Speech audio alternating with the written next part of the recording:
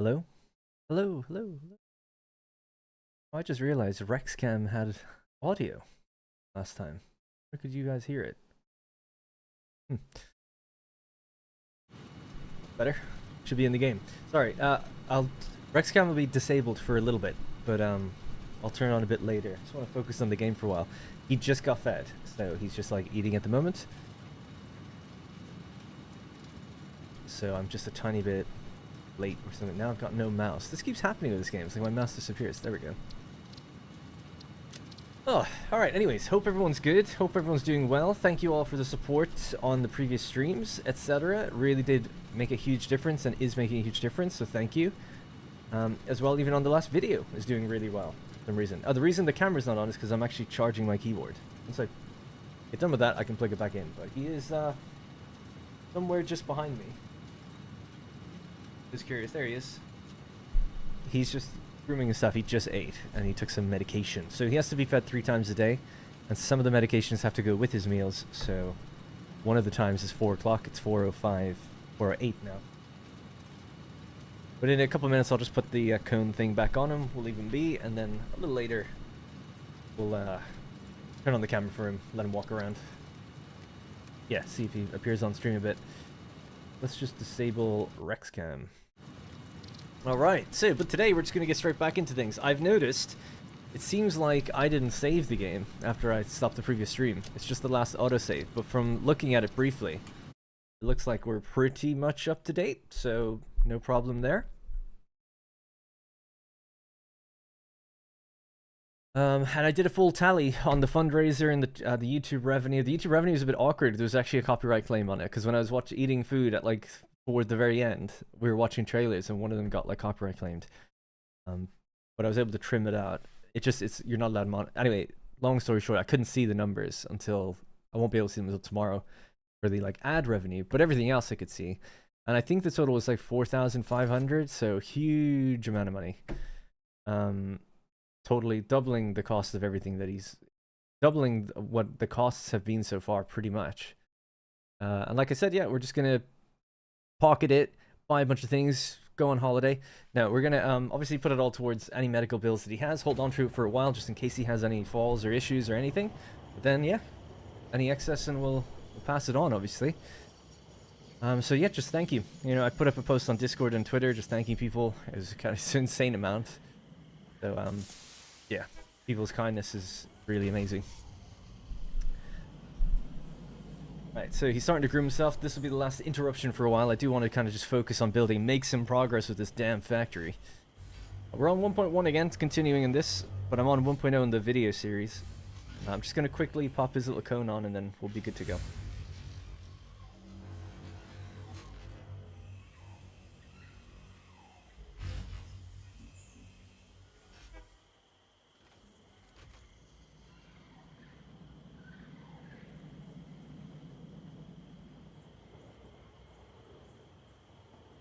Alright, good. He's set. He did get his the only worst bad thing that's ever happened to him so far since we brought him in is today he got his cone off himself and he was on his own for like an hour. So he was like licking his wound probably and other things, and we looked at it and it was like slightly red and it's like, ah, damn. So but we have like a spray, an antibacterial spray that you can put on it, and he has anti-inflammatory, so hopefully it'll be fine. It looks totally fine. It's just like, he was definitely at it for a few minutes. That's the only bad thing, but it's like you gotta be careful. Can't leave him alone for too long in case. But yeah, I think the collar is just a bit too, the cone is just a bit too loose. He doesn't ever seem to try and get it off ever. I've never seen him pull at it, or he's not fussy, but it must have just come off. Anyways, kindness spreads indeed. Right, so are we looking good? Think so. Volume's okay. I know it's quiet in the game at the moment. Oh yeah, I've got some music we can pop on. I was gonna put on Stellaris music. It's kind of sci-fi. I haven't listened to the new soundtrack in a while. Should be decent little background sci-fi vibes. Anyways, so let me just catch some chat. I didn't really read anything there. People talking about how they work and watch the streams at the same time. How's everyone doing? Been a stormy week, says Stefan, in the Midwest, East Coast here in the US. In the southeast of England, beautiful weather lately, must say. Last week has just been super sunny and very calm. It's been really nice. It was raining for weeks before that. Drove through some of the most intense rain of the year so far. This is Brian. Hey, Sore Scoot. Full belly and medicated, he'll be passing out soon. Yeah. Well, the medication he takes now is like an anti-inflammatory. The one he takes in the morning and at night are painkillers. Those are the ones that would really, like, be heavy on him. Yeah, because he was taking 3 per day, but now he's down to 2. That's good. Turn this music down just slightly. Alright, so we're building an aluminum factory. We had just previously, in the previous streams, hooked up the various different train stations. Like I said, I'm missing a save. Or I didn't save, so we're going off the last autosave. So there's a little bit of tidying up to do. And there's some bugs in 1.1 where we were noticing that the belts were kind of stop starting. Because when you do blueprint auto connect and you connect them right next to each other with no gaps between, it seems like there's a bug, right? I don't think they're intended to be used that way. They're intended to, you get a connection, then they're not next to each other. Like, there's supposed to be at least a 1 meter gap for the belt to join. But if you close that gap through nudging, it seems like that's where we maybe have run into a problem. So I might have to just redraw the belts, not redraw the whole walkways and stuff, but redraw over here both of these belts, and I think one other one. So just the coal ones have to be redone to make sure they're flowing and working okay. Then we'll come back to the factory, start laying it out. And yeah, the stations are all good. We just want to make sure the stations are running okay. This signal, need another signal just before the station. There was one sitting in the middle of it for some reason that it can go. Other than that, they were looking okay. Slug juice. So yeah, I didn't look at the yellow slug juice. This can be moved over here. Sorry, that's my music. I'm in a great mood though, and feeling good, feeling energized after the long stream. Hope everyone else is too. Positive vibes. Had some good, well, I can't talk about it, but some good discussions and news this morning about some game stuff, so that was cool. And talked to my parents, caught up with them, hadn't spoken to them in a while. So good, all on the up and up, they say. Okay. Right, so let's just get rid of this belt. The supports, there actually are no supports thinking about it, so that's going to be a little tedious to pop in, but has to be done because it'll be tricky to find exactly where the gaps are. Oh, and we have a hover pack actually. That won't be too bad then.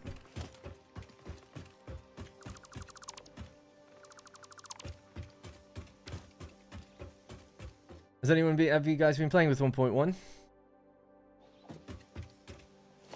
Yellow one tastes like lemonade. That's at least that's the nice version of what it could taste like. Yellow lemonade, maybe the purple could be like a cherry or a raspberry or something. Oh my god. Ah. No power? But why? Power comes down here, does it not?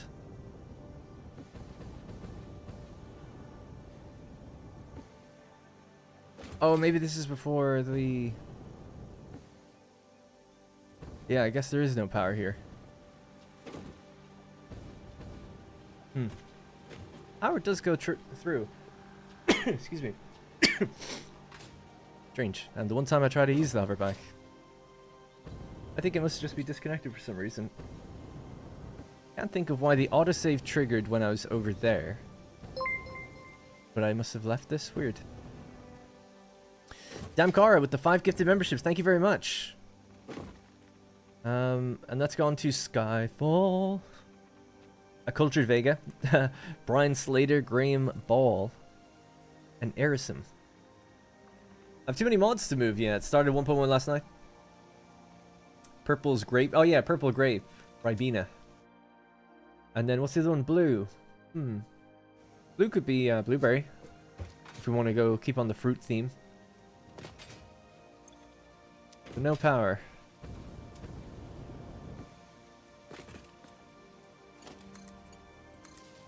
Oh, didn't I say that this has to be on the other side or something? I don't know. I can't remember now. Which direction things travel. Oh, that's correct. Yeah, no, it is facing the right way. Maybe that's why it was disconnected then. Okay, that's fine.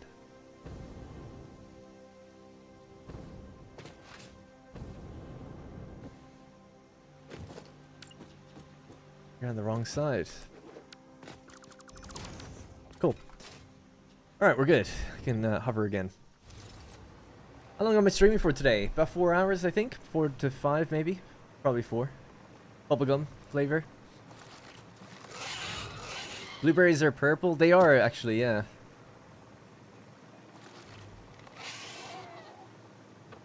Yes, thank you, Matter of Rights. I'll be playing 1.1 for a bit, says Source Scoot. But I had started a new world after finishing the game, so I don't have a lot of new features.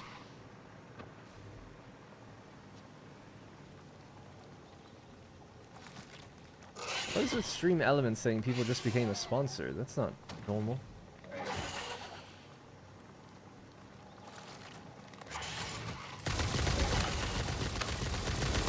We need some automated turrets in this game, because they keep coming back in these same places. And I've built here. I'm out of ammo now. God. I'm actually kind of close to dying. Do I have homing ammo? No. I have to make some.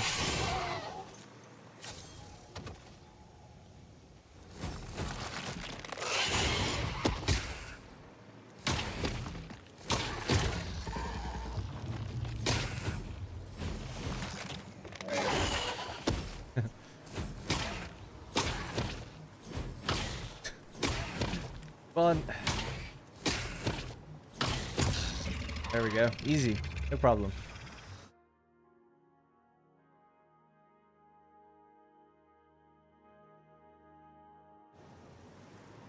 Oh dear.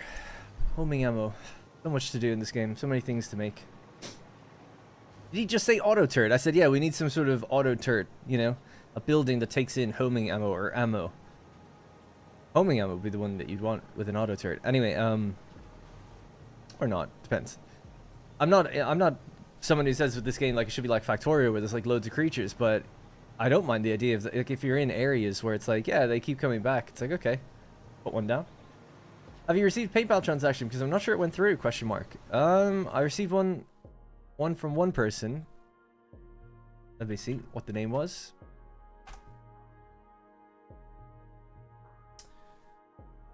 I have to authenticate and log in.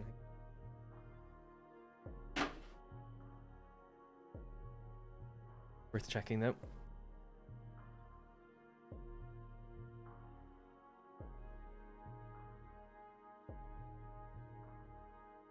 Oh, you live? Hey, TS Vex.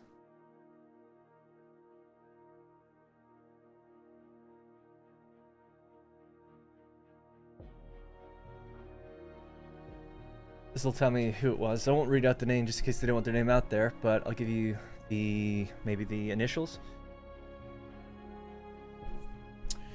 Right, so there was one from a name beginning with K, V-O, KVO. Does that make sense?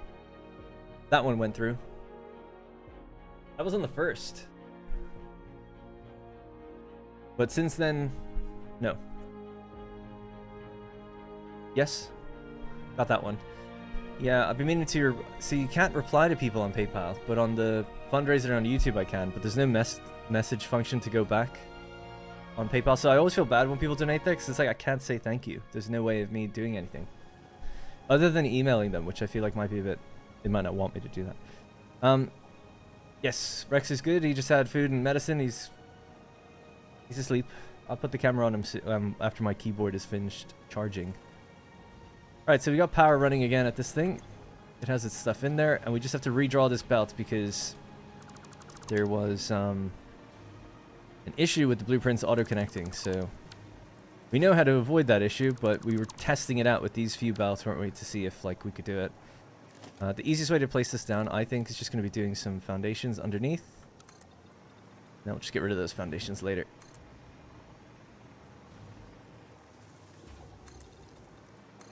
So basically the coal coming over just needs to be redone a little bit. Thankfully we don't have to rebuild the whole thing, but we do have to just run along here and pop these down where we can.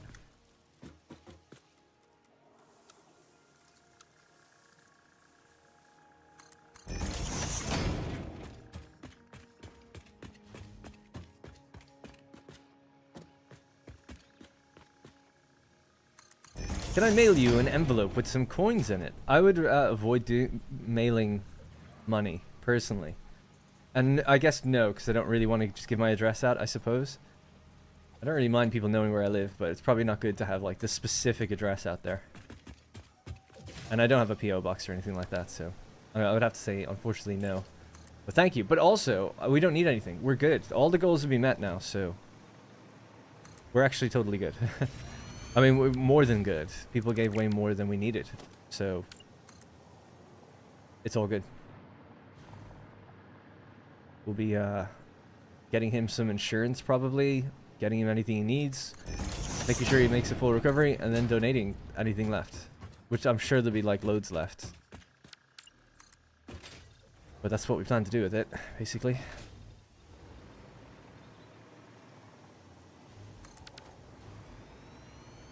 Kind of want to restart my playthrough. I figured just joshing. That's fine. I've always thought about that in premise. Anyway, it doesn't really matter actually. Don't want to lose the hover pack, etc. Is there a way to reset the map, clear everything I built without actually restarting the game? Yeah, if you put your save into satisfactorycalculator.com, so just Google that, satisfactorycalculator.com, you can upload your save to the so you click into the interactive map tab. And then on the top right, there's a little area to drop your save. You drop your save in, and then you can drag a box around anything you don't want, and just click delete.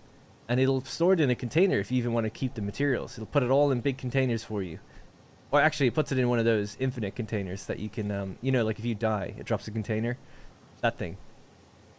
So yeah, you can have it just placed there so you can take everything out of it eventually when you want. Or you could have all the material to be deleted. It's basically what you're asking for is there a way to have a blank map but keep my progression? Normally in the game? No, not really. You could start a new world at a certain tier. I think that's available, isn't it? You could start the world at a certain tier. You don't have to go through everything again. But that means you're playing advanced game settings, I guess. But yeah, those are the two ways I know.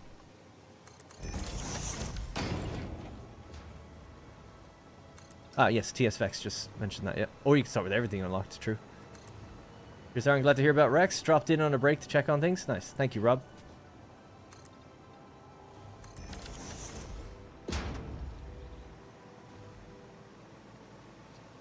Found something out. You already know you can sneak up to the flowers to kill them without opening, right?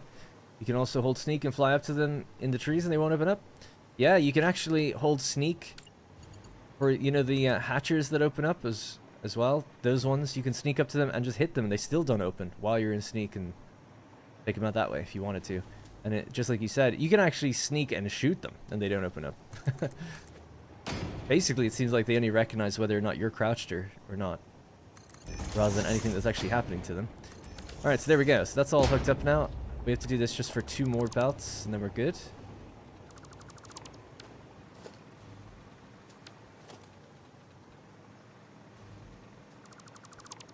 Does the shelter you got the surgery at have a Facebook group or anything that we can go to and comment on how well you've talked them up?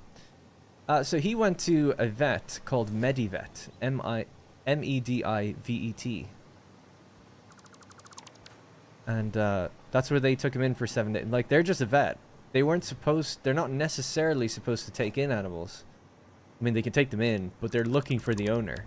They're not a shelter. And then they contacted shelters to try to take him, but none of the shelters could. Some shelters had space, but they couldn't afford to give they couldn't afford to give money for surgery and all the medication and stuff. And then they tried shelters in like different counties. Mostly I think they tried Cats Protection and RSPCA, but nobody could take them.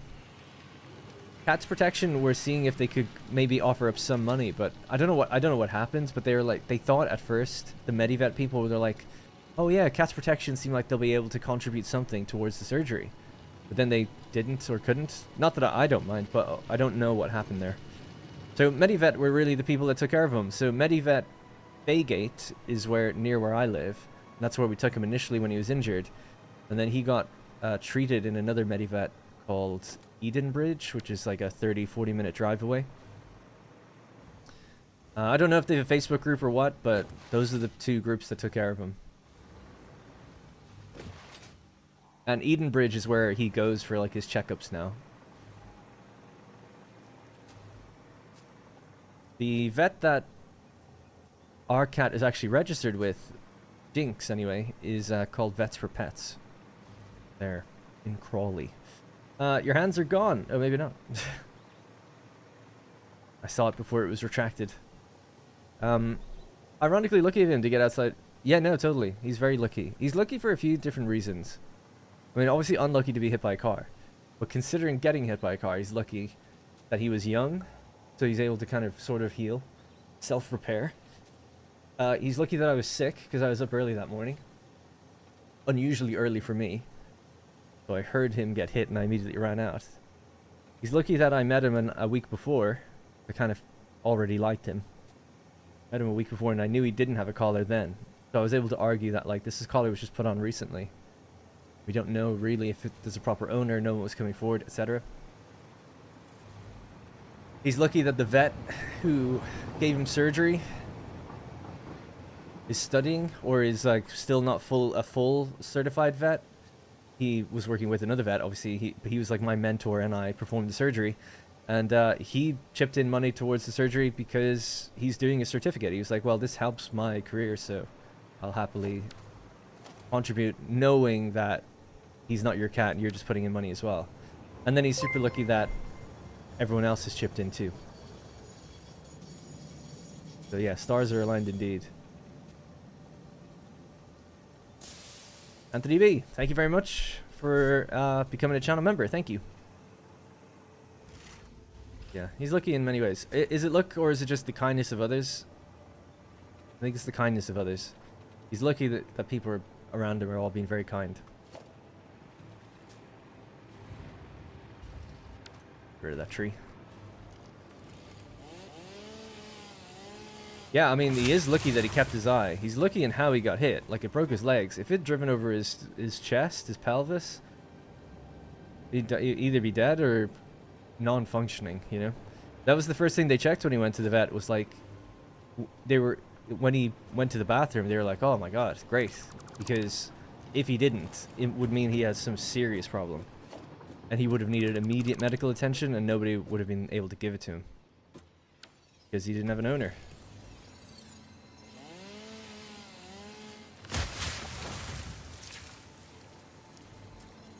So he's lucky that he pooped. Lucky that he could poop because of the way he was hit. He's also lucky that the guy that hit him got out of the car, picked him up, and brought him to us as well. Like, he could have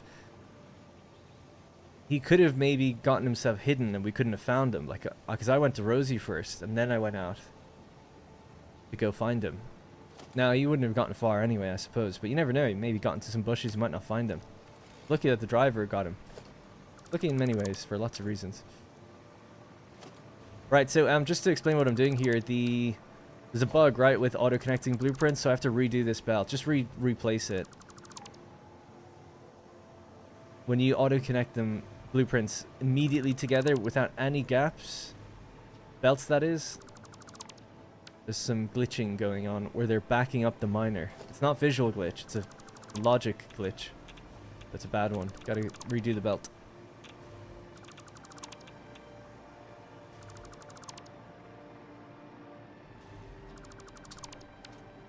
Are we going to be filling up? Yeah. Anyway, so it's just a couple more of these to go and then, or one, yeah, two more, this one included. And then we can start placing the refineries and stuff.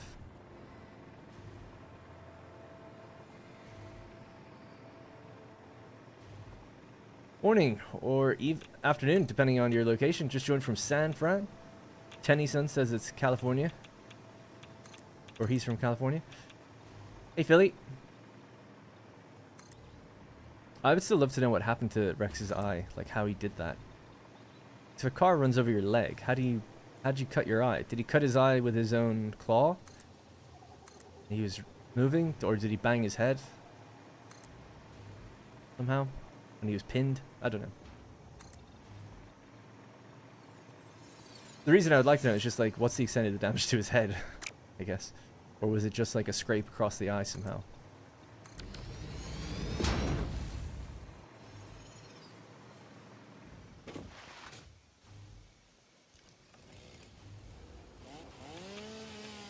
Might come up and ask him.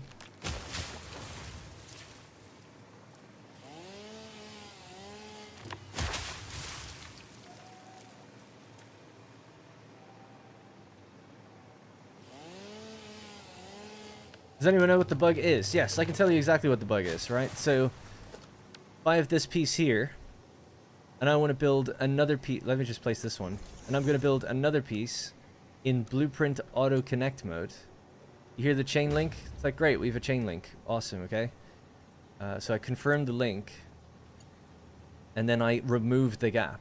So now the link is just going from literally belt to belt. There's supposed to be a belt in between. I'll show you what I mean. If I nudge this out, we can see the belt there, right? It's extending from the edge, and you can just see the slight color difference, right? The yellow belt versus the black belt inside, or whatever, just the different color that's there. So this is the different belt here, and that's that one. So if you compress that belt down so that you can't see it anymore, right? So that belt that's connecting the two doesn't exist, and then you just build this way, it seems to work. Things do flow from one end to the other. You don't see them glitch or rotate or anything wrong. And we even tested it with belt speeds. It doesn't seem like you could make this segment a Mark 1 and these could be Mark 4, but the things just flow through as if it's all Mark 4. So it's like, oh cool, it's connected, it works. And I was so skeptical of it. I kept saying like, I don't know. But people in the chat were like, yeah, no, this works, I've been using it. And then through use, over time, we noticed that no, it's not working. There's a really weird glitch where this belt will like fill up, and then there'll just be like a gap here, and then some ore will just randomly appear in the middle of the belt moving, and we thought maybe it's just visual. Then we noticed the miners getting totally like backed up from it and getting like all confused. So it's like, just don't do that then. Just avoid that. Or if you must auto connect works, just don't leave it with no gap, basically, like no gap between belts. Gap, you don't have to have a gap between the blueprints, but just the belts inside the blueprints need at least a meter to connect it to each other. And that's it. How's it going? It's going good. Could have been another incident with another cat, possibly that got his eye. I doubt it. I mean, maybe. That'd be really interesting if that was the case. Because that would mean he was injured, maybe went under the car, and then the car moved and it ran over him. It's possible. But I don't think so, because it seemed like the eye was getting progressively worse since then. So I don't know. We don't know. But yeah, maybe. Maybe. I feel like it's unlikely, but that's possible.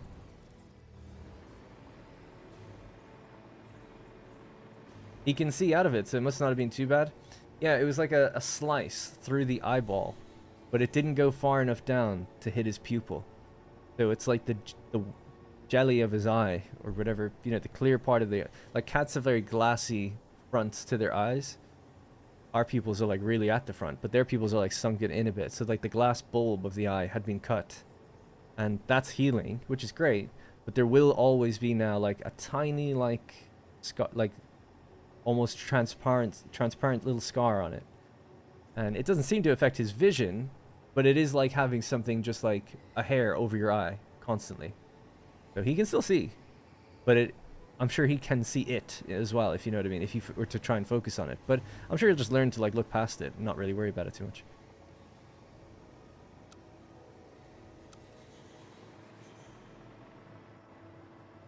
But yeah, just for now, we're giving him like loads of eye drops. He has to have an eye drop every, in fact, he has to have one in a few minutes. Every couple of hours. He has 2 types of eye drops. One is like to rehydrate his eye, and one is to like this like kind of healing gel.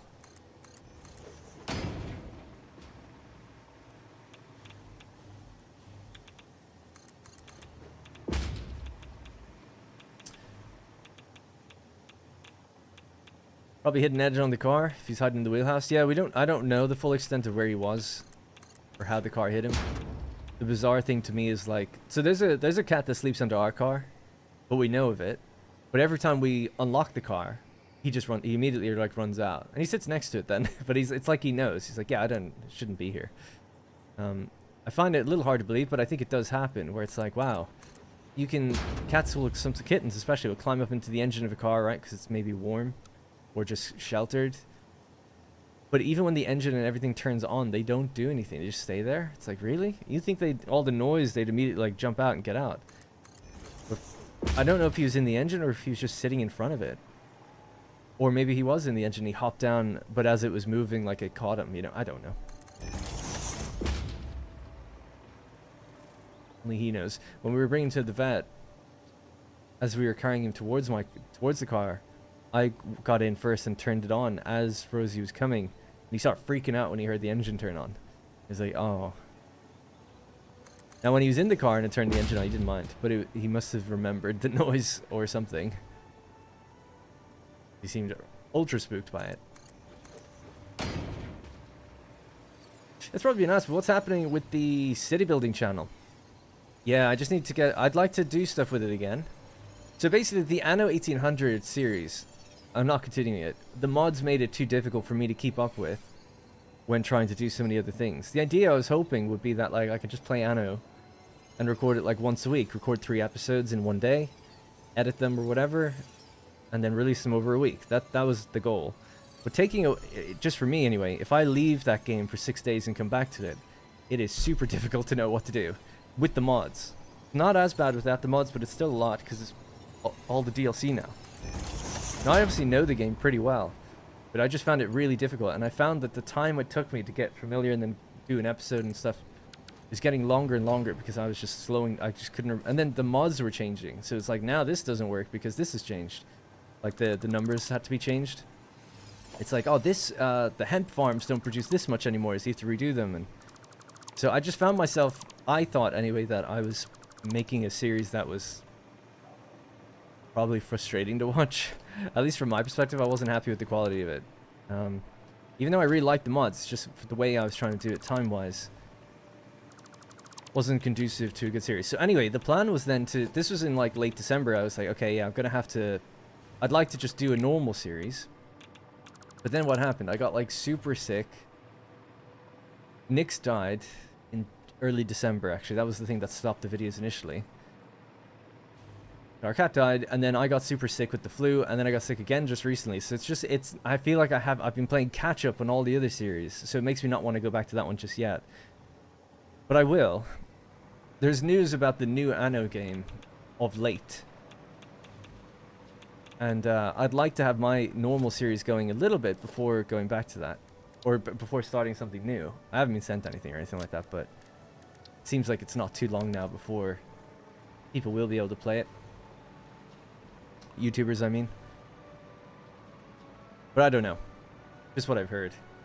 But I haven't been, I don't have access to it. I don't have any plans for a series or anything like that. But I'm just saying, like, yeah, in anticipation for in the next few months, maybe, like, they'll start showing the game more. I'd like to have my regular 1800 going again. Now, as for City Skylines, that people keep asking about as well, there's no plans to go back to that at the moment. I just can't take on too much. I loved it, though. I really like City Skylines. I have this horrible problem with both of these games, really, but really City Skylines to the extreme, which is I feel like nothing I do is good enough in that game.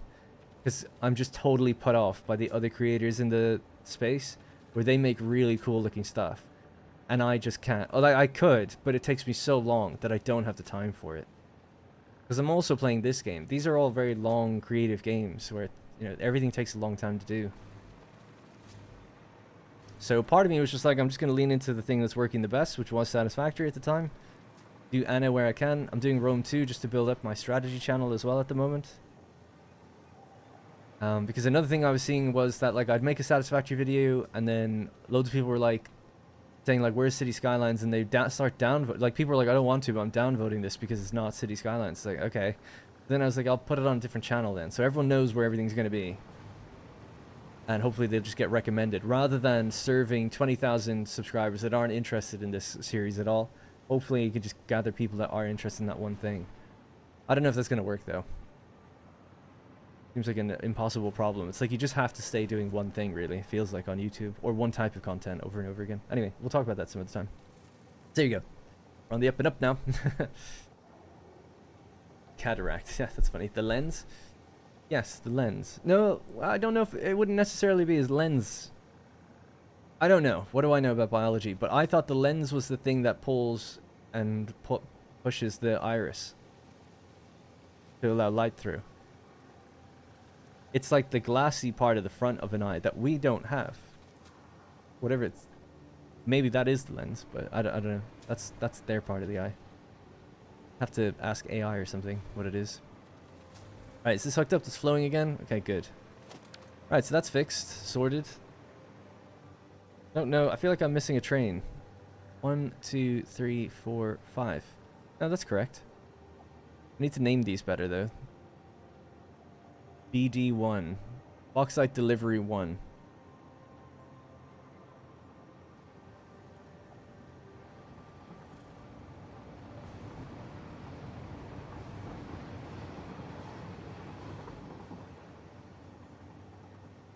I guess best to wait at the station. I can just name them all there. I was going to do it as they came around, but it'd be smarter just to do it in one place. Yeah, so I have to put signals down on this side as well, just on the right side as we move around. Aperture. My computer shot itself. It can't work from home anymore. Oh. It just shot itself. Sorry to hear that, though. That sucks. I had PC problems a lot a few years ago. My PC kept breaking.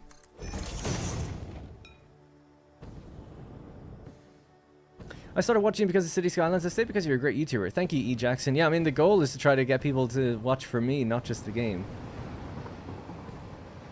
I don't blame anyone that way. It's difficult to do. And I watch tons of creators for the thing they play rather than... It's like, I like them. But really, I like them most when they play that game. Or they talk about that game. The thing they know about the most, you know? So I get it. But yeah, just as a creator, at least for me, a size game of this, I wouldn't want to tie my life to it all, just because then if the game dies out in popularity or something, then you're kind of left with nothing. Well, you have to pivot and hope that people come along with you.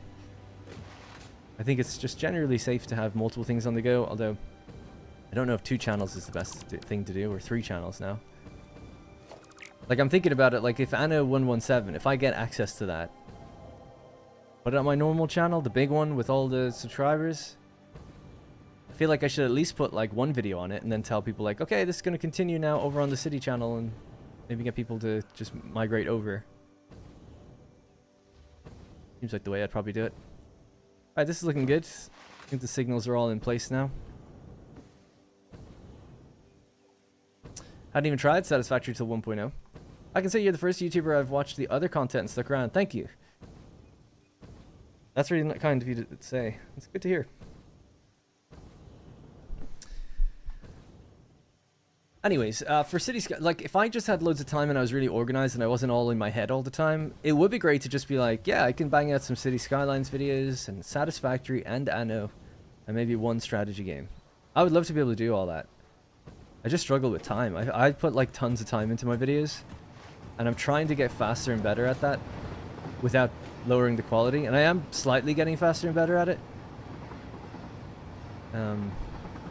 But yeah, so that's the thing. So it's nothing against the games, and I do see people saying they want to see these things, so it's like, yeah, man, I wish I could show everyone everything, you know?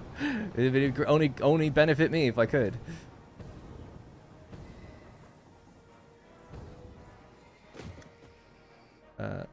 Change that Stellaris song. It's just on random shuffle at the moment.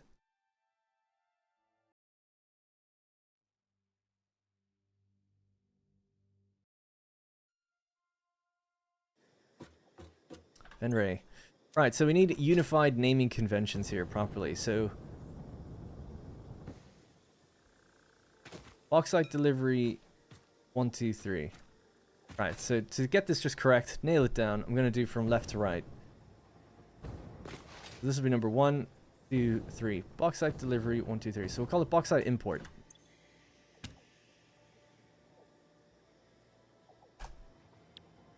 I could even list how much they're taking in. Oh no, I have the pieces of paper. Good.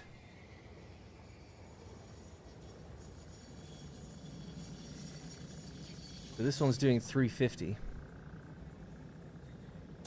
I don't need that, actually. We can put signs on. Yeah, I'll know which it is then. Per minute, that is. 350 out of each one. Bauxite Import 2.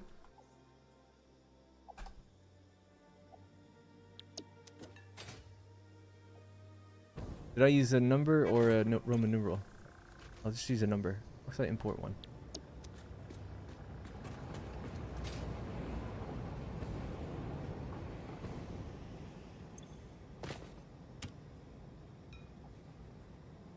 Okay. We'll do the same for coal. Coal Import 1.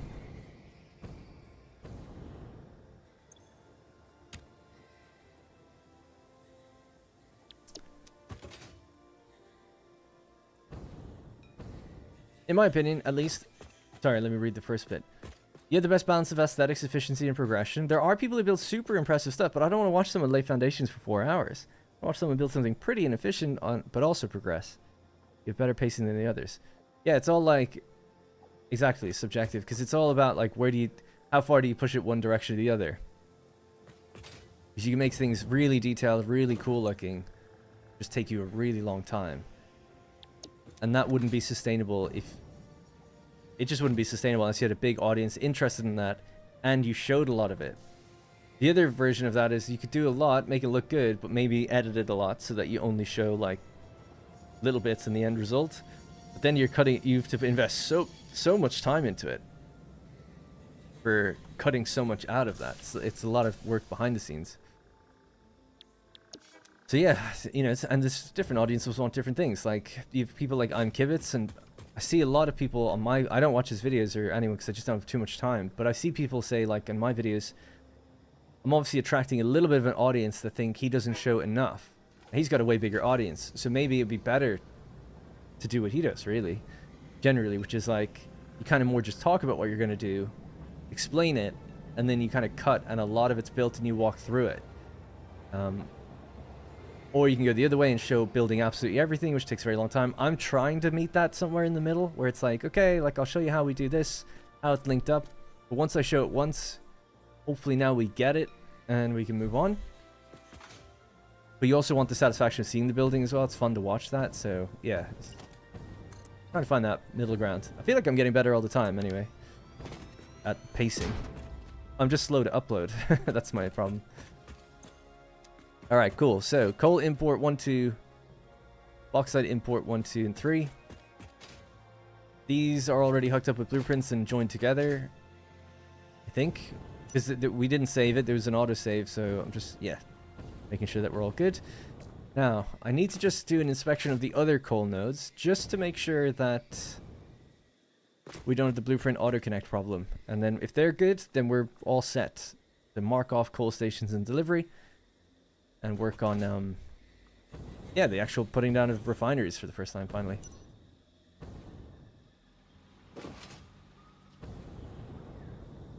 Got to clean this place up as well, then. Yes, so I need to name each one of these. Bauxite pickup 1. So really, this is bauxite export 3.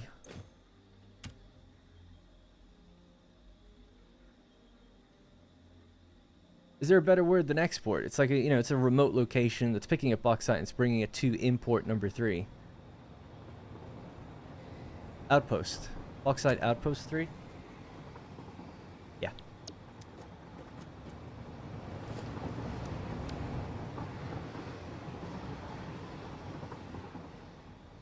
And then I'll name the trains when they pull into their stations.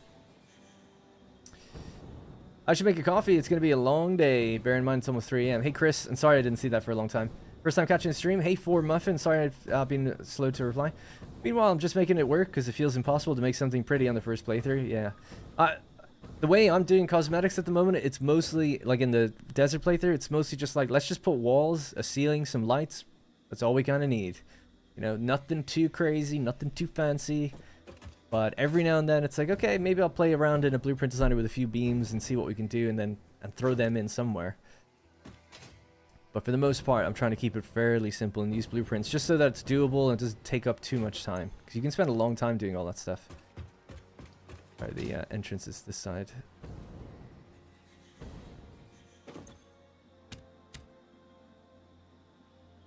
This can stay as number 1. Good. No trains have stopped or stalled or anything. We've got one coming through. So I want it to be white at the front, but grey all the way back. Just flip that.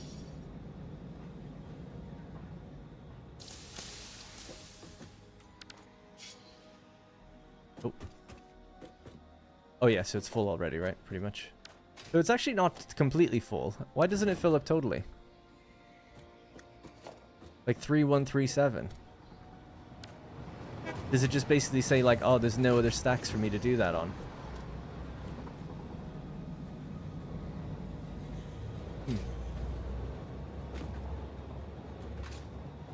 I want to make sure it's something there. That wasn't stopping because of that, was it? These are different. Yeah, these are different tracks. Oh, but there's no thing here for quite a while. Might have been stalled from before. I just have to go to the other coal outpost. Oh yeah, the other. Let me just get a train, and then I could ride around quicker.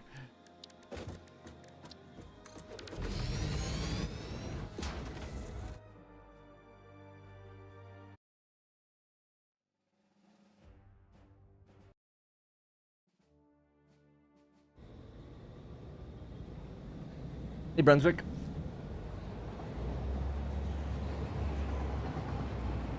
I know, I understand that Sinister playing, and I wouldn't be changing to be like Kibitz. I was just kind of musing on like, what's the, is that the most popular, or is it? I think it's his personality and how he edits his video that carries it, really. People would like to see more of the actual building from him, but yeah, I think he wants to just keep it moving and keep the energy high, which is cool. Kibitz does keep you hanging on as well. He's been working on his nuclear plant for over a month now. It's hours and hours of work. Yeah, that's something I never realized about him, is how much he drags out one project, which is cool. It's fine.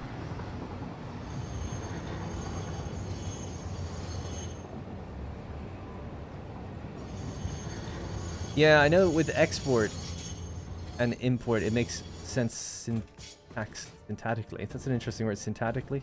But I think outpost is better. If we're going to like an outpost where there's multiple miners, they're not really like export stations or... well, I guess they kind of are. But I just prefer the word outpost. They're like the remote outposts. Two can say the same. But it's the eye of the beholder, I guess.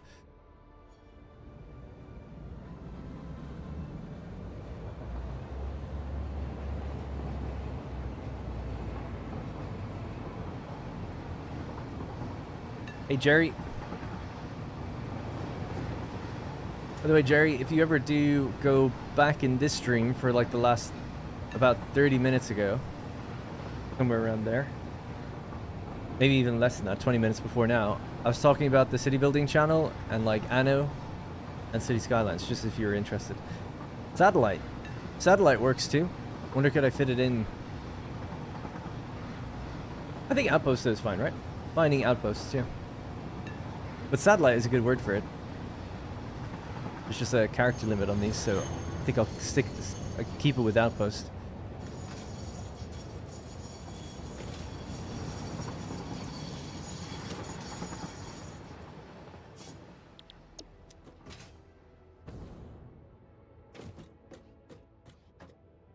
I don't know why I did that with power rather than just bring it. Oh, I guess it doesn't matter. Yeah, we'll obviously be cleaning up aesthetics later. I don't want to get too distracted. I want to just get building these factories properly. This is a coal outpost. I could just color these ones though, at least.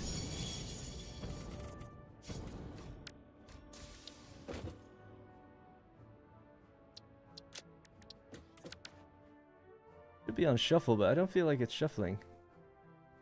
Shuffle is on. Now it's on. There we go. I want some sci-fi beats. Even if it is a bit intense.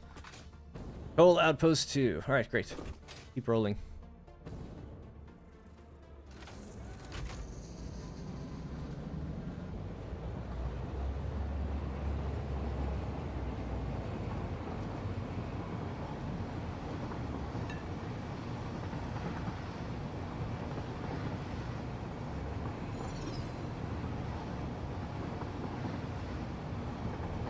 Can you disable the falling tree animations? I don't think so. Why would you want to? I like them. I think they're pretty good. I guess it's a bit loud. Camera shake. But I like it. But yeah, I don't not that I've seen. Unless there's a graphics option to remove... I don't even know. Animations of some sort.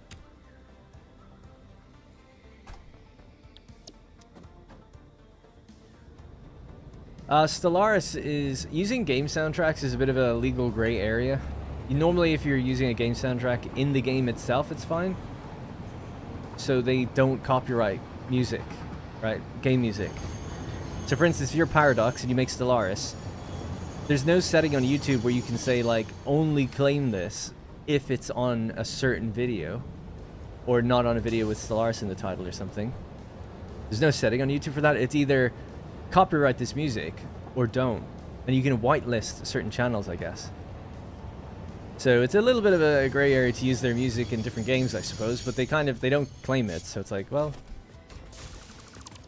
bit of variety. Yeah, I like the camera shake immersion. I know a lot of people don't like camera shake though. Alright, so this is all good. The junctions are working.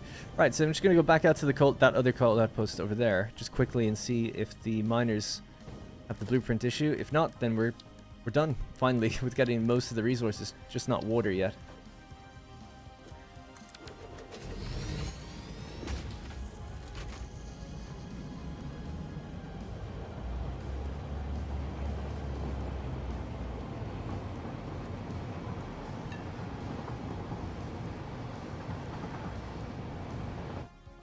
Oh, sorry. I also really like the color-coded mergers and splitters. As a visual person, that blew my mind with how much it organized. Oh, right. That's nice. Yeah, the first time I ever did that was the Iron Factory in my Update 8 series. So that's color-coordinated that way. So this Iron Factory is very much a, not logic copy, but an aesthetic copy of how I did that factory. Except I only ever built 2 layers in that one. So this one was all built using 3 layers high. But it followed the same principle, which is this colored block will go to that colored block. We know where everything is coming and going from. You alternate the colors, right? So you use white and then whatever the color is. And then you flip it for merges and splitters so that they have the bolder color on them rather than the white. But then on the belts, you just see the trim color. Not that it matters. You could have the bold color on everything, so you just see it all the time. But I think it's just, it gives it more, having the white be the dominant color most of the time, like on belts and stuff, gives the place a more unified feel instead of just like a rainbow colored-y feel like everywhere constantly. Right, so we have to delete the belts here and redo them because these were just joining each other. I don't know if I'll be able to... I was going to sync the coal that I have on me. We'll just delete it. It's fine.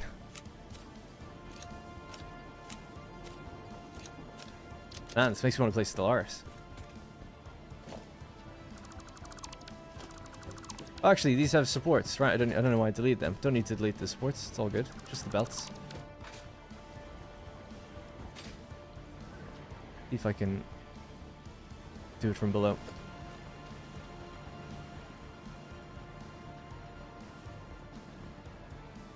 Oh, actually, if they have their segments, I just saw it. They had segments. If these guys have segments connecting them, then they don't need me to redo it. It's only if they join... Oh, no, they're cool. Yeah, that segment means it works. Great, never mind then. This one can be left alone. They didn't go too far back.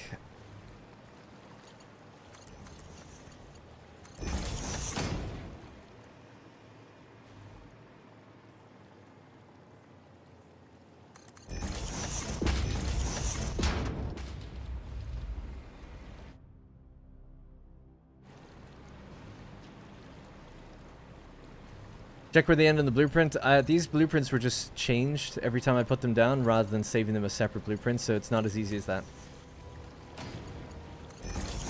The laziness is biting me in the butt on this one, but it's okay. Alright, that's it. It's done anyway now. Just the other one then, I just want to make sure it's done the same way. This is a single track, so that makes me think it wasn't. Yeah, this is the one then. Okay. Wait. Oh, maybe not.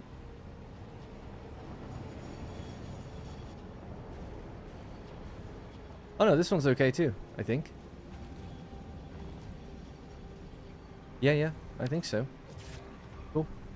It's a really hard one to see the problem unless it's running for a while and things are flowing, so I assume it works. Right, now I'm just going to go back to the station and then we'll name all the trains what they need to be.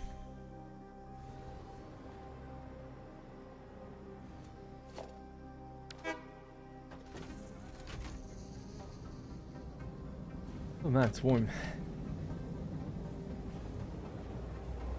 I was talking about when it used check where the belt ended. Oh, I see, sorry, yeah. 4.0 comes out next month, saving myself for it. Yeah, maybe I'll play it then. Start a new campaign. I'm a little... I don't mean to be negative and critical of everything all the time, but... it actually is a bit of a deterrent to go back to it knowing they're going to change, like, another big overhaul. It's like, guys... like... I have to relearn the game every time I play it then, you know? This is what it feels like, because I don't play it all the time. And this is like such a these are massive changes that are coming, so it's like, oh my god. So I'm a bit dreading, like, relearning everything. I don't enjoy that process. Because I'm not keeping up with the dev diaries or anything.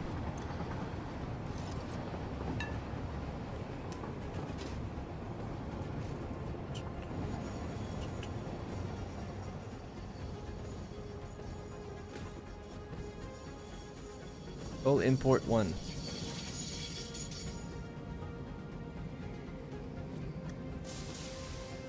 How do I... oh, you do this. Yeah. Just call it Col 1, because this is where it goes between these two.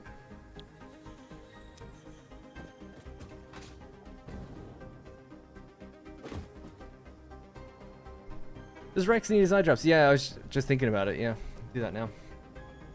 Supposed to get them 5 minutes ago. We'll check the time on that.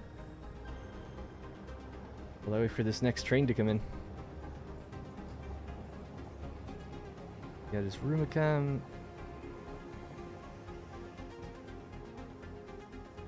Remend.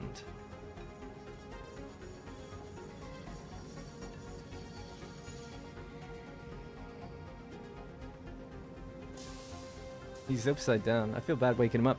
Has to be done. Alright, back in just 1 sec.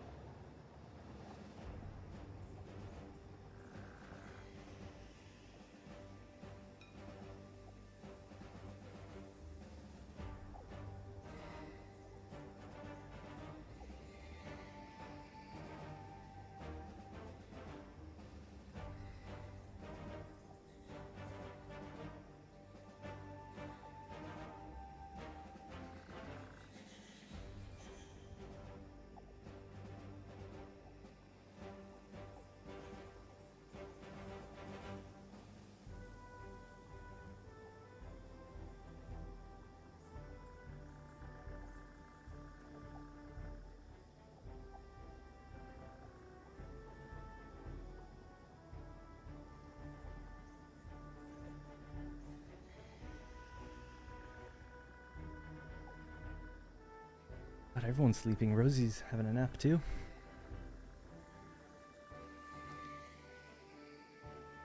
I just went YOLO and put 500 hours game fully into 1.1 and haven't regretted so far. Nice, I went YOLO.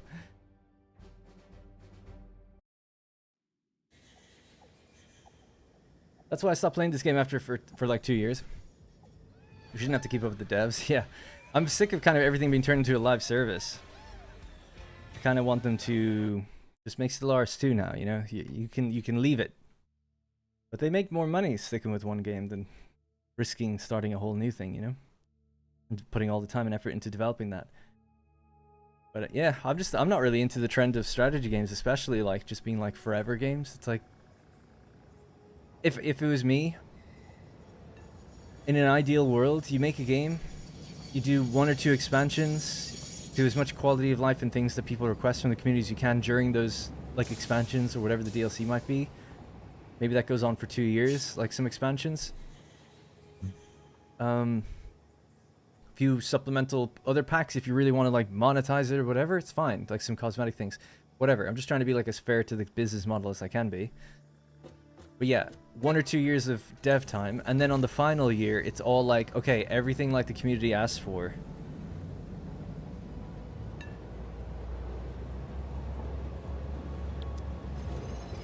And then open it up to modding, and then make your sequel. So you've got 3 years dev time to make your next game, and in the 3 years you're doing like some expansions for the current game. And to me, that's the ideal. But Stellaris they've stuck with Stellaris for like 8 years now. I'm like, come on guys, you've overhauled it 2 or 3 times now. It's like, you just get like a different one. You're piling stuff on to old code. AI can't keep up. But I can't blame them. Every year except this year actually, but all this previous 7 years, Steam puts out a revenue chart every year. Top 100 games as listed per revenue. They don't show the revenue amount, but ranked by revenue. And Stellaris is always in the silver category, meaning it's between the 12th and 24th highest earner on Steam, and it's been that every year. Except this year it went to bronze category. So I can see why they stay with it. It's like, well, if it's working, like, why would we make a new thing? Like, why do we need to? I get it. I kind of get it. I mean, I wouldn't do it. I'd still say, like, we should be making new things. And bringing players forward all the time, and like pushing the medium and innovating it a bit, and trying to, we still have that game. So if it fails, we can always fall back. But so anyway, that would be an ideal world.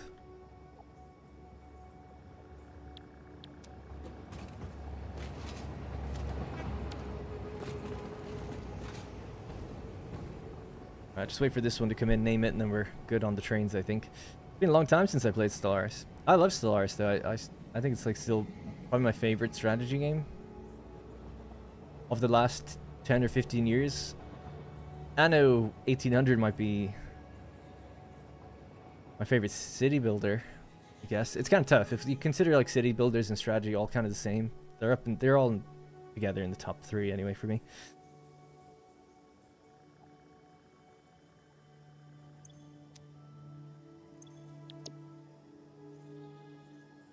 You can name trains from wherever they are. Okay.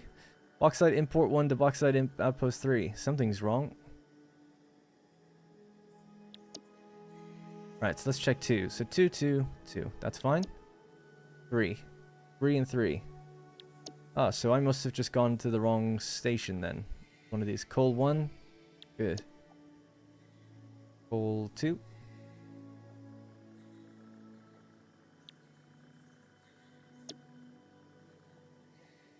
This should be bauxite 1. So bauxite outpost 3. You should be going to bauxite outpost 1. Or import 1. Outpost 1. That's the one. Oh, I didn't rename that one yet. Oh, damn. Should have seen which one it was. Now I don't remember. This one, I think.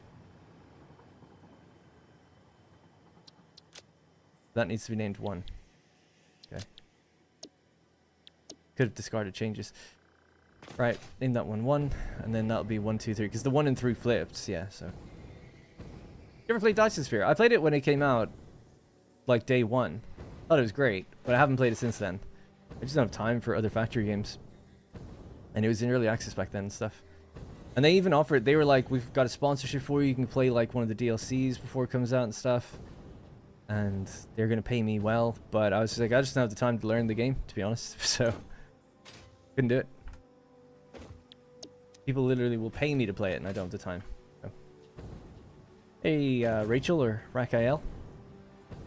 I think the versions the devs want with the story that people crave have the versions be accessible to the players as plot arcs, and those could be the devs' playground.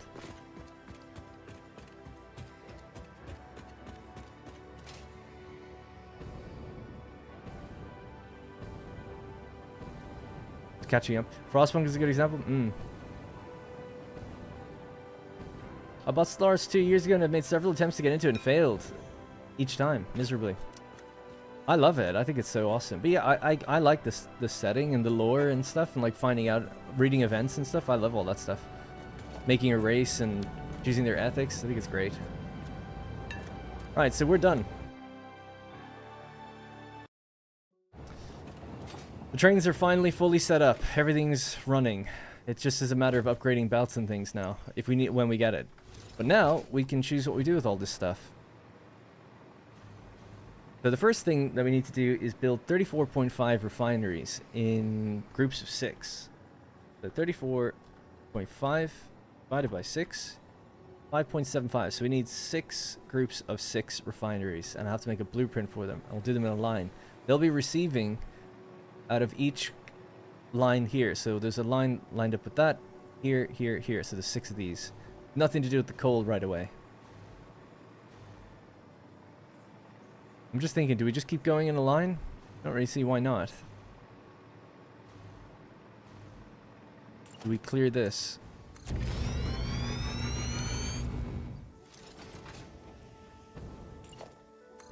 Ooh, maybe not actually. Oh, we do. Nice. Alright, we just keep going out in a line then. Why not?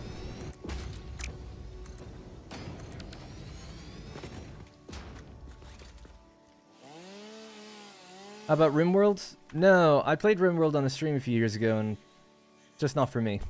I really like Prison Architect, so I think the art style is fine, but I just don't really care for...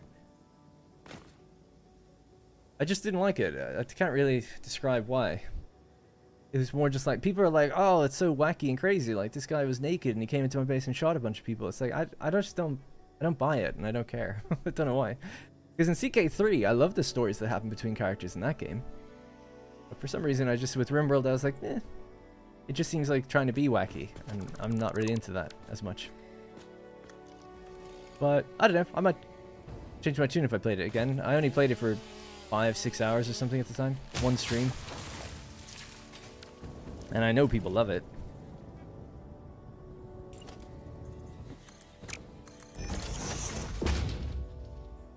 Alright, let's just extend this out. And we'll gauge how much space we need and then start putting down blueprints. Building a new blueprint.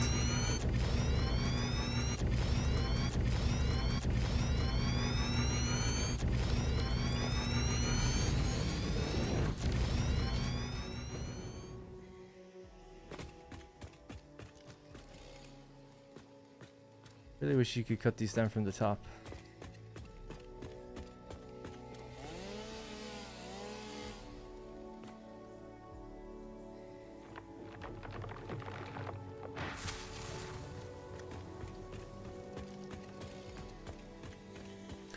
I enjoyed the early game, but RimWorld gets too much too fast and I can't keep it all going. No way to slow down that I found comfortable yet.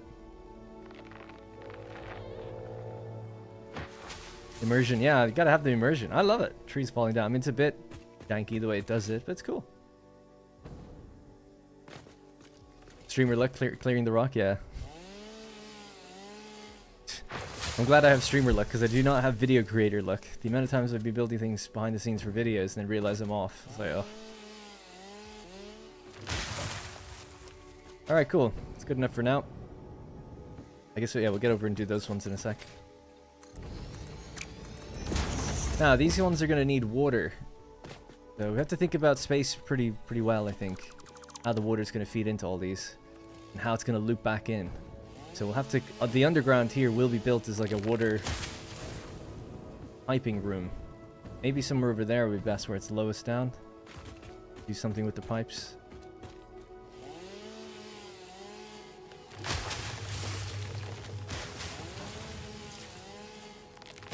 How accurate is the game with its percentages? Like, when machine produce 60.672 etc. things per minute, I'm always worried about how consistent it is. I think the rule is generally 4 decimal places. It's... that's where it kind of stops. Well, I don't want to say it doesn't be accurate anymore, but the game itself only tries to ever display 4 decimal points, so just I would work with that.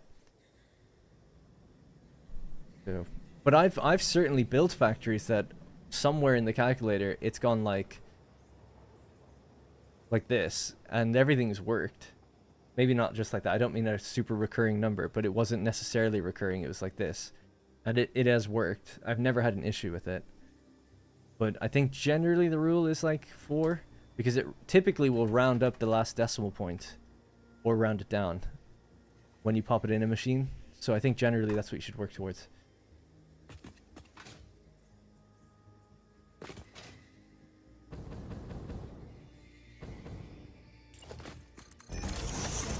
Is there a limit on the length of the calculation one could put into the machines? I tried for an hour last night and it kept going.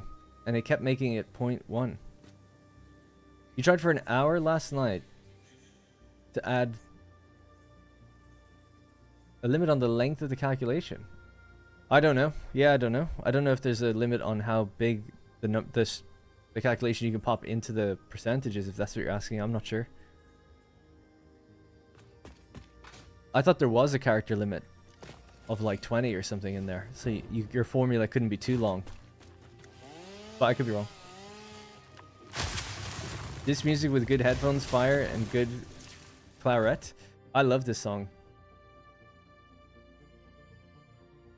My favorite one is the one called FTL.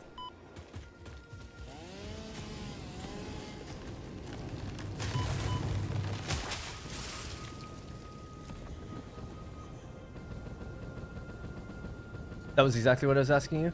But the thing that confused me about what you asked was you said you tried for an hour. Did you not immediately find there is a limit? I thought there is. Let's just see. I'll just check real quickly. Just think of how you'll feel when it's finished. I'll feel great. Let's say we wanted a very simple formula. Let's say 50 plus 25 times 1, whatever.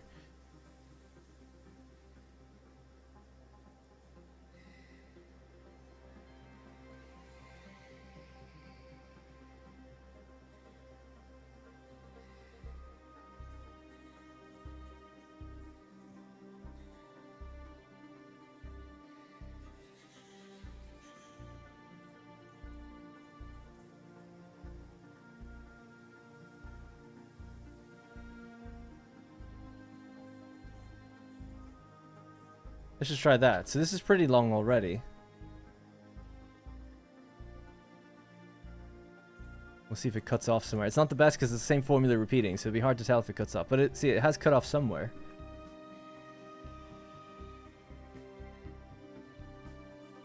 Yeah, so whatever this is the limit. Oop. So if I go to Notepad real quick, I can just type that in and see how many characters that is.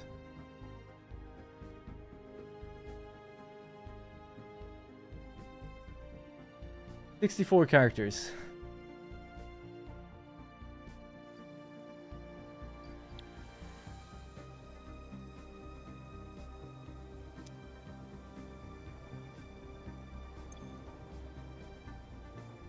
Yeah, it doesn't detect it, so 64 characters. There you go. Oh, the formula was too long. I see what you're saying. You're trying to work it. I got it. I thought you were literally just trying to see what the limit is.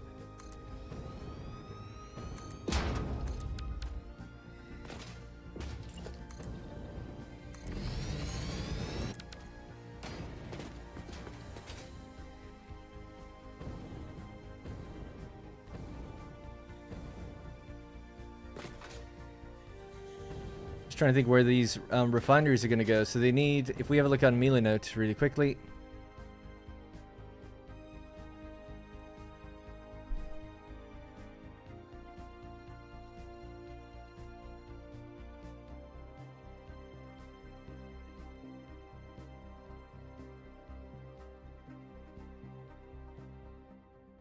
So we need input for 6,900. So we know we need 6 refineries, 6 times 200, right?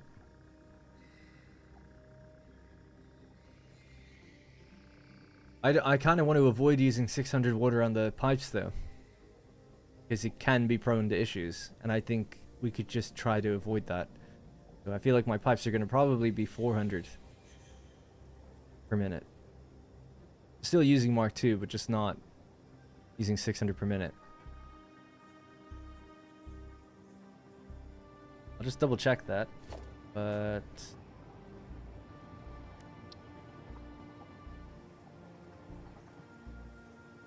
yeah, it's 200 per minute, and there's 6 of them. So a group of 400, 400, 400, 3 pipes.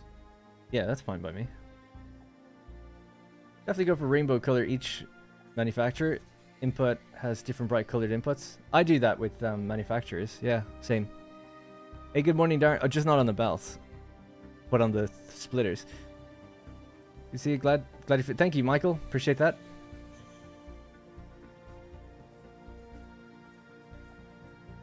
I need to load the bins for the space elevator parts late game.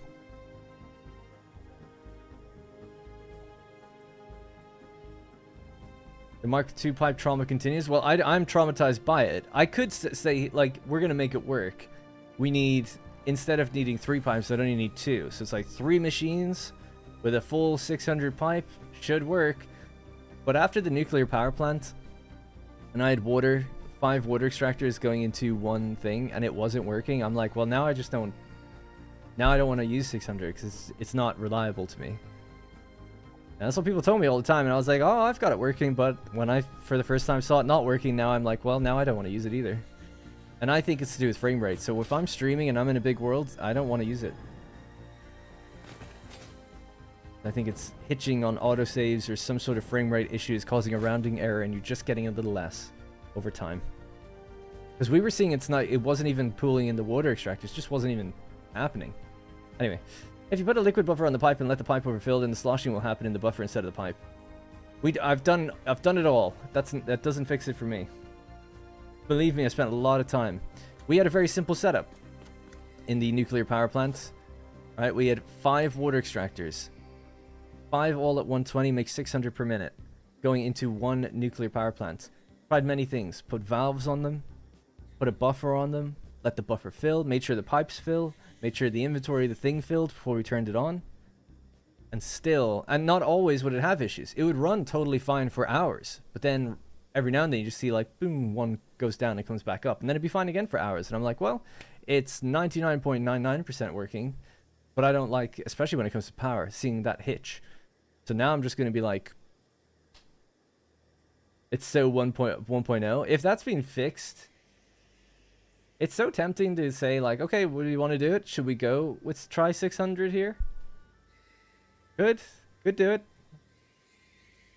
I'm not totally against doing it, but I was going to play it safe. Otherwise, we end up...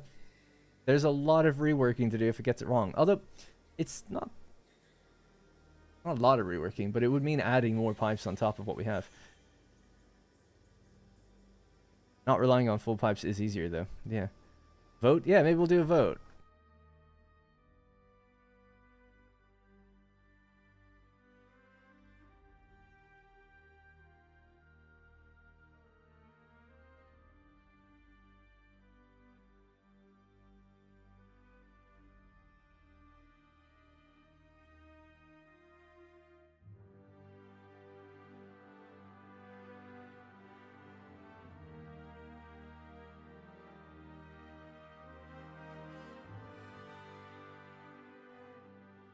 Alright, there's a poll in the chat. It'll take a second to appear. So should we try use 600 water in each pipe? Answer 1. 600 water, it can be done. Or 400, don't risk it. So...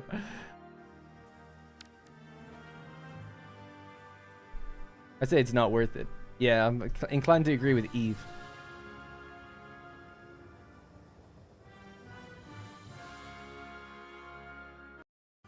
I'll still be using Mark 2 pipes.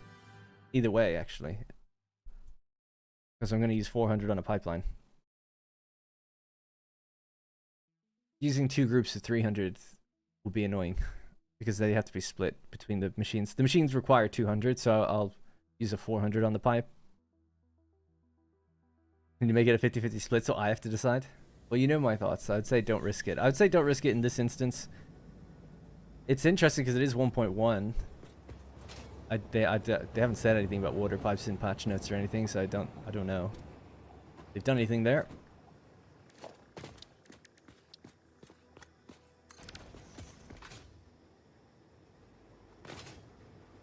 I'm just wondering, should I be feeding the water from below this area?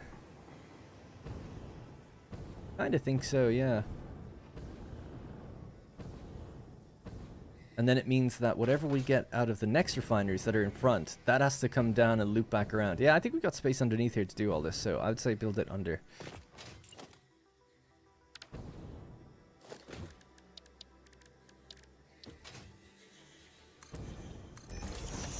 It is 50-50, that's funny.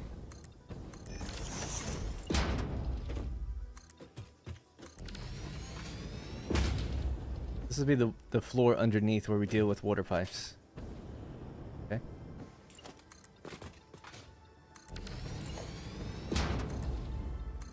And now we need a group of 2 refineries per, yeah, per pipeline.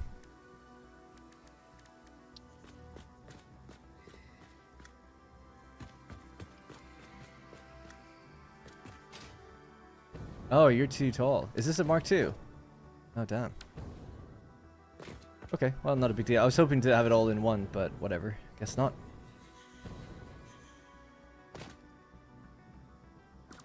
Got vertical nudging now, though, so I guess I could still put in the floor holes. Have them ready to go.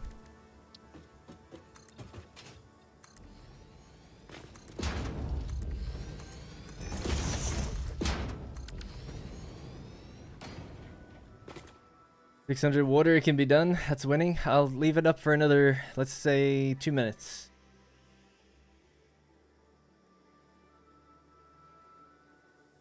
Alright, 2-minute timer on the vote. We're voting on whether we should attempt to use 600 water on a pipeline, which means less pipelines, or have slightly more pipelines, 30% more pipelines, but use 400 water and play it safe. I had problems underclocking power plants and doing 2 for 300 or 3 for 200 each, but nothing was working. Also with valves, only one plant with 600 water was working for me. I've had it where this is what I just hear from everybody. It just seems to be I can't find the consistency between anyone's issues, even my own. The only thing I can think of is frame rate related, because that would be the only reason there's no consistency between what anyone says. Everyone's running different hardware. But that's just a gut feeling. I don't know.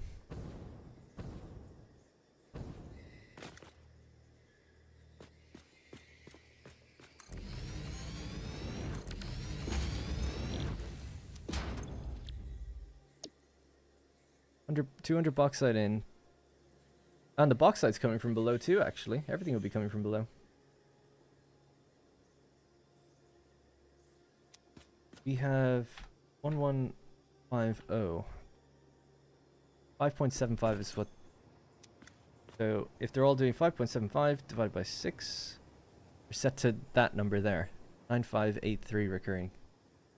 Wait for the autosave. It said that it's the water going forwards and backwards in the pipe too much if you split it. Yeah, I don't know. People often think it's to do with sloshing, but I don't. Valves should prevent that happening, number one. And number two, if you fill your pipe fully, it's only going to go one direction anyway. You shouldn't get sloshing if the pipe is completely full. So the idea is that you fill all the pipes up before you turn on the machines. Then it has nowhere else to go but into the gap that it's feeding into. So it's all moving one way. That's the 2 minutes. So the vote is at 54%. 600 water, it can be done. So we're going to try it with 600 then. This little maneuver is going to cost us 60, what is it, 34 years or something like that.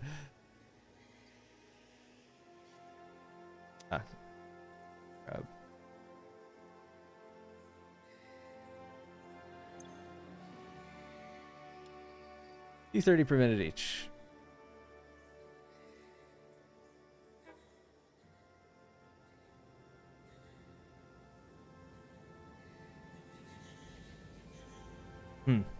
This changes the water situation. I guess technically we won't actually be. This is maybe redundant.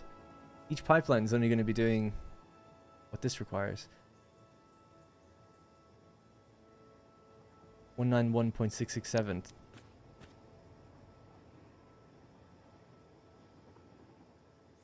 It's going to be running at 575. Kind of sorted it out for me, actually. Because basically, we have each line of bauxite is 1150. That's how much ore we have up here. That's using all the ore.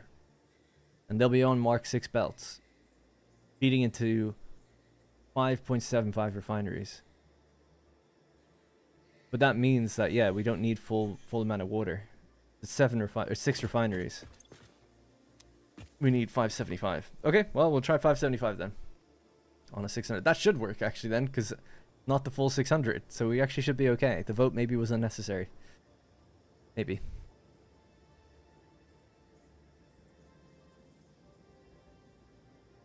Alright, well, we'll get to it when we get to it. So, let's say, copy that. Paste this. I should also say, like, we're now doing refinement.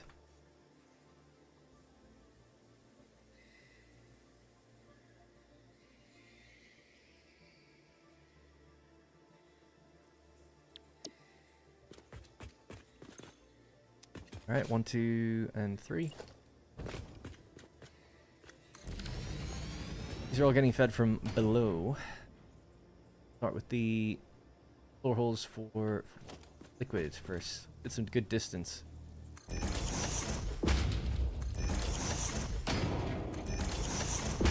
Either that or we bring it up in one place. Yeah, I could do that actually. Why not? Have the splitting happening up here. Because I don't want to be running downstairs all the time. Check on things.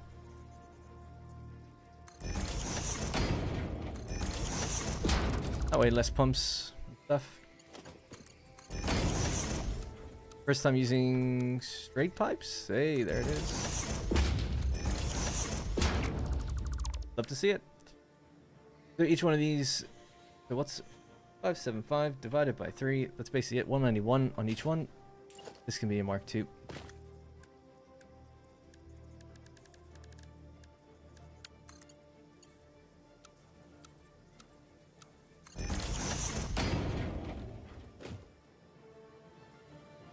Yeah, straight pipes, good.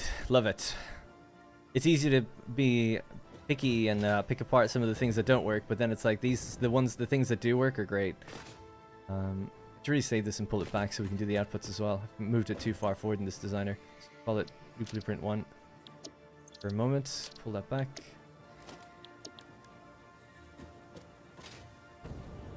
Oh, I'd have to get rid of the foundation, so yeah.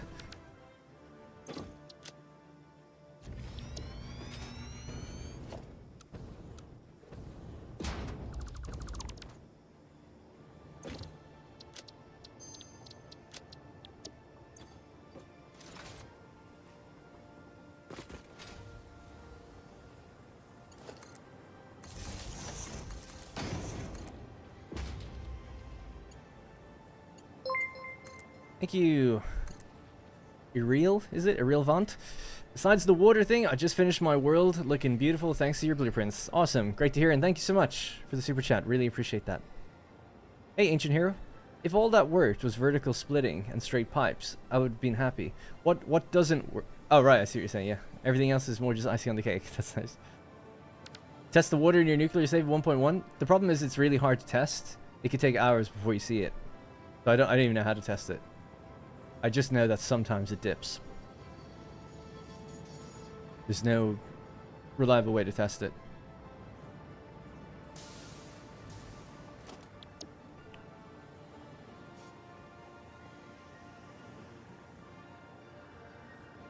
What's the problem with this? Partially overlapping blueprint designer. Yeah, I want it to be. Hang on.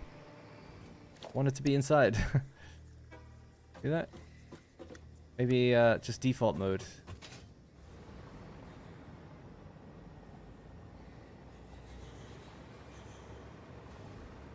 I just built this in here. I can't seem to place it inside though now. Walls? Oh yeah.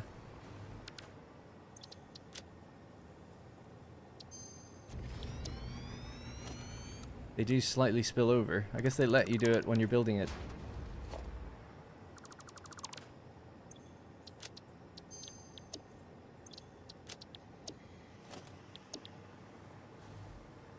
Alright. Okay. Cool.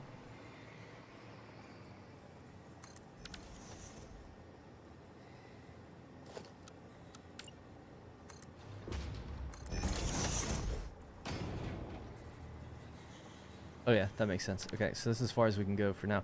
I'll just nudge this in for a sec and then build any floor holes that we need. So, this is going to be making solution going out. It doesn't make anything else coming out there, right? It's just solution. So it's just liquid coming out. And that needs to go into more refineries. This could probably stay up and over the ground though, I'd imagine. Might need to build these manually because they'll probably go up and over each other. Get the same amount out as we put in. Oh no you don't, you get even more. 230. Ooh. That makes things quite complicated. So 230 times 3 is obviously more than we can fit on one pipe, so maybe we'll just single pipe them all into their own where they need to go. If I recall correctly, the scrap takes in the exact amount. Takes in 240. but we'd want it to take in 230. So yeah, it would just be what it was. Can't remember what that was.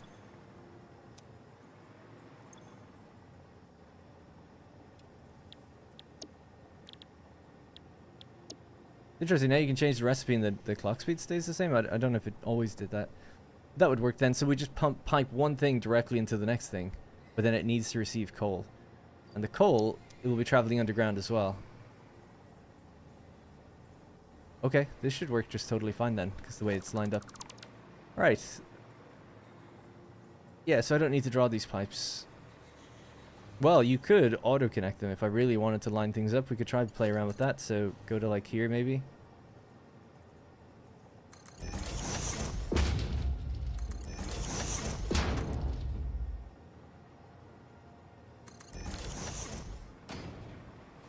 And I think they'll just auto-connect in the future.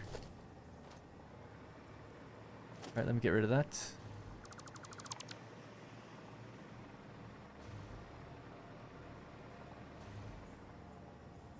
Okay, pretty much it. I could get rid of the concrete floor, I guess. We have one already.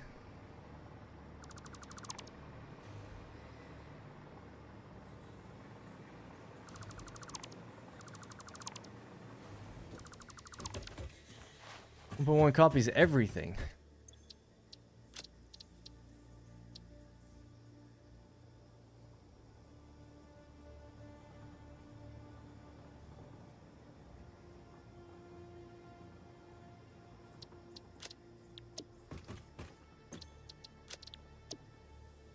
They don't have their stuff for receiving bauxite. My bad.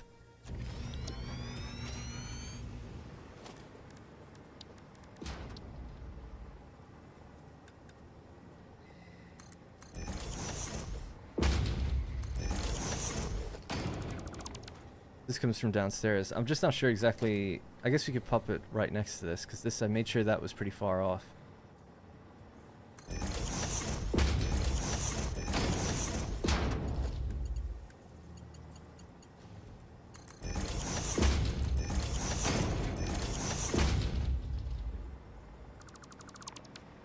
Let's try that.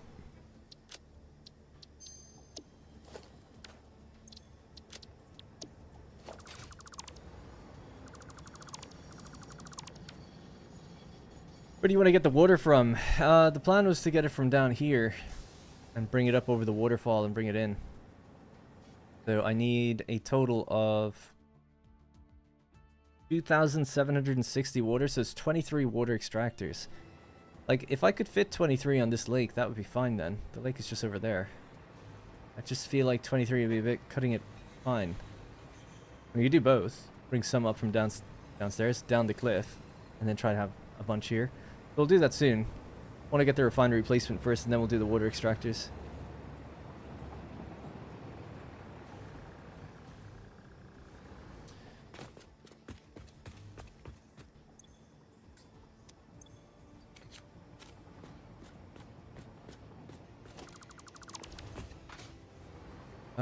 Yeah, so I just need a bit more distance. And then we don't... Yeah, I need 6 rows of these in total.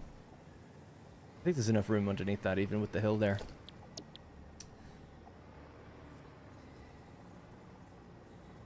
Alright, so facing this way, and... yeah, maybe start at this edge here.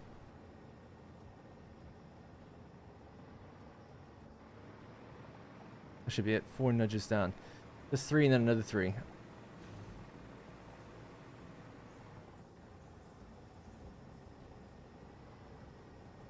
I suppose actually we could go sideways, try to line them up with each line. So there's a line coming straight out here of bauxite, and it would need to feed one line this way. That would mean building out in this direction. I was just worried that we'd run into that pillar. And then these pipes need to go forward into... so we'd be building this way. I was planning on just going that way because it seems dead straight. I guess we'll just go this way then, because there is way more space here. Yeah, it's not a big deal.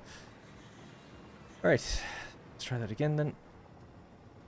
We could come over a bit further then, if that's the case.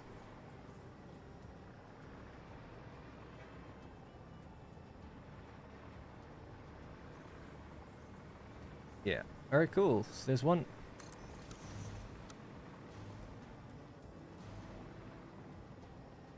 I'll do that just so that they can be kind of the same.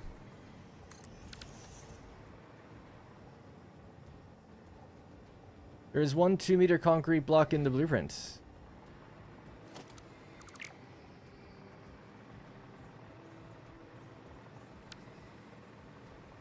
You are correct, sir.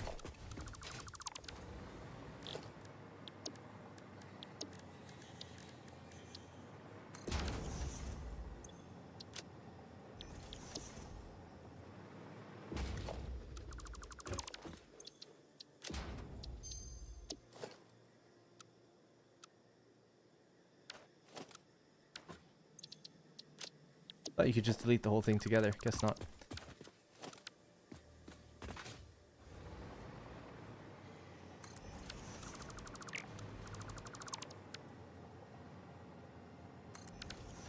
Alright, there we go.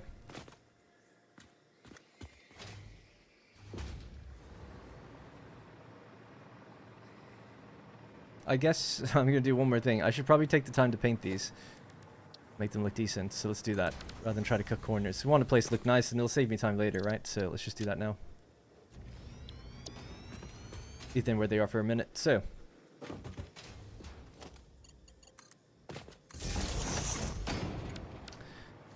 I was just gonna go with white and then the kind of copper orange for the bauxite color on each one. That's fine by me. Do that.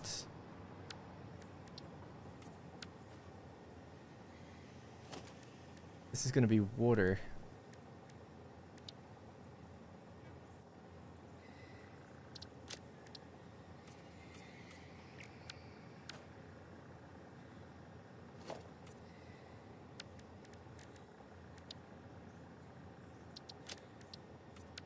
And the solution can be maybe chrome or unpainted or something.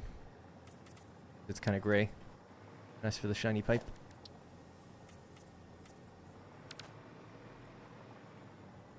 We add in the power poles as well. Oh, you meant power poles in the blueprint. When you said that, don't forget the power poles. I thought you were talking about outside for the hover pack. Yeah, I guess, actually. Lately, I'm just gonna do it right in front. Up there. 1, 2, 3, 4.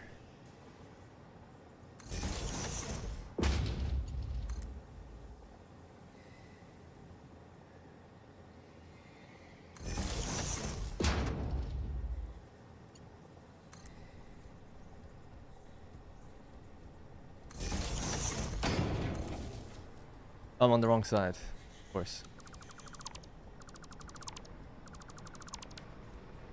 That's the back. Sorry, my bad. That's the back. All right, 1, 2, 3, 4.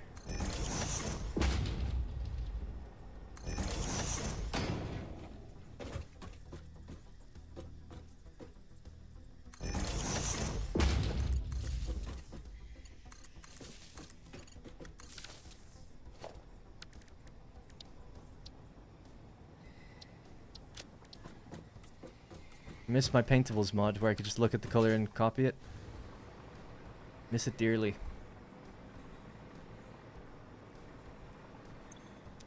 Alright, save that then. Seems okay to me. Oh, gotta paint these.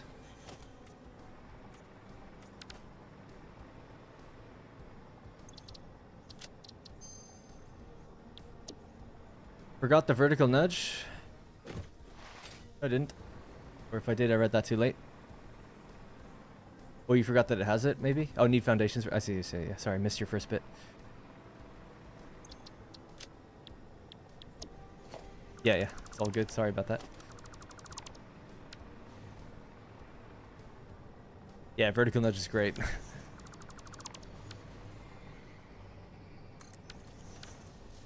All right, there we go.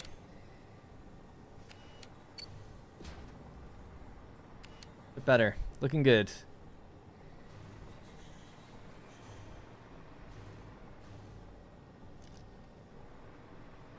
How are the trains running? No issues?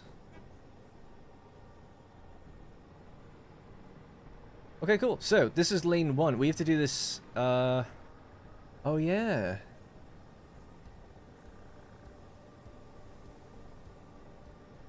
That's interesting. So we could build this and then just do the scrap ones in front of it and just do that 6 times over. I was thinking like we'd do 6 of these groups, but I suppose with their outputs going into the exact amount of refineries in front of them, I'll just open that blueprint, change the recipe, pop them all straight in front of each other, and they'll auto-connect in. That'd be great. One thing I did forget to do is actually connect these across from each other. I'll do that in the blueprint designer now as well, so just the next ones have this automatically. But yeah, cool. Great. Alright, good progress. Will work. So we need to... that's a lot of refineries. There's 6. 6 times 6 is 36. 36 times 2, 72. 72 refineries, all in a long line out that direction. With a decent amount of space between them so that we can branch everything off to the left to go wherever it might need to and cross over. Thanks for subscribing, Gabriel Tardif. Stream Elements is speaking a lot today for some reason. I don't really know why. One output to one output input in aluminum is a huge work saver. Yeah, totally. Yeah, for liquids especially, right? Alright, so we'll get this. I'll just connect those power poles. Then we'll just change the recipe and save it out as something new in a minute. So, alright, so saved. Now we change the recipe. I could alternate the colors maybe. So alumina solution, now you're going to be doing scrap, and you'll have to have 2 outputs, not just 2 inputs.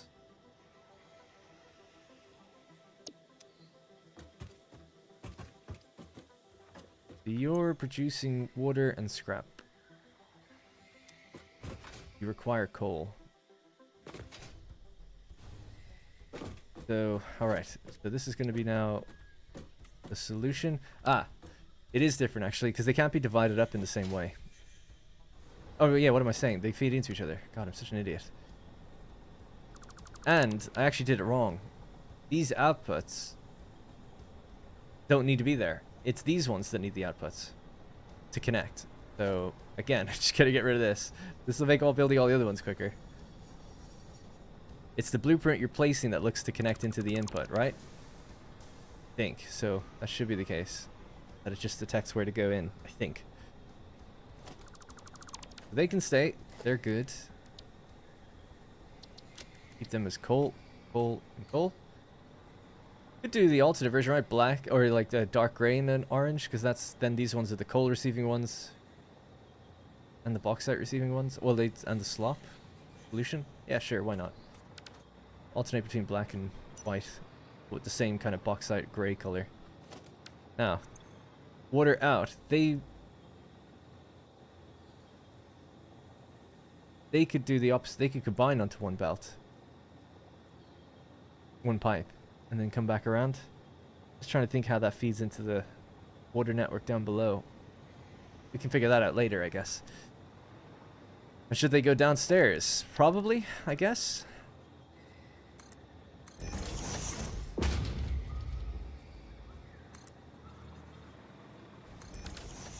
Does it need the pipe on the hologram side? Like belts? Yes, yeah. It needs it on the hologram side, indeed.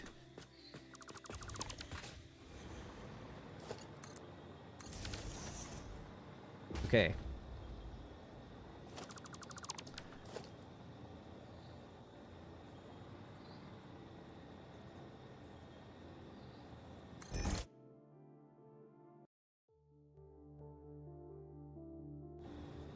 Okay, right. So you go in there.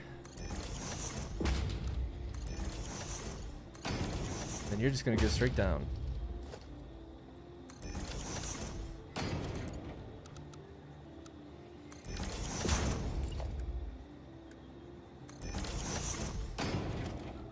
And this is now gonna be water coming back around.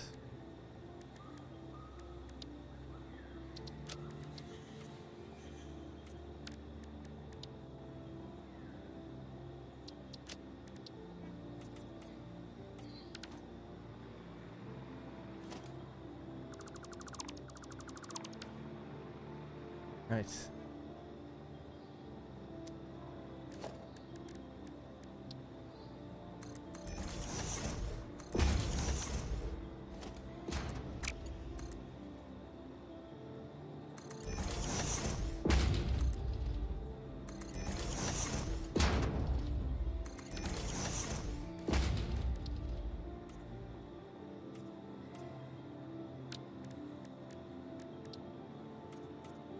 Did I do chrome for those ones?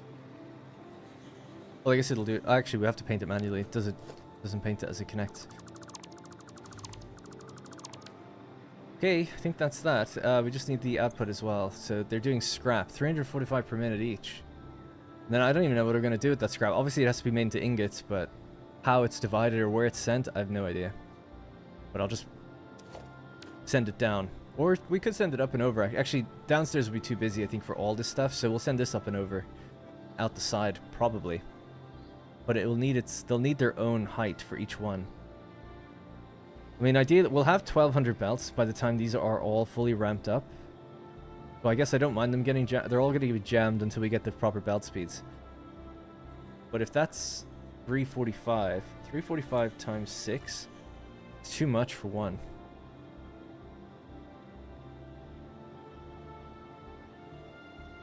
1,035 though, and one lane would be okay.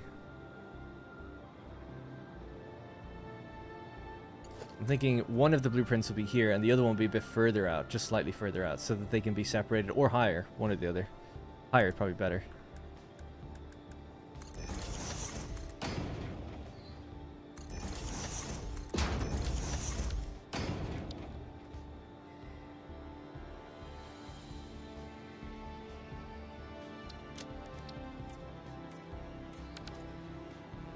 Actually, I can color the scrap vibrant orange if I have that color in here. Yeah.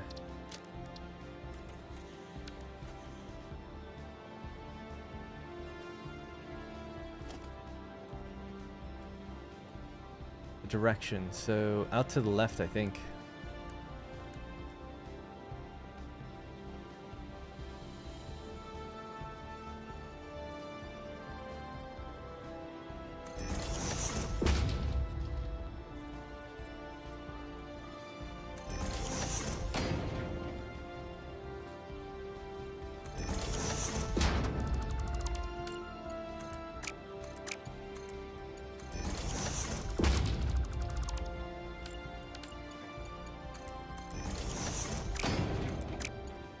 That's the problem with this place, actually, that I just thought about. It's like things will be jamming and getting backed up, but you can't really have that happen to an aluminum facility. I'll probably have to underclock all these machines to the correct amounts for the belt speed, but these will be correct if I had 1,200 per minute eventually. So eventually, like, nothing will need to change. We can put everything back to the way it was, but to get it running initially, I'll have to underclock. But I'm still just gonna, I don't want to think about other numbers right now. I'll just keep working with these numbers, assuming we have 1,200 belts, and then we'll just downclock to get it to work later. Like switch off certain machines and stuff. Because yeah, aluminum factories are a very delicate balance, and you can't really say like, oh well, I'll just like increase it later, because it relies on everything working together. Anyway,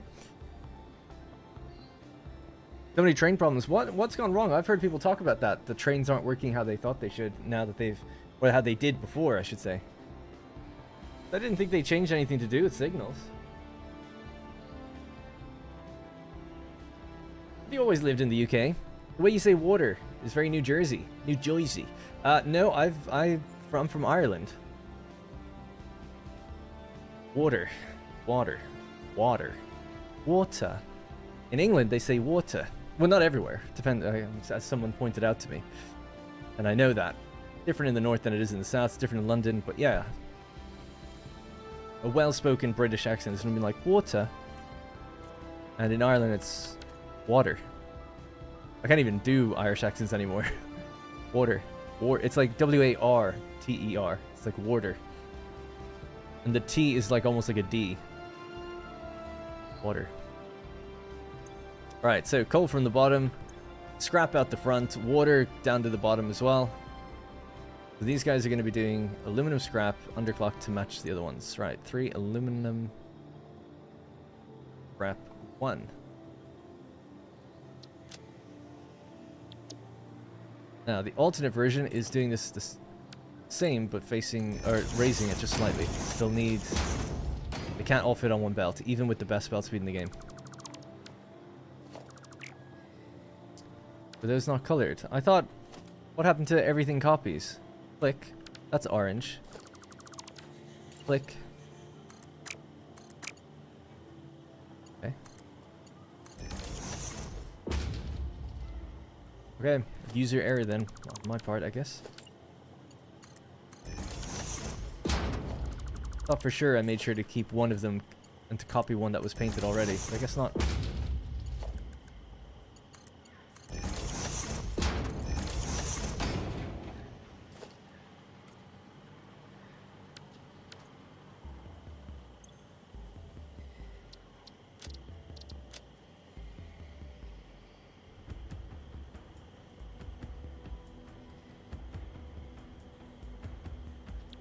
I'm confused. This is definitely saved.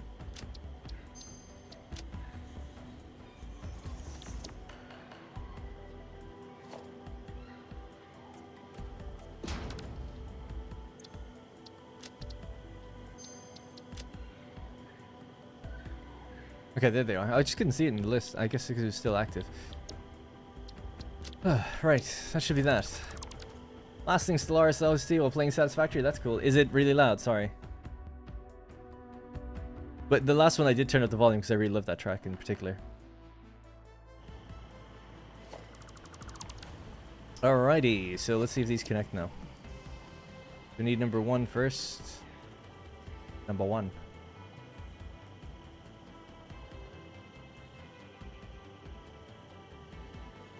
Now these are inputs, but do they not blueprint auto connect? There we go. Yes.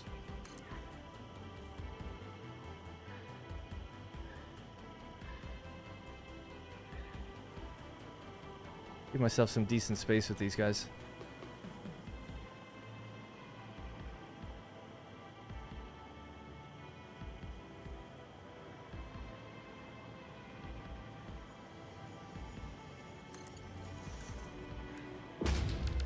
Need to group these really, so let's try to... I need to clean this up so badly, but I'll just do a little bit of cleaning up. So we're doing machines. I'll make a new category. Subcategory.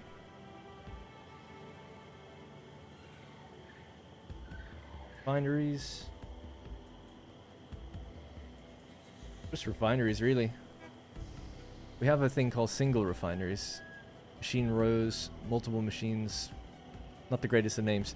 My new blueprint layouts are much... or menus, I think, are definitely improved from this. Refineries. Groups of 3.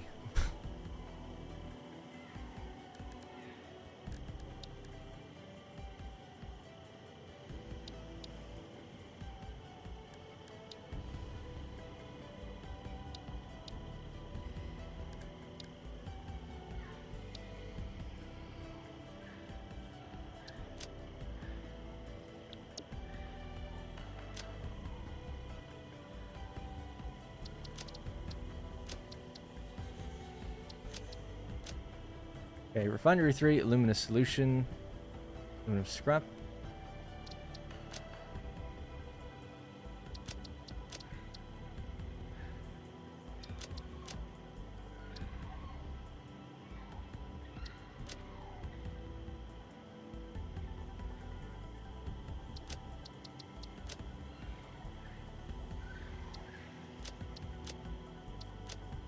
Okay, so now I can just flip between them. Good. So scrap 2 is the next one we want, and we want to auto connect. There. 1, 2, 3, 4, and then we just bring it over. Oh, I didn't auto connect it correctly. Interesting how it does that, actually.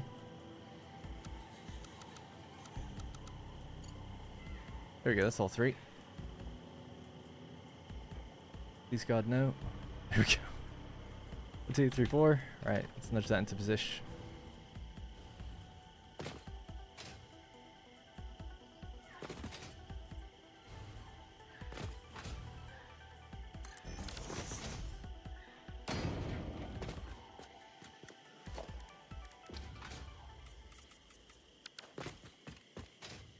Alright, great.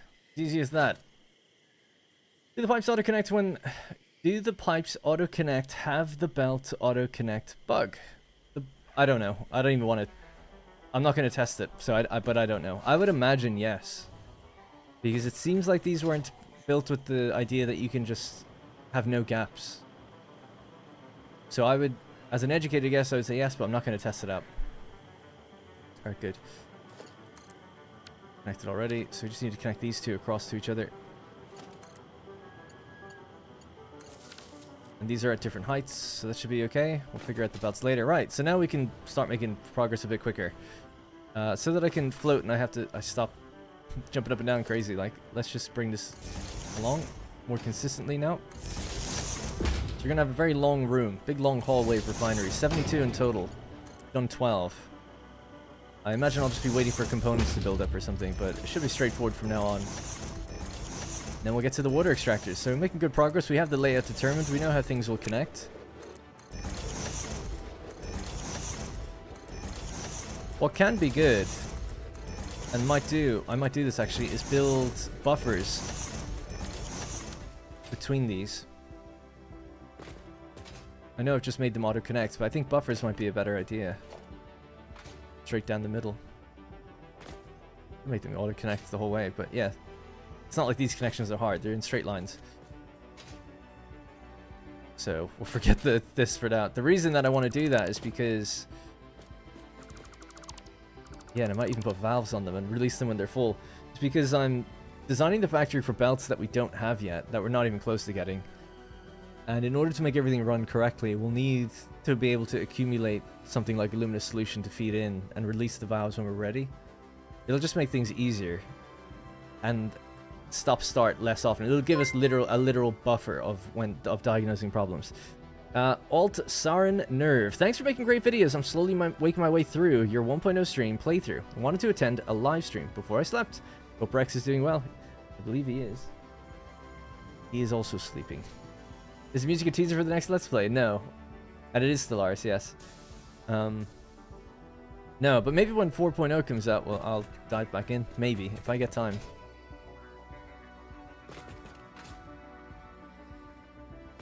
Right, let me just bring power down this side as well so I can just float along. I don't even know if this whole place can even turn on. Power down other factories so that it can. After this is done, then we can build a bigger power facility. We're going to do rocket fuel because we needed aluminum to do that, I think.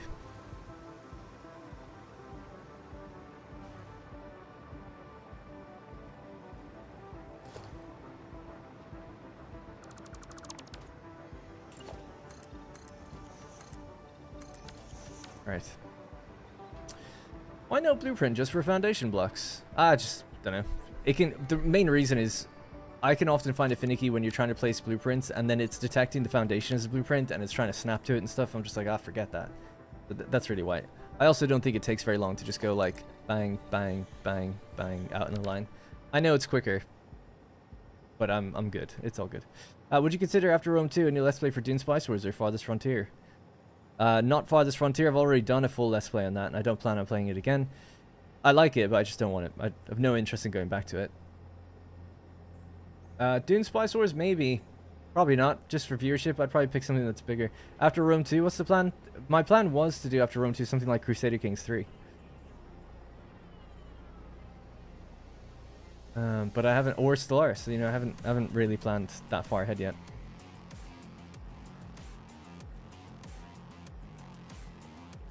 That's not Stellaris. It is Stellaris. Oh, okay.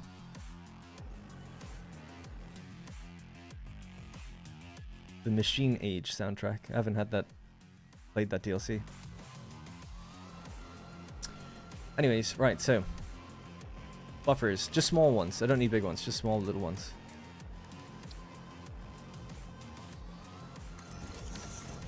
Like color 1, then that should just apply the whole way down, right? I guess we'll just color it chrome.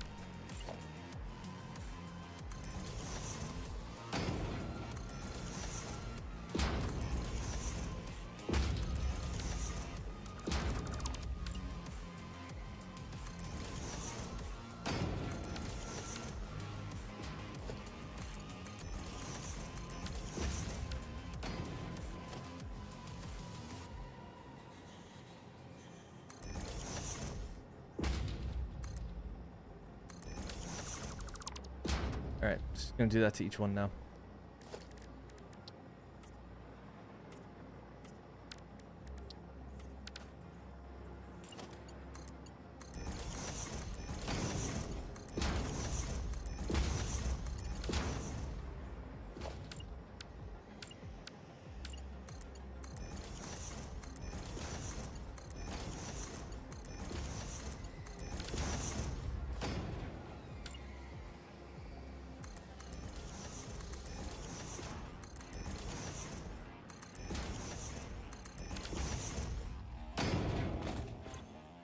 Wonder do they copy if they're locked?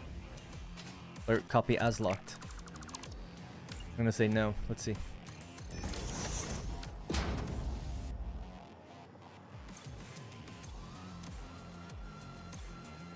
Nope. This is new. Never seen that before.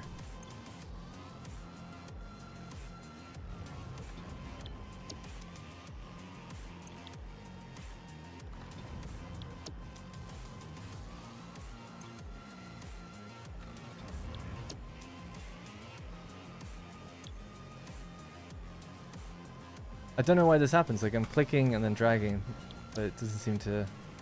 It used to happen in 1.0, but I thought maybe they'd fixed it. Anyways, right, there we go. So I'm gonna open these blueprints one more time. I'm gonna get rid of the pipes going in because I want to do buffers and stuff, and we don't have enough room with the current designer that we have to do it. So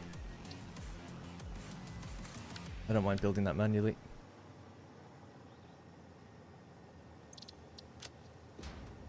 So it's just in these both scrap ones, I guess.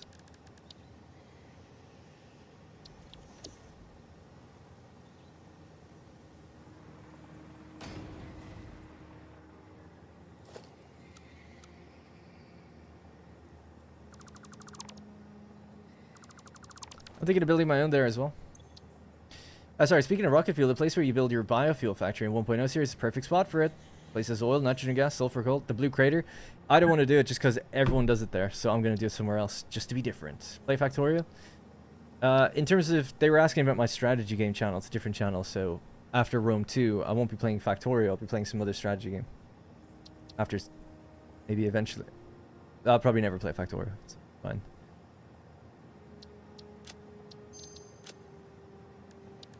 Maybe on streams or something sometime, but I won't do videos for it.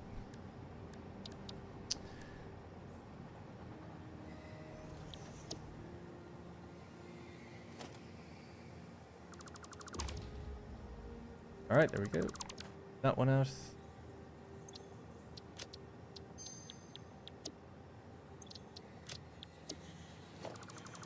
Right, let me just extend these and then get rid of some trees and just build this out then for a while.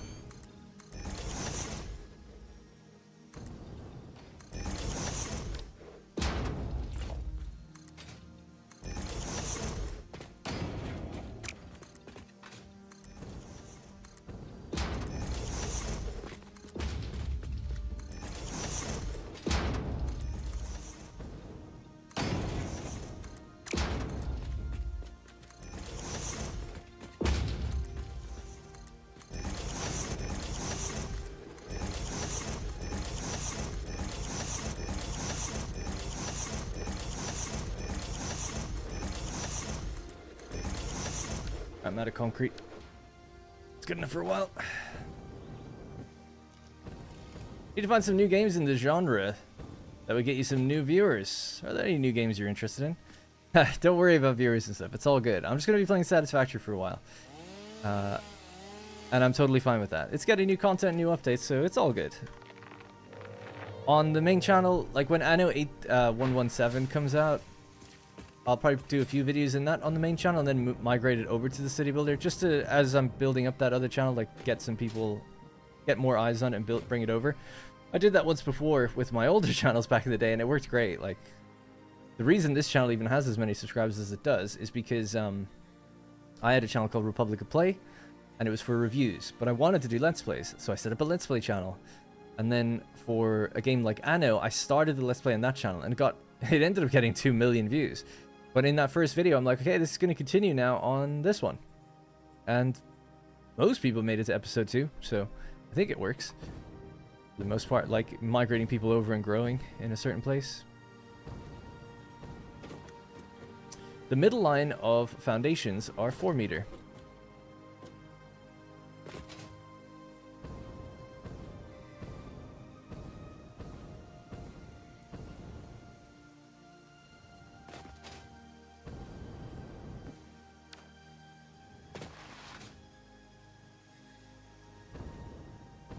Nope, all good. Are there any new games you're interested in? I'm interested in loads of games, but none of them that would be conducive to making YouTube content. I don't really look at. I don't know. Like, actually, no. Let's just say no. Anyway, the main game that I can think of that's coming out that I'm really interested in is the new Anno game. And then beyond that, nothing. I play mostly old games. Old, like as in last few years. I don't really play any new stuff. I lost complete interest in new games because they're just broken all the time. And it with curved roads and diagonal buildings, still can't believe it. Yeah, I need to see more about how that works, but excited to eventually play it and see it in action. Really, I don't follow the marketing or anything. Again, I'm very cynical. I just want to see it when it's... I want to either play it or see it, you know? I've been burned too many times. I need to determine a distance. So what distance are we looking at here? Looking at 3 foundations total, if you count the halves.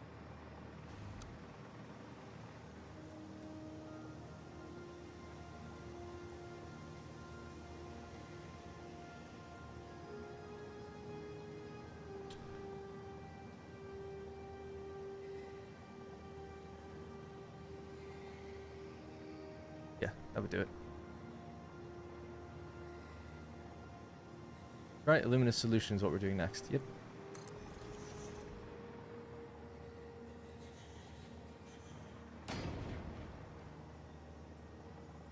That's right. I think so.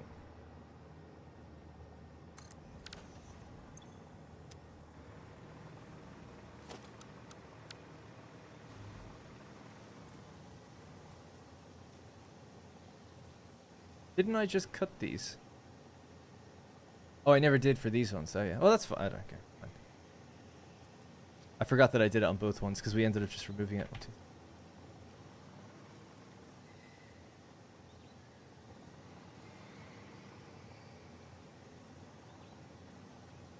That's where we need to go, pretty sure.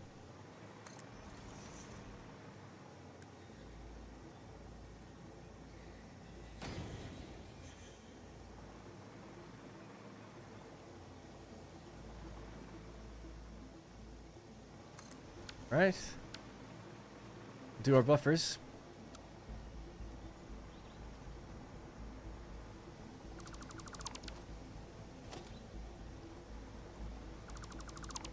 Ever try any city building games? I find them relaxing when factories become too much. Yeah, so just really quickly, I'll just show you guys some stuff, right? Be very quick about it.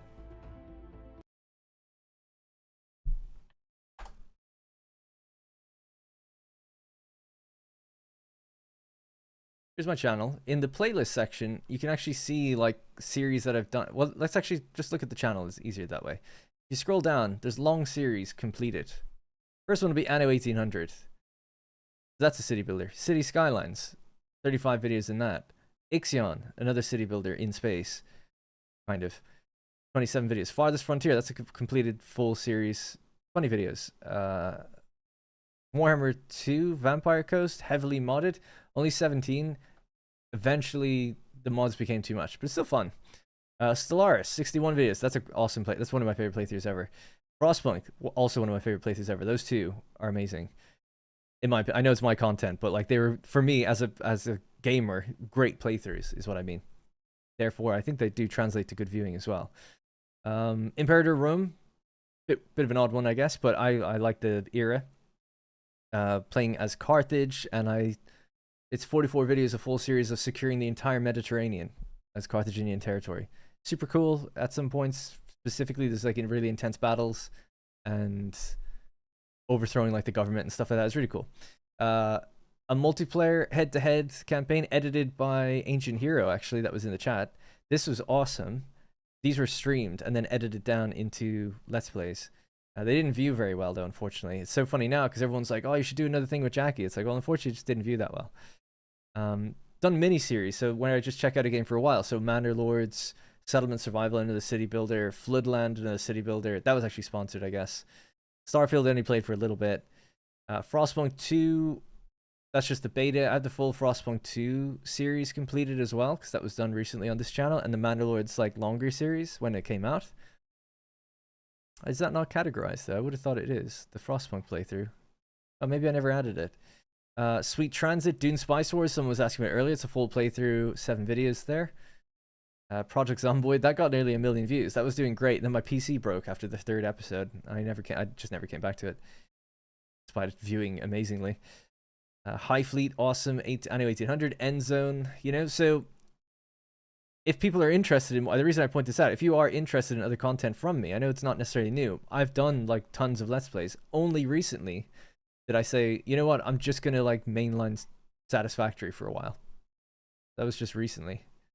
And then I moved, I set up a new channel to do city building. So I have a different channel for city builders now. And it's still like kind of early stages, but the idea is that the city builder content will mostly go here in the future, and then the strategy content will go here. And then the kind of whatever my main game is, or whatever's viewing best, or a factory game, or whatever it might be, will be the main thing I do on What Darren Plays. So that's the plan at the moment. So at the moment I'm doing a Rome 2 playthrough here, just because I wanted to start the channel with something that it didn't matter if it got views or not, just something I enjoy. I enjoy everything I play, truly, but it was like, oh, I don't have to worry about views at all. So I chose something older, something I like, it doesn't matter. And then that was able to get the channel to monetization, and then the next, whatever I choose to do after this will probably be something that will be an active game rather than an old game. So, yep, so, you know, it's worth having a look around if you're interested in other stuff from me. And then the very last little history lesson would be that I used to have a channel called Republic of Play, and this is where I kind of started. I mean, I started even before that with a thing called Darren Total War, but this became Republic of Play when I stopped doing just Total War and I branched out to loads of games. These are mostly reviews, so I was reviewing or doing guides and DLC reviews and sale videos and all this kind of thing. This is what I was doing for 3 or 4 years. But then the Let's Play started doing way better, so I just started focusing on that. These might have been getting great views from time to time, like 75,000, 66,000. These are great numbers. The videos are quite short, and it's so random. It's like, oh, like this one got 200,000, this one got 40,000. I much prefer having the Let's Plays, even if they view less, they're way more predictable. I don't have to worry about, like... one of the things that really upset me, I guess you could say, was the last 3 videos I did just performed all really badly in a row. One of them was sponsored, so whatever, but the other 2 weren't, and I spent loads of time on them. And granted, maybe they're not the biggest games, but I was just sick of, like, hoping the algorithm, like, pushed whatever I made. It's like, oh, why is nobody playing Warno? 300,000 views. Then the next video, it's like Distant Worlds 2. But maybe it's because there wasn't enough of a through line. Generally, it was like reviewing strategy games. That was the idea. Anyways, so I got a bit sick of it. So I decided to do just Let's Plays. But the point is that because I was reviewing games, I was playing like everything in terms of strategy, simulation, and city building games. So up until 2022, it's pretty rare for me not to played anything that came out in the last 10 years. Like even quite minor games I was playing. So just wanted to mention that, just so people know. Little backstory.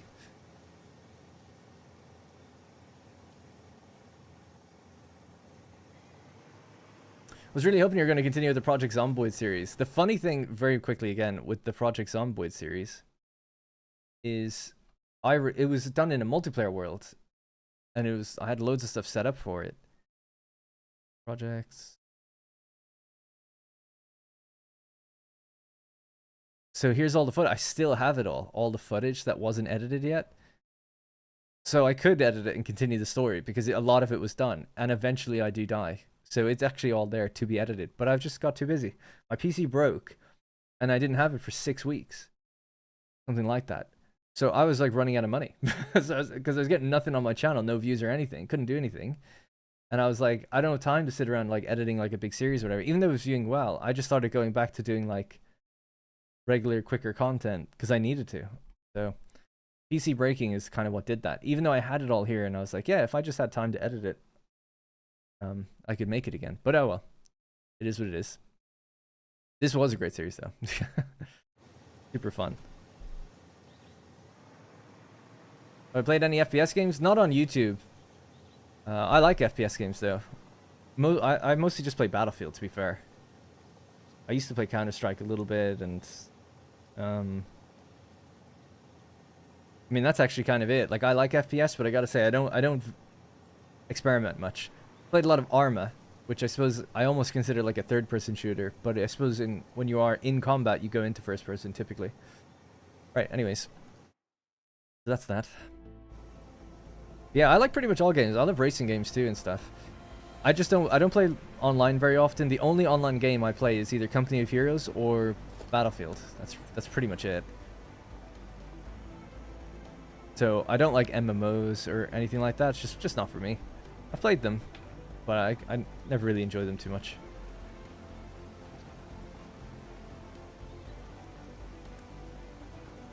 What was this? This is scrap, so we need solution. Okay, good. Alright, now I've got the placement a bit more nailed down. We could do the buffers all at the end, I guess. Just keep the building going, or until I run out of materials.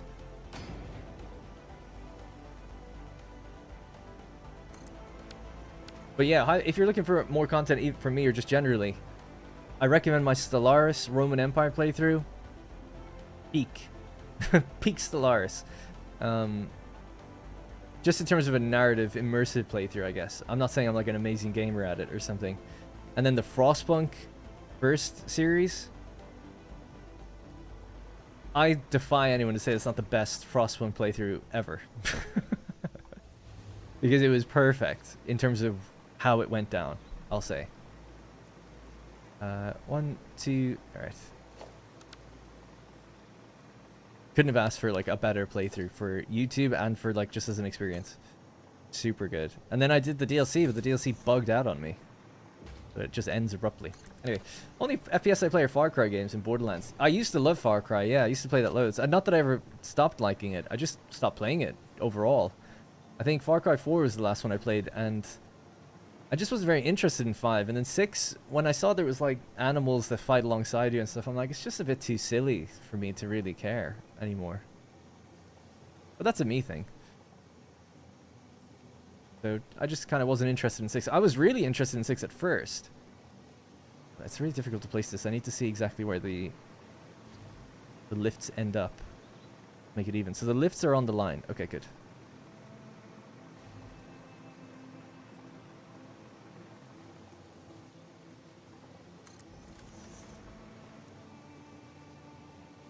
And a game I really enjoy and I never really made content for properly was Crusader Kings 3. Like, I loved that game. But I'm not into history. Or that period of history, like, at all. I just like it for... I like realistic games. So, things that are set in the real world tend to interest me. But I have a bit of a problem on YouTube because everyone thinks you, when you're playing like a Total War game or something, they think you really like history. And I'm like, I don't care about history at all. I don't care. I don't want to know. Don't care. So...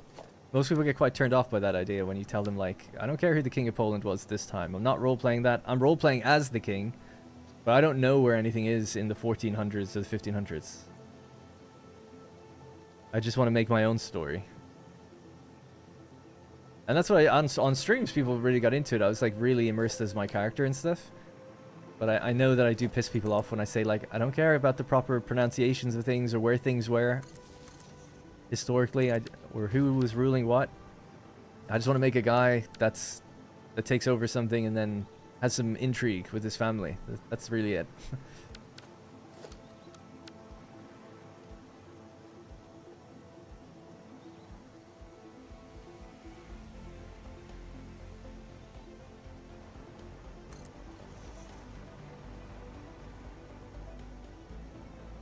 Excited for this factory now that things are starting to kind of like line up literally. Is this right? There we go.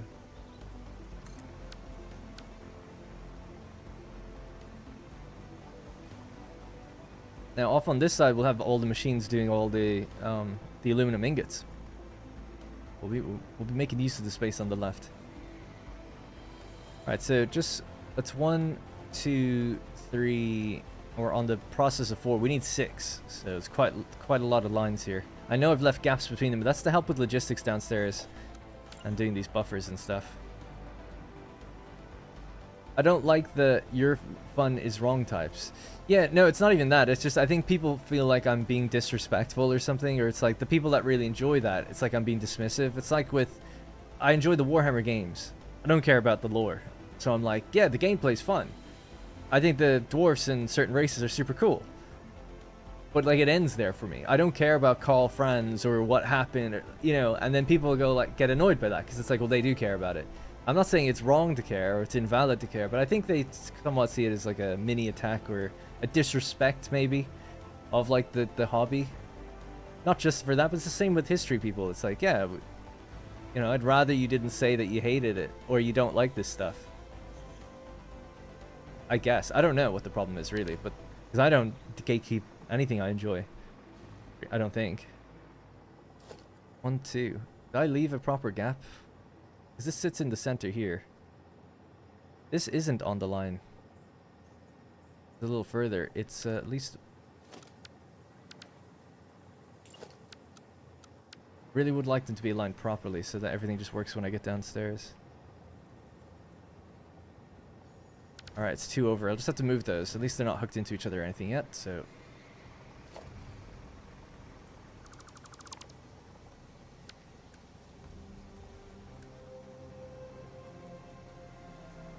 One, 2, 3, 4. Right, so... Instead of there, they're going to be here.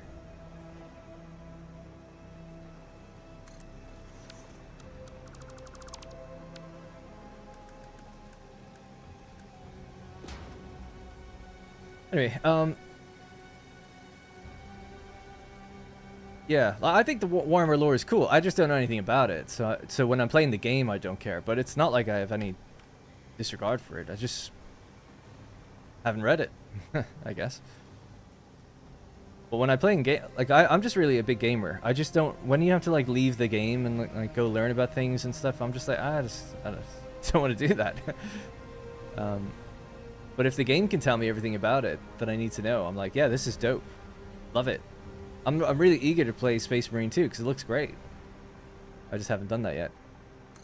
And I really like Adeptus Mechanicus. They seem like what would probably be the thing I'm most interested in. This road can stay where it is.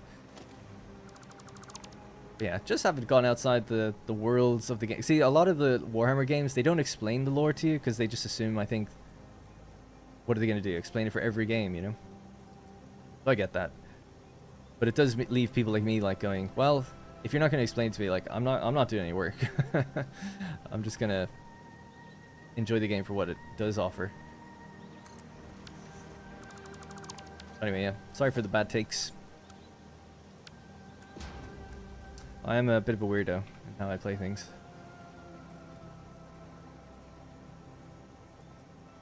This needs to be 1, that needs to be 2, doesn't it? I think so. Anyway, sorry, I've missed some chat there. Don't forget the buffers. Yeah, I'll do them after. I'm glad I didn't put them down yet, actually, because I did have to redo this, so we'll connect these when I'm sure of the placement, you know. This number 2 or 1? That's 1. It needs to be 2. 2. 1, 2, 3, 4. I'm surprised I'm not getting a line between... Oh, I am getting a line. I just couldn't see it. Okay, cool. Alright, good. That's that.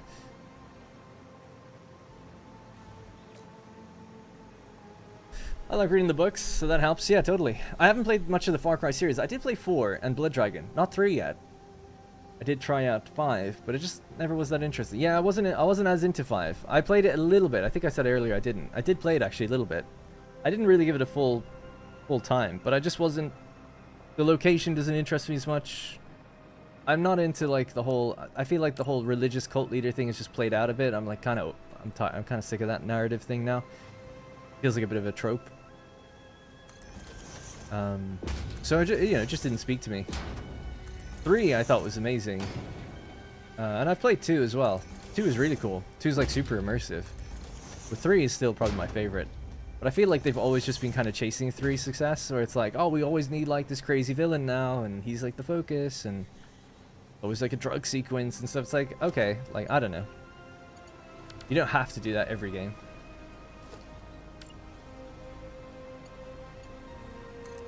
But yeah, I really like them. I mean, just if you don't mind checkbox type like games like that, like an open world, sure, it's a little formulaic. You're doing a lot of the same repetitive tasks. I don't mind that at all, as long as you know what you're getting into, so it's fine. Maybe it'd be better if they innovated a bit more, but I really like Far Cry just in premise. Clearing outposts, stealthing around, getting like a sniper rifle, or later on getting like machine guns and just blasting your way in. I think it's super fun. Got the platinum, I think, in 3 back in the day.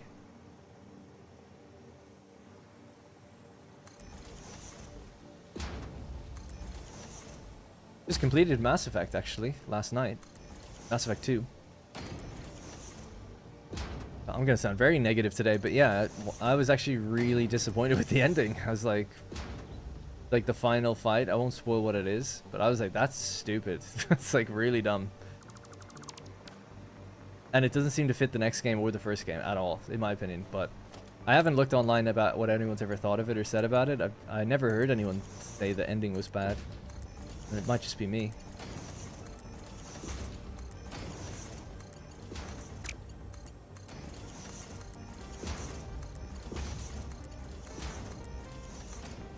Anyway, Far Cry 1 was peak Far Cry for me. Such a good game. Actually, yeah, I'd never played it. I don't think I've even seen one.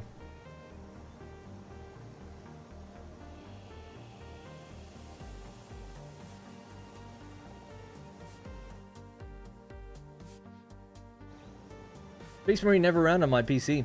Do a black screen like it was loading and then crash report. Returned it. Yeah, I should say I play most of these games on PlayStation. I don't like PC gaming at all. It's just too unreliable for exactly those reasons. So, like, I played and finished Mass Effect on my PlayStation. And I do pretty much all my gaming on PlayStation now because it's just where I enjoy it the most.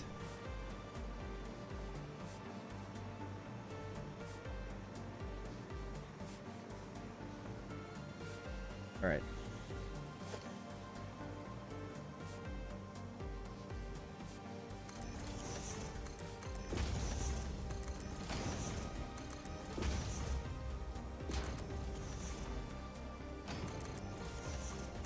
Yeah, in terms of games I'm looking forward to, I've got a wish list of games like and a backlog stacked. So, you know, I'm personally looking forward to a bunch of things that I want to play that I just haven't gotten to yet. Another genre that I really like is JRPGs. I quite like old school JRPGs as well, especially. So recently, like Octopath Traveler 2, like is one of the best JRPGs I've ever played. I think it's so good. And for playing it on something like a Steam Deck, I actually did play that on Steam, thinking about it. But yeah, I played it a lot on Steam Deck. And just an amazing game. Really, really good. Such a great combat system. Beautiful art style. Beautiful music. Amazing music. Not to be morbid, but some of the music in that game, I thought it was so nice. We actually played it when we were saying goodbye to our cat Nix. Really, really nice, beautiful music.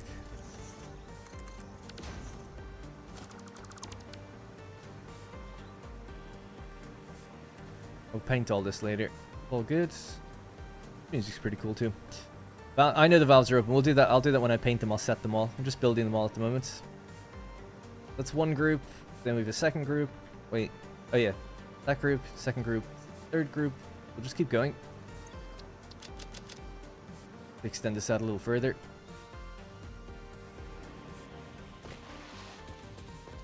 Found your YouTube channel recently as I just started Satisfactory, enjoying your content and also the use of Milanote. Nice, thank you. Thanks very much, Tiberius. Cool name, by the way. I like how you spelt it. I haven't bothered with consoles since I moved on to PC. Yeah, so I was a big console player. I grew up on consoles. And then when I was about 10 or 11, I started playing on PC. And then... So I was 10 or 11 in early 2000s. But then in 2013, Rome 2 was coming out, Total War Rome 2. And I was like, I'm getting a PC for this. Like a proper big one. A good one. So then I did a lot of my PC. I pretty much switched from all over to PC for the most part. And I had a PS4 to play like, just like exclusives. But I've just become really sick of PC gaming. And I know this is an unpopular opinion, but you know, each to their own. It's just my experience has been that things don't work. Or I'm sitting around in settings and INI files and driver updates and inconsistent things too much that my time is so... I feel like my time is really constrained, that my general gaming time, that's non-recording stuff, I don't have the time to give an hour to troubleshooting, or 30 minutes, or even 10 minutes. I get very frustrated. I'm like, look, I want to sit down on the couch or wherever. Sometimes I bring it in here. But just want to... Or play it on the Portal thing. want to sit down, boot the game up, have it run, look good, and that's it. And it does. I never have an issue. So it's like, this is great. I just really enjoy it. There's nothing I miss. I feel like I'm missing. Like about playing on a PC. But I know that's fairly unusual. Most people don't go from PC to console. They go the other way and they stay there.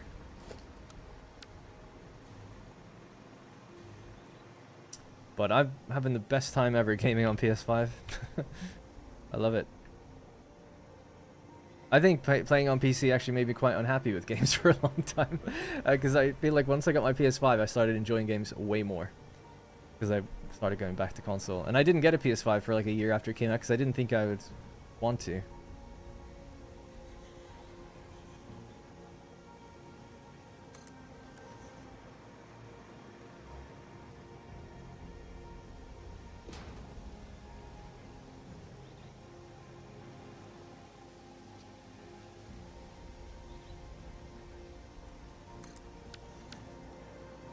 Alright, I might make a run to go get some concrete and drop off some more of this veg.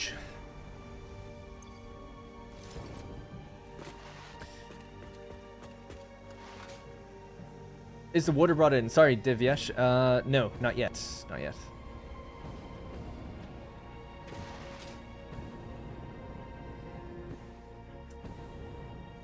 It is a good way to separate recreational gaming from work gaming. That's another reason I think it's benefited me, is that I'm in a different area, different part of the apartment, different headspace. When you're at your PC, I kind of always feel like I should be recording. Don't get me wrong though, I do love playing like Battlefield. I want to play on a mouse and keyboard for that, and there is some gaming, like in RTS games and stuff, like still obviously mainline them on PC. But just generally when it's like, if I have the option, it can be console or PC. At the moment, I'm preferring to play on console. I also like getting trophies. I'm not an achievement hunter on PC, because achievements, you can have like a game with 100 achievements, or 1,000 achievements. At least on PlayStation, there's like a more of a structure to it. There's only a certain amount that you can have, and getting them all gives you a platinum. And I just like that system. It's, as a completionist, like, it feels good. So there's also, I've just been finding joy in that also. I'm only missing 2 trophies and I should be able to get the Mass Effect Platinum, and I wasn't even trying to. The Mass Effect ones aren't too difficult. I got really lucky though. None of my squad mates died. And I was reading about it after the fact. I didn't get a perfect ending because my crew died. But none of the actual characters died that you carry over to the next game. So that was pretty good. I need to go this way actually. Because I was reading, like, if I just took one of their, a different person at the end, one of them would have died. And I was like, oh my god, I didn't know that.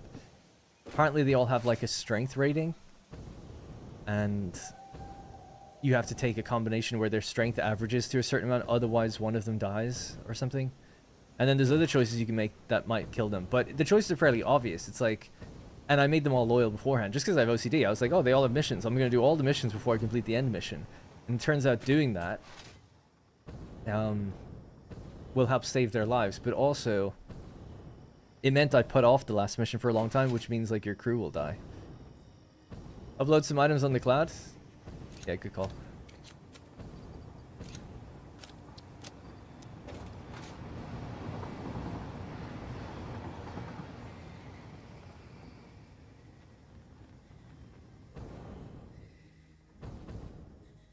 I went to PC back around 2015 or 16, and the big main point of just not bothering with console is mainly just the variety of games that exist on PC that aren't on consoles. Yeah, to me it's like, I agree with that. It's like, yeah, at first it used to be that way where it was like, oh, I can't play Total War anywhere else. Or those types of games. It's interesting now that like Anno 1800 and Civilization, stuff like that is on PlayStation. And some of them have mouse and keyboard support. So it's like, look, if you wanted to just play on it, you could. I still would prefer to play those games on a PC, generally speaking. There's also the modability of games like that. Sandbox, big open sandbox games, like, I feel like if you want to get loads of replayability out of it, you'd want to mod them and things like that. But for me anyway, RPGs and stuff, like, I don't really do multiple playthroughs, and I don't really want to mod those games. That's just me though. I know some people do, like Fallout and stuff. But to me, those kind of games are like anything with a story, it's like, yeah, I'd play it on console. I just needed Conquer. I don't think I need anything else. Anyway, it's easy. It's all preference, right? I love carrying things on my Steam Deck. So indie games or smaller games, I'm like, yeah, I'll play them. I'll get them on Steam and play it on my Steam Deck for the portability of it. PlayStation doesn't really offer like a proper portable solution anymore. They have the PlayStation Portal, which is okay. It's just like a streaming device, though. And for the most part, you need to be like kind of in your own home. It's really weird, but it was quite cheap, so we've only got one TV, so it was good for me because then Rosie can watch the TV and I can play on that. Came in clutch when I was sick as well. I could just sit in bed playing it. Anyways. Wait till I get to the end of 3. Yeah, so back in the day with Mass Effect, I was a PlayStation fanboy. I still am, if you could tell. And Mass Effect didn't come to PlayStation straight away. It came to 360. I didn't have a 360. Didn't want one. Still don't. Anyway, and we won, by the way. Anyways, jokes aside, Mass Effect didn't come to PS3 for a few years, and then when it finally did, I think it was around the time 3 was coming out. So we were getting 1 when 3 was just kind of coming out, and 3 got such like a bad reputation because everything I think boils down to like 3 choices, and people weren't really happy with like the structure of it and stuff. That's all I know about it. That it really soured me on playing the second game. I was like, I really enjoyed the first game. I'd just beaten it when 3 kind of came out. And I was like, this was super cool. Like, I loved it. And I loved it and didn't really know much about it until I went into it. So I kind of went in blind in a way. And then when I heard like 3 like really upset people, I was like, I'm good. I'll just leave it then. I don't need to play anything else. I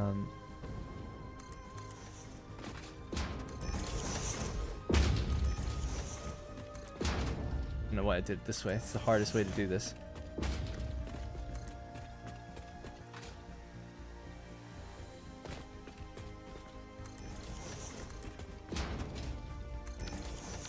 I want to see if those stilts are coming through the concrete, because if they are... No, they're not. I would rebuild it. Ending of 3 didn't bother me at all. Still loved playing it. Yeah, I kind of feel like I don't think I'll mind the ending too much. I didn't like the ending of 2. But I still really like the game. It's all good. 6. No.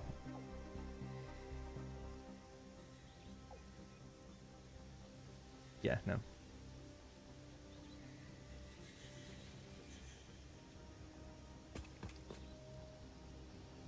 Have I played AC Shadows yet? No, like I said, I don't really play new games. I don't have any intention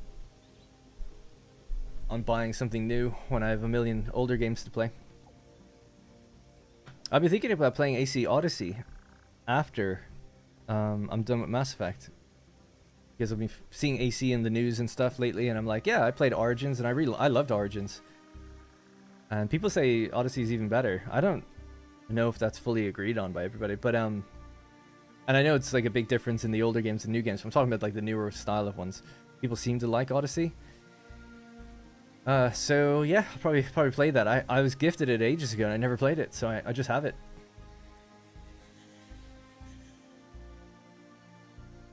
Odyssey's like Origins 2.0.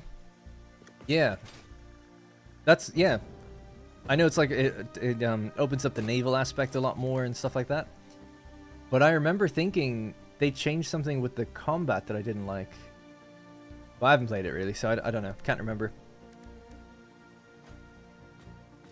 And then I guess it got memed on for having like a big microtransaction store and like these... I remember it was kind of cool that it seemed to have like big battles and stuff. But people were like, oh, like it seems like the game is being purposefully slowed to make you want to buy these things or something. Like become, excuse me, real grindy. I don't know. I'll decide for myself. But yeah, I was thinking of playing that. So I'm not looking to play Shadows because... Oh my god, my game crashed. Don't know when that last autosave was.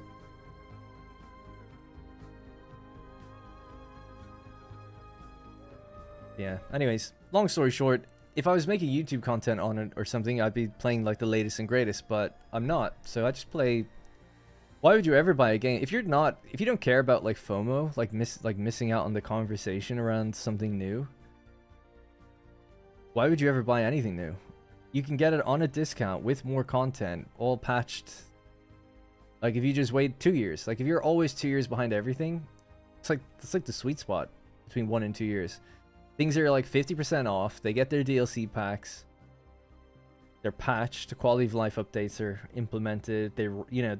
Well, this all goes hand in hand with being patched, but it runs better and stuff like that, you know? So I'm loving it. Playing like slightly older games is such a joy. There's just no issues. You're not waiting on early access updates or bug fixes or incompatibilities with hardware, and great. You're playing complete experiences for less.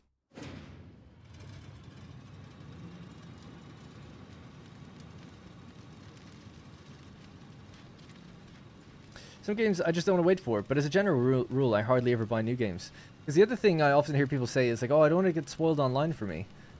I've gone like 20 years without having Mass Effect spoiled for me. So, I don't know how I've done it, but I don't really get things spoiled for me. Please don't spoil anything for me, by the way. So yeah, like... Even like heavy story games where like The Last of Us 2, even during all the stuff about The Last of Us 2, I bought that pretty quickly because I really loved The Last of Us 1. And it didn't get spoiled for me. So it didn't get spoiled for me before it came out. I got it about a week after it came out or something. And me and Rosie were playing it, but we played it slow. And we never beat it. It was a super long game. But I think a month after we played it, and we were getting pretty close to the end, the ending did get spoiled for me. Got spoiled by a YouTube thumbnail. But normally what I do if I want to avoid spoilers is I just mute the word on Twitter and I hide the recommendations on YouTube. You can do it pretty easily. But that's the only game that I've had spoiled for me. And I didn't mind actually anyway. It was more the... I'm glad I avoided the initial spoiler, let's say. Obviously I would have liked to avoid being spoiled at all, but yeah. Right, so I have to make that trip again. Oh my god, we have to place all of these again? Oh, this is so far back. Oh well, gotta do it. You place the blueprints first, wouldn't auto-connect automatically. I don't need them to auto-connect though, it's just a simple click, you know? It's all good, I don't need them to auto-connect. I've noticed this recently.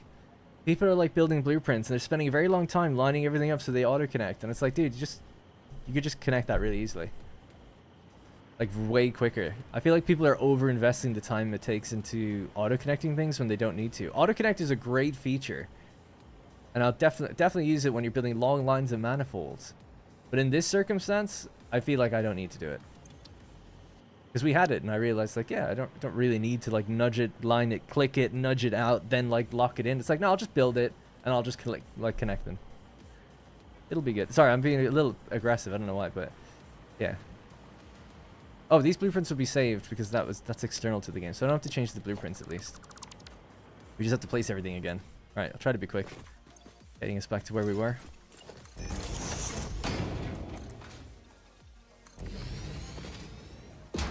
Because, yeah, people posted in my Discord, there's a Reddit post of someone hooking up train tracks at, like, an intersection and showing that you can actually connect it to one section and then another and then another and then lock it in.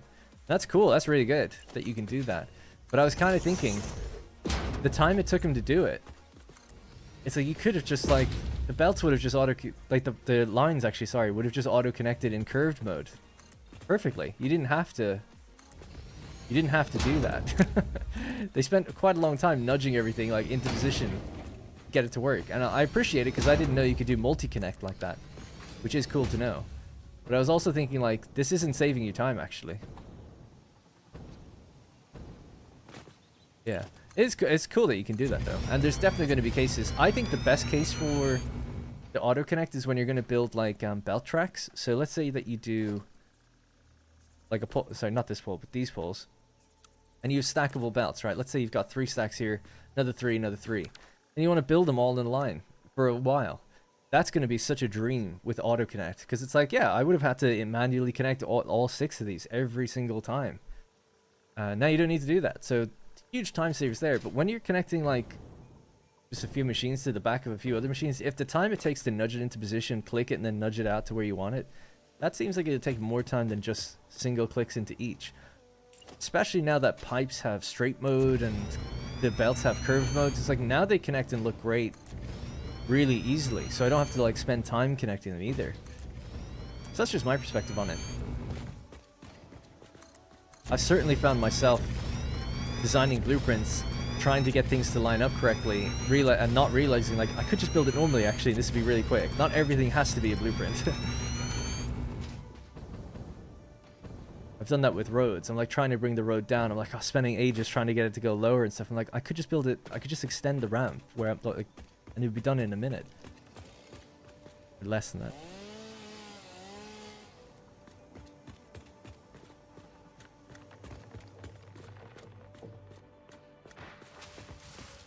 All right. Do this again.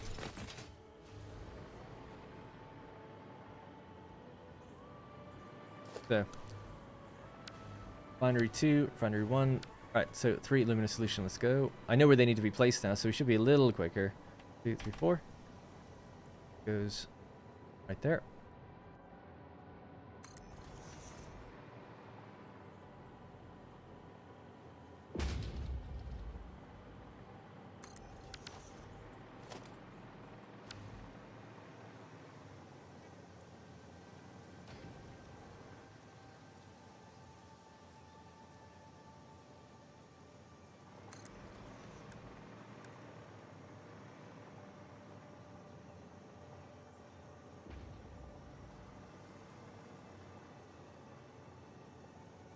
Is that correct? I think so. Right, just let some materials build up in the background. Like I said, these don't even need to be there, but...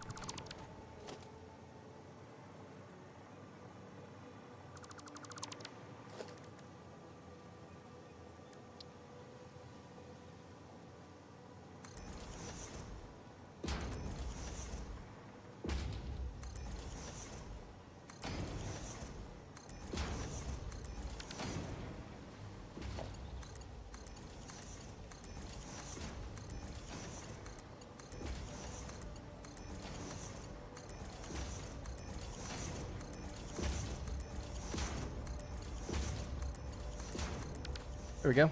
Not too bad.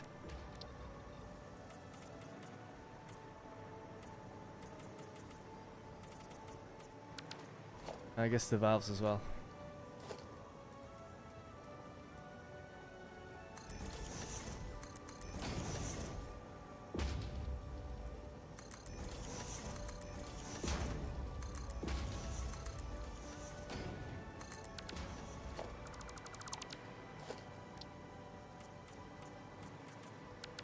Alrighty, next row.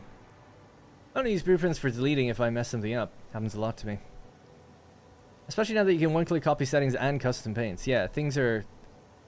The natural build process has been sped up so much that you don't... Like, blueprints are great, and especially for long lines of manifolds, or stacks of machines, or building train tracks, or belt tracks, but in not all situations. Like, it doesn't... Not everything has to be one. I did also play AC Origins. First time I wasn't really interested. First time I wasn't really interesting, but I decided to retry, and at some point it was pretty nice.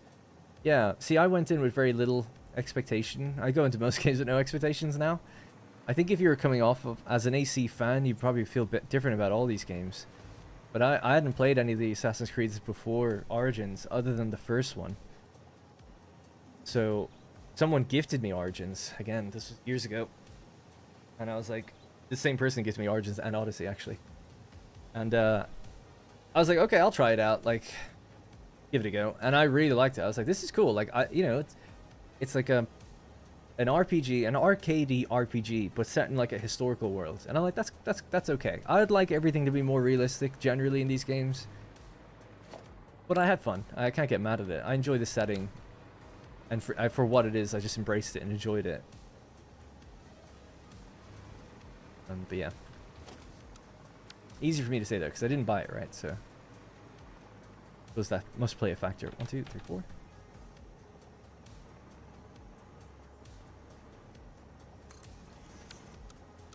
Wrong one.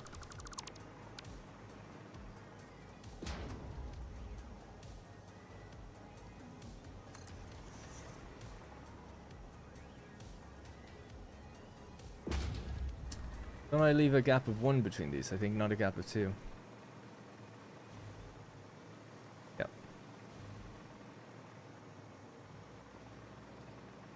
Oh yeah, I just did it there. Good.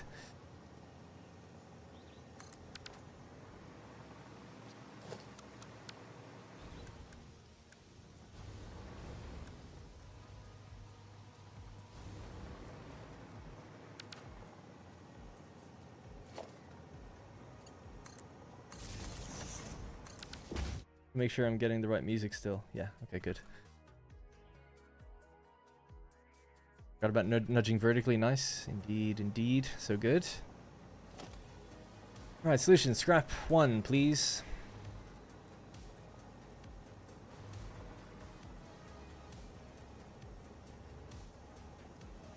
So we need this to be on the line, over 2, and then line up the liquid inputs. Switch to number 2, do the same thing. 2, 3, 4, bring it down. On the line, over 2, line it up.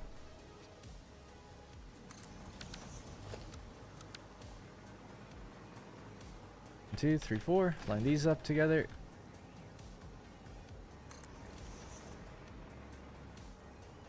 I'm out of material now, so that's all good. Maybe I'll just quickly save it. I could actually increase the autosave. I think it's probably worth doing, considering autosave is way faster now than it ever used to be. Autosave setting, notifications. Autosave interval, 40 minutes? No wonder I lost a lot. Let's do 10. Let's do... Yeah, 10 is fine. Autosave's so quick now. Why not? That's a setting from when it used to like freeze my computer for like 2 minutes. How you liking the lighting changes 1.1? I know you've probably been asked. Yeah, I don't know if people have really asked specifically about lighting. I've noticed it's different on like... I haven't noticed much lighting just like outside in general, but I've noticed on the lights specifically, or the train stations and things, like there's like a broader glow to things, and I think it looks pretty good so far. It's subtle, but looks pretty good. At least that's what I've noticed. And then the new photo mode, you can kind of see it a bit more clearly, I guess, in certain situations. So yeah, I wouldn't say it's like a massive difference, but I like the changes, I think.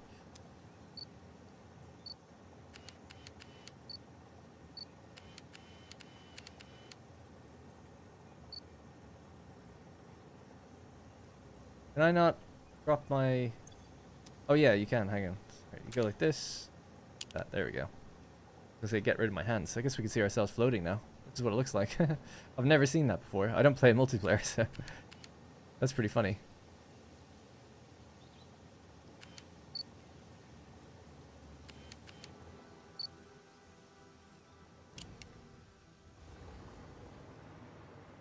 My autosave is set to 2 hours from when I was exploring Stin Archie's world. That's funny.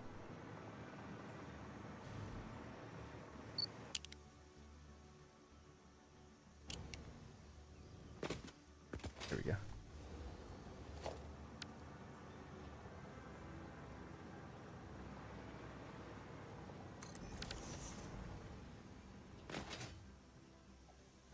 But yeah, I'll just save it now just in case something goes wrong real quick.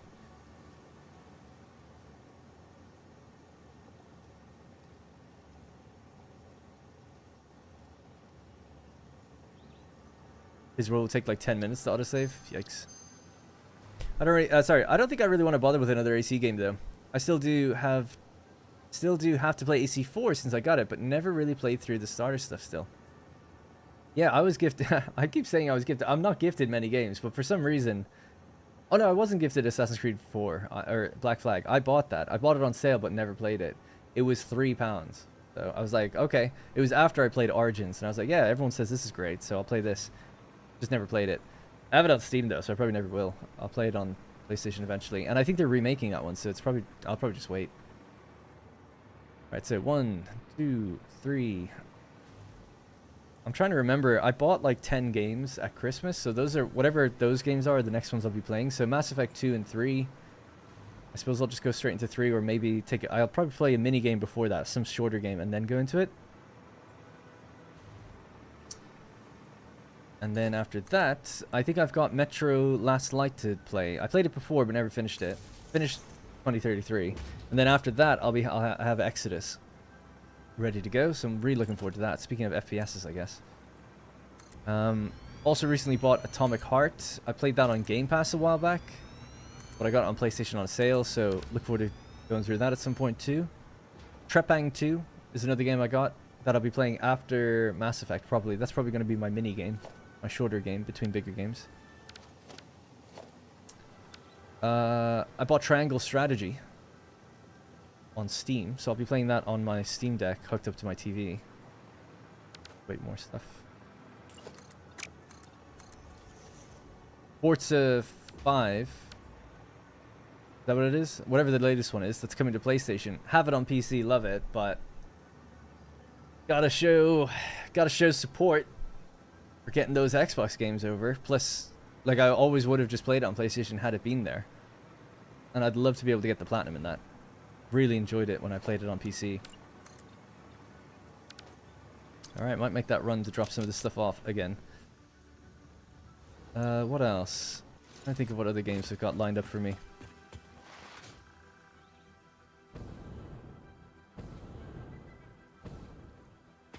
Can't remember right now. Atomic Heart is way hard to play. And that's me saying for a single player game. Hard to play. I played it a little bit. I played it for like 4 hours. Maybe more than that. And I really enjoyed it. I remember the melee combat was like super cool. Like androids and stuff running at you. The art style of that world is so good. So interesting. Black Flag is such a great classic console game.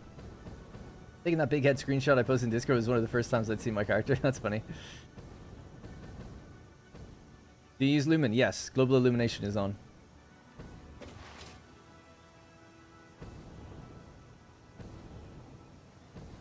Oh, Ava. Yeah. It was Ava who gifted me AC Origins and AC Odyssey.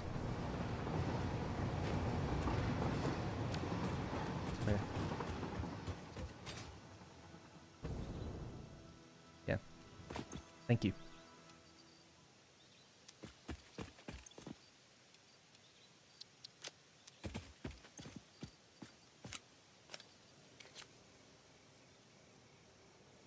Apple has lost 9% of its value today. I sold on my stocks last night and this morning. Feels good, man. I didn't have much. I had stock in Ubisoft and Capcom and Games Workshop. The tariff stuff is too unpredictable, so I'm like, yeah, I'm up on all these. All of them are on like 20% since I went in. So I'm like, I'll just cut my losses like 20%. I'll take it. I think it's good enough. I was waiting for Capcom to post financial results.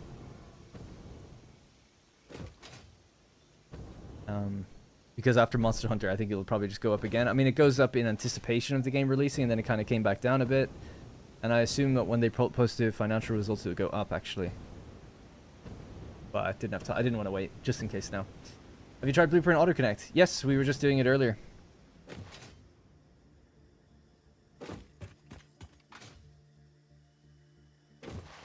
Yeah, when 1.1 came out, we were there the minute it came out. We tried all the features.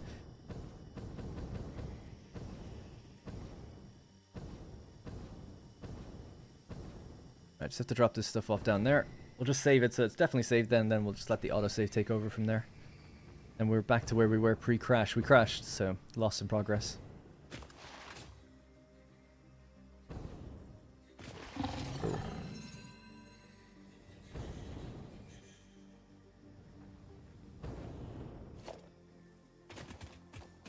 I just came to grab some concrete. Containers here.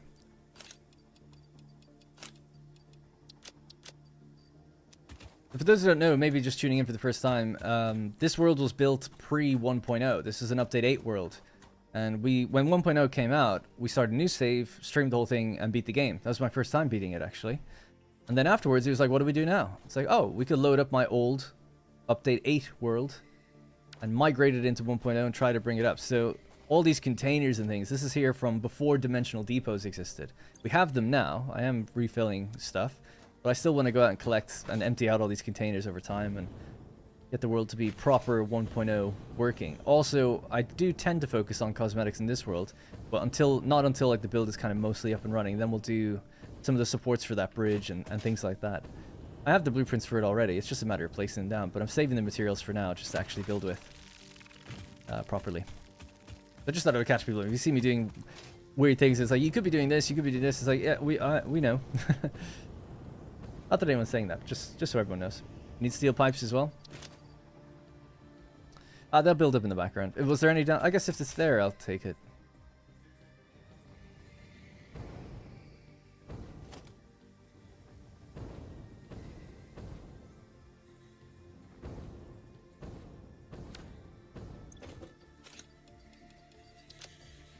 What does it take to make these things?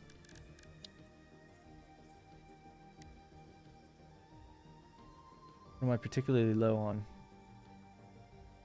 Copper sheet, I'm kind of low, and we'll need them for doing pipes anyway. Yeah, let's get some copper sheet.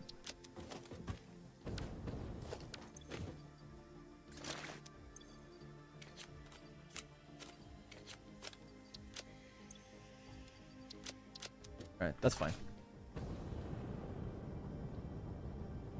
I agree, Zoe. Sam really should have more uses other than only time crystals. The only other use of it are dimensional depot. Yeah, I agree.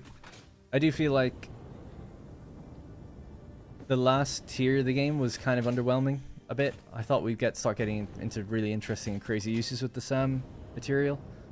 And I enjoy what's there, but it did feel weird. It's like certain things at the end needed concrete, and I was like, that's strange. It's like, oh, you need to just make excited photonic matter on its own, and you just make that in a machine. It's like, not very interesting, you know? It's like, okay, you need a lot of power for it. It's not like there's no thought that goes into it, but a lot of it was just pretty straightforward at how they connect to, like, how you make the last few things.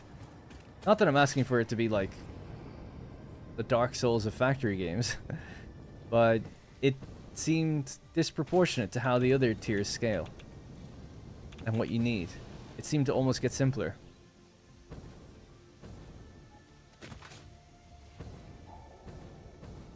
So I agree. I think there could have been more done, and maybe there will be in future with Sam. If they want to do something else with it. I guess you can use the matter converters, right, as well, to turn it into other things or something. Yeah, it does feel like a little rush towards the end. Although they did have an extended play testing period, maybe... I don't know, maybe they felt it was too complex or something, they made it easier, I don't know.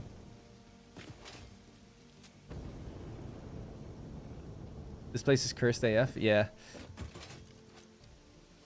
So what I'm building, by the way, for people who don't know, is an aluminum factory that uses all the bauxite in the Pink Forest. So it's a very large factory. It picks up all the bauxite via train stations. There's 3 outposts for trains that do bauxite, and there's 2 for coal. We're just laying out all the refineries. We need 72 of them. And we're building it with the best belt speed in mind, like knowing eventually we'll have 1200 per minute. We don't have that right now. We've only got 480. Once we build this place, we'll get up to 780. But yeah, I just thought that we should point that out. So it's a future-built factory, future-proofed factory.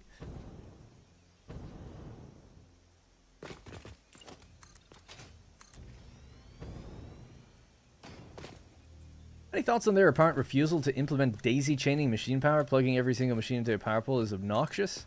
I wouldn't call it obnoxious personally, but especially with blueprints, I find myself very rarely connecting every individual machine. I'm more connecting blueprints to each other.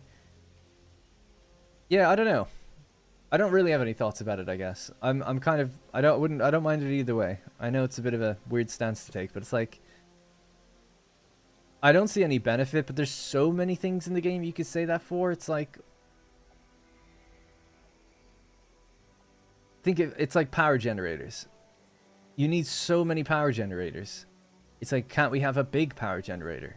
Isn't it obnoxious to have to build like 600 of them to make use of rocket fuel or to make use of like what you need? It just seems like there's a lot of things that I would say are tedious or obnoxious, or like you have to do it over and over again. They make you do it. Some people ask for like, oh, can we get a belt splitter where I could just set the input, you know, set the number. And then people would argue, well, it's about like splitting and figuring things out. Is there much to gain from hooking every machine up individually? There is. I was going to say the satisfaction of it, but I guess not. I mean, there's no difference really in daisy chaining them. You're just building a little less. So, but it doesn't bother me, so I can't really take a hard stance on it. I wouldn't be against it if they were like, yeah, we're doing daisy chaining. I'd be like, cool. But I also just don't really mind. What I typically do is just I build a power pole running, a beam running on top, and I connect everything into it. But it is an extra thing has to be built each time, right? You have to connect into one thing and then daisy chain them. I get it. They daisy chain lights, so they obviously can do it. Mods do it. I'm sure they have some. I'd love to know what they would say about that. Like, why do they think that's better? Why do they feel like you need to do it? Or because there is a limit to how much you can connect on a power pole, so they obviously want you to think about how to like structure your power poles, I guess. And then they want you to have the progressing feeling of going, yeah, now I've got a Mark II pole. And now I've got a Mark III, and I have more connections to do. So I think it's probably something to do with that, where they want you to feel like you're progressing. Whereas if you use daisy chains, it's like there's never really a need for a Mark II pole or Mark III anymore. Not really. So, could be something there, maybe. I don't know. There's a lot of things like that. It's like the batteries you guys are talking. Yeah, batteries daisy chain as well. Yeah, power storage units. But I feel like power storage is like, oh, you can only store 100 megawatts. It's like, man, you have to build so many of them to make any use of like power storage. Like, why can't we get one that stores to 1,000? Make one that's bigger, requires more advanced materials, set it to 1,000. I know it's easy for me to say. Someone has to model it and make sure it works and everything, but there's a lot of stuff like that, I feel like, where it's like, it almost feels like you made it tedious on purpose. Anyways, yeah, I guess that's my long-winded, I don't know, answer. Right, so 1, 2, 3, be number 4. This is where we ended last time, actually, so this one and this one.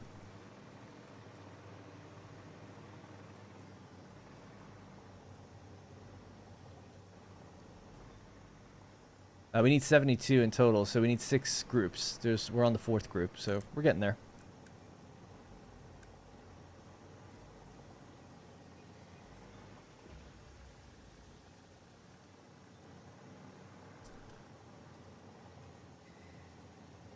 It should be there. I need to tuck that over by one more.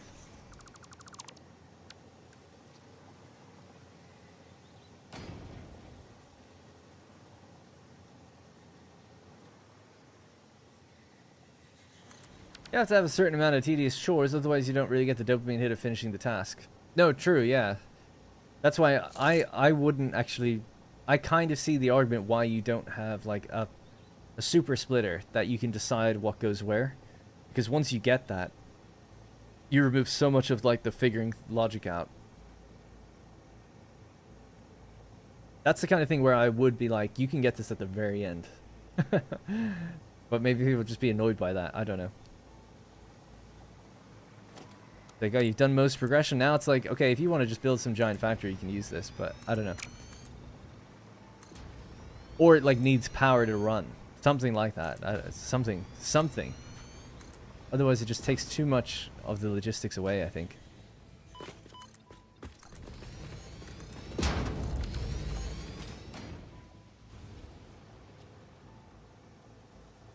In my opinion, it doesn't add anything to the game. Breach the item limit 3 times and sit around and think, should simple things... Oh, sorry, I'll read what you said. Any thoughts on... Breach the item limit. Oh, are you talking about having a full inventory? And sit around and think about simple things to reduce item usage. Oh, I see. So because your inventory is full, you're thinking like, couldn't I just get rid of having to build poles and stuff? Yeah. I don't really think about it that way anymore because I tend not to run out of items very often at all, thanks to having dimensional depots. That solved a lot for me personally. Like, I know in this world I'm running back and forth a bit, but this is an old world. In my like desert series and the stream series we did, it's like I never had to go back anywhere. Everything was just fed to me. To the point where we were even sending, like, I had stuff in my inventory I didn't want. I was sending it via drone away from me, and then pulling back the things that we wanted. So I think you can kind of work around that. But I guess early on, yeah, before you get maybe dimensional depots properly and stuff, I could see that being a thing. Your head's in the right space, though. I don't mean to sound passive about it. It's like, yeah, I think you're correct for feeling that way, though. Like, is this adding anything? That's a good question to ask, you know? I don't think it really is. Other than maybe some sort of, like, feeling of, like, oh, now I can build a Mark II pole and clean up my power lines and make them neat myself. But that's like creating a problem just to solve it. It's a bit weird.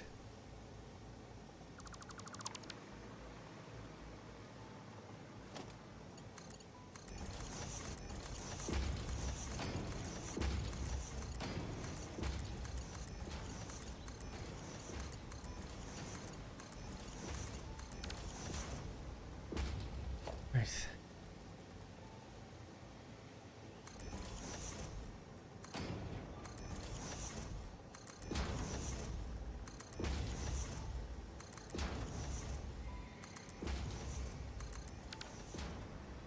Oh, you've hit the UE5 item limit? Oh, I've never done that. And I've built massive factories before, like huge ones, with lights and loads of stuff. Crazy that people hit that limit. Yeah, I mean, you could just play with them. I know this might not be the answer you want, but you could just play with a mod. There's a mod that just daisy chains it. So if you're hitting the item limit, I would just activate the mod. Delay to keep going. My guess is if you hit the item limit, you've probably beat the game.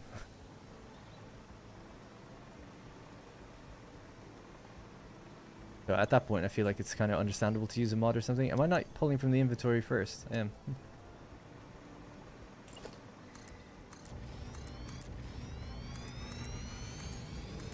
Like, I don't think that's a problem they should, or a solution they should be comfortable with.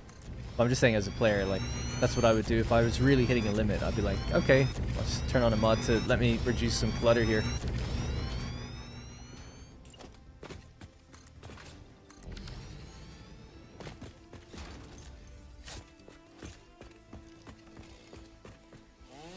My problem with the game was at the last tier, the game was running at 30 FPS or something because I overbuilt in one spot.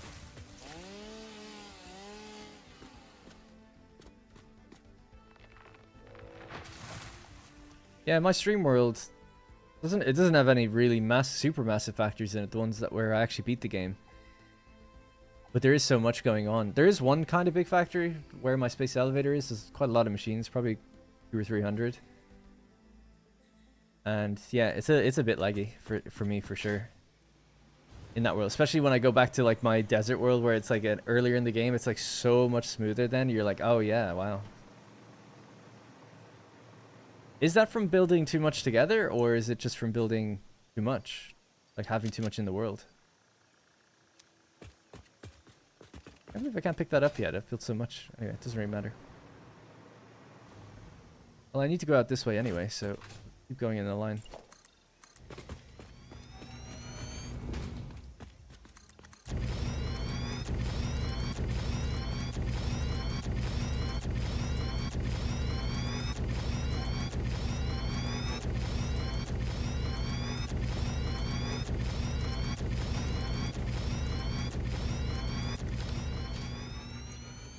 Yeah. A little bit more.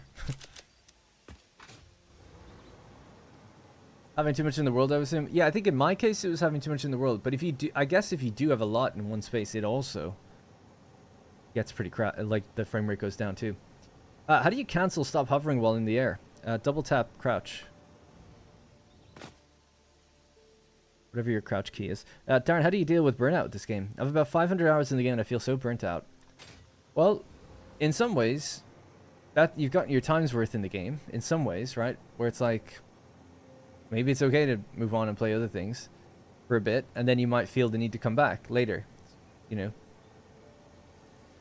What's the saying? It's like the heart covers what it doesn't have or what it misses. Something like that. Or if you're just looking for, if you just want to find other ways to enjoy the game, there's always mods that you could throw on to make it a bit different, to make the experience change a bit. Play in different biomes. Or if you have 500 hours and you haven't beat the game, you want to continue and complete. What I often say, for me anyway, what helps me with burnout is typically tracking things and planning things well means that you can sort of take a break and then come back, and it's easy to get back into it. Often I find there's like a couple of things that make things quite daunting to play the game.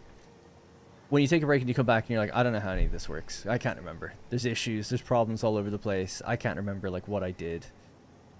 So that can be a bit of a deterrent. The other thing is like also then feeling like, okay, I spent hours and hours and hours building something to make like 20 computers per minute. And now I realize I need like 40. And I have to build another factory or try and change the one I've got already. And a lot of people get burnt out as soon as they hit that wall of being like, oh, I kind of have to do the same thing again, but it's going to be so complicated to redo what I just did. My advice there is often to just go to a different place in the world and build it fresh. Or when you're first building a factory, build to the belt speed ahead of where you're at. So that's what I'm doing with this one. I mean, it's a long process that I have to build this factory. But I know that when it's done, I never have to do it again. And I'm planning it. I have documents that show me like how things will be laid out, what's going where, and I keep track of it. So if I was to take a break, I can come back and look at it and be like, oh yeah, I remember how this works. Either you do it in documents or you can put signs in the game or something. So I think with a little bit of planning, so you plan ahead so that when you get your better belt speed, all you have to do is go around, upgrade your belts, turn on the machines that were off, and then no more building needs to be done. You're just making more. So good planning can help. Taking a break, but write down what you've done so that you know that you can come back without feeling like you just have to restart. That could also help. I feel like I've had other answers for this in the past, but that's what I can think of right now.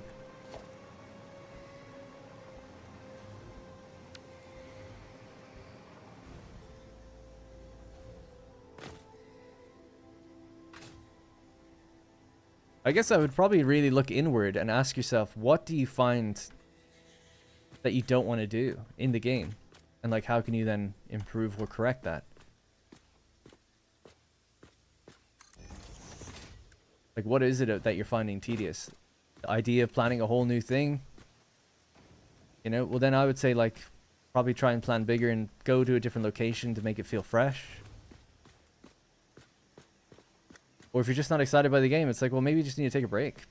Play something else and cleanse the palate a little bit. Right, this is not right.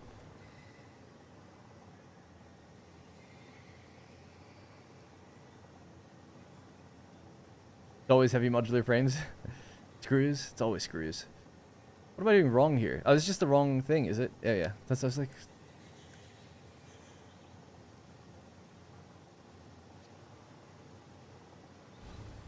You know, you're supposed to play games to enjoy them. If it's starting to feel like work or something you don't want to do, you should stop playing.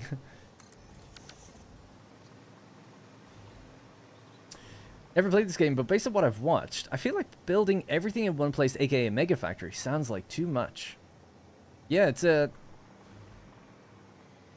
mega factory is interesting because the end result is super cool for the players to kind of experience and walk around and stuff. But it makes everything harder to do, harder to plan, more tedious because things definitely will have to move or change around as you progress through the game, because you get better belt speeds and things like that. New access to machines, new recipes. It's like, oh, now this recipe like could be improved. I can get so much more out of this ore. So a mega factory becomes less and less interesting from the building perspective, but from the looking back on satisfaction perspective, it's really cool when it's done. Modular factories are cool too, though. They're separated. You have to plan logistics between them and that kind of thing.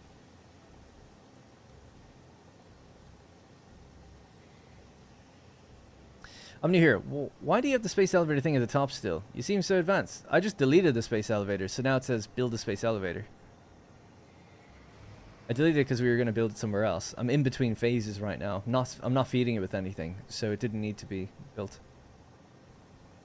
I would say Mega Factory is definitely not ideal for new players. No. If you're first time playing, don't... Yeah, I wouldn't do that. 1, 2, 3, 4, 5. Alright, we've got 5. We've got one more row to go. And then we'll just finish hooking them up. And then I'll talk through it again, because I'm sure people might have come in, might not know what's going on.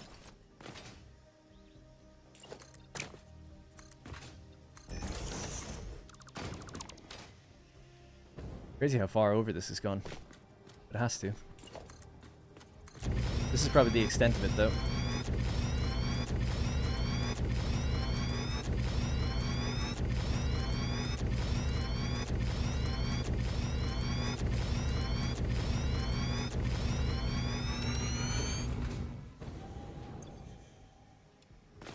Oh yeah, that doesn't work anymore. Forgot about that. Stopping by to say hi. Hey Tyler. Hope Rex is having a little bit of a better day. Healing just a little bit more today. He is. He's doing great. I feel bad for him. He's been in his little crate the whole time. We'll take him out and play with him later. He was playing a lot yesterday. I got some good videos and pictures of him. You can basically see him. For those who don't know, well, he is my cat now, but he wasn't mine initially. Little kitten that's just there. He has a cone on his head. He was hit by a car and has 2 back legs broken. He's recovering. But he's doing great. Hey Rex. Sitting up now. Yeah, no, he's doing very good. Eating all his food, taking his meds. He has no problem taking anything. He's getting more interested and he wants to leave the room a bit more. He's very interested in our other cat. Our other cat, we let her come in and just sit here. First time he saw her, he growled at her, but now they just kind of stare at each other, so it's progress. And he like wants to go up to her. We won't let him do that just yet.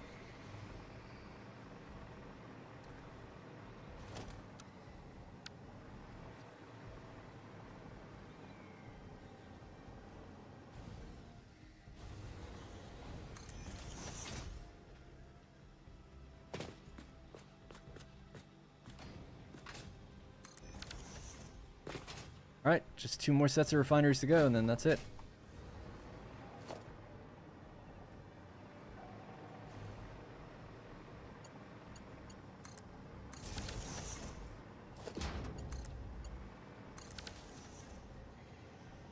I wonder how the blueprint auto-connect would work here. Well, we were connecting them before. I just decided to stop doing that. It's not really necessary because there's not that much that needs to connect. These don't connect into each other easily. They need to do some logic down below. These, I decided to put buffers between them. So I could have built a second blueprint that has a series of buffers with valves and the pipe coming out. And that they would have auto-connected between all the machines. Could have done that. Just didn't really feel like it was worth it. We could, if you want, just to see the auto-connect, because people keep asking, we could just do it now super quick. Although actually, it wouldn't fit the whole 6 rows. We could do a row of 3 and another row of 3.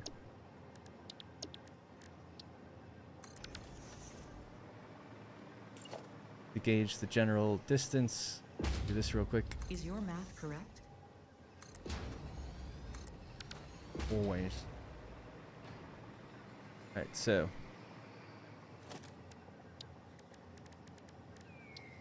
Buffer would go somewhere like here. Another one there. Another one there. Those could go. Just wanted to get them lined up, so we'll just pop this in the center for now.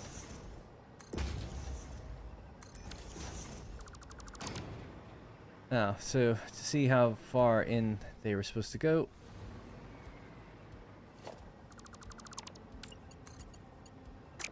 Oh, I thought it would show me the meter count, I guess not. That's in the middle of the line. It is 1, 2, 3, 5, 7. Okay.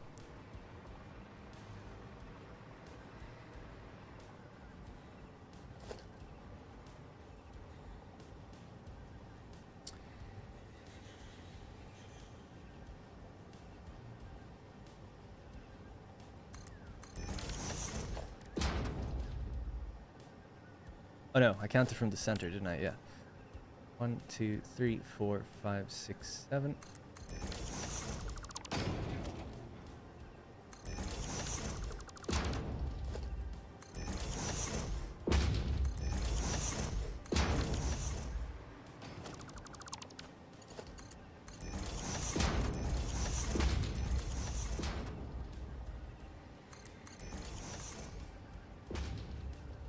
This should really be like here.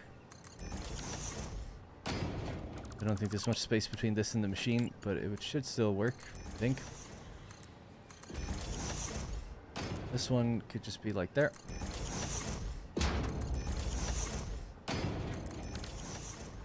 Maybe just, I'm not sure, just I'll make that shorter as well because it might be on top of the machine.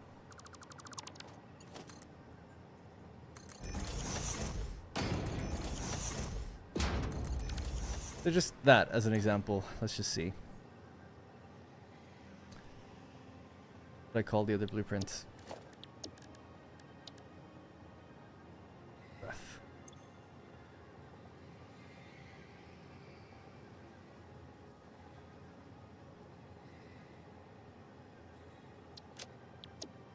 Let's see if this auto connects.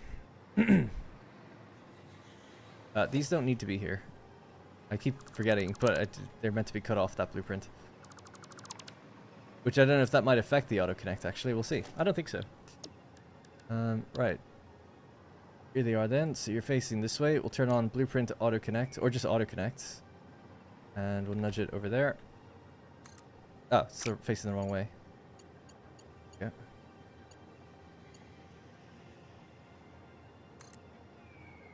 That it? So in the center. Boom. There we go. Oh, so this is good. We've seen that these are actually slightly misaligned.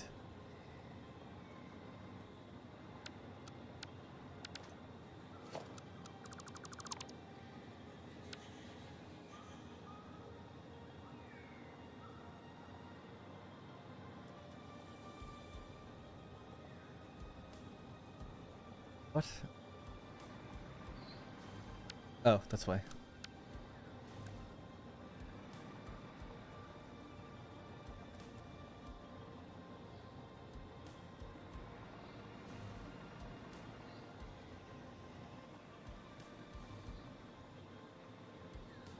I think these are further back than they're supposed to be. Oh well. Move that forward, it's fine.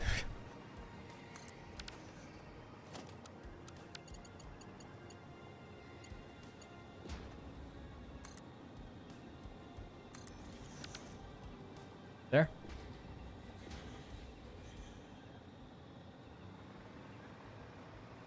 That's it. So obviously these ones now have little joints on them because they need it. They'll always have like smaller segments. That would be the thing that I was saying, like, little inconsistent. Does it need to happen? Could I just build these myself? I feel like just building them myself is fine. But at least I've shown how it works. Must be really nice for very long pipework or belts. I'm sure Kibitz would scream without the S. Pretty cool. Hey, that's pretty good. Alright, let's see. How many have we done? 1, 2. So 1, 2, 3. Lost track. 1, 2, 3, 4, 5, 6. So we're just missing the ones in front of this one.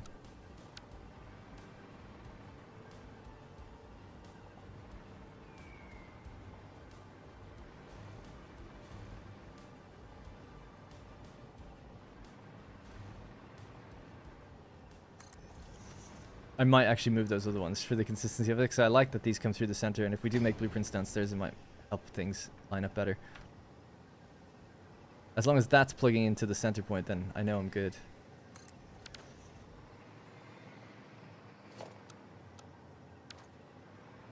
Okay, nice. Yeah. Well, I guess I'm too close. Alright, so 2.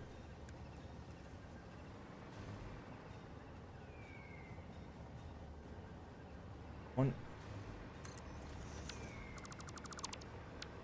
Is vertical nudge the best addition to 1.1? Probably, yeah. In my opinion, probably, yeah. What else would I prefer? No. Yeah. I do like that when you copy a building, it copies its paint now. But vertical nudge, I definitely had more of a problem with when trying to build without it. So yeah, I think that's probably the best usability feature that they've added. Right.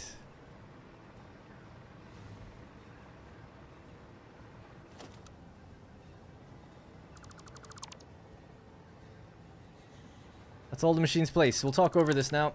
Try to inject some life into it. I've gone very quiet, I feel like. Need to take a drink as well. I'm super thirsty.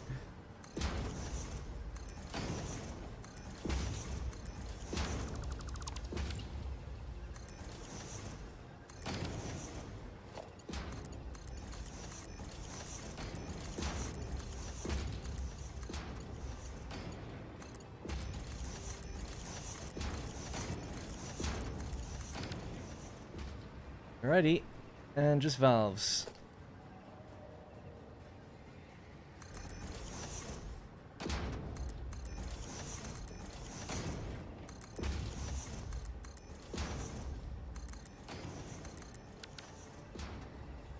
Yeah, I think somewhere along the line I started shifting that in 2. It's 1 away from the line, not 2. I'll just pop those ones back in. Yeah, so these ones are wrong, so just gonna get rid of these now. It's cool that it removes the connections, actually. That's nice, too.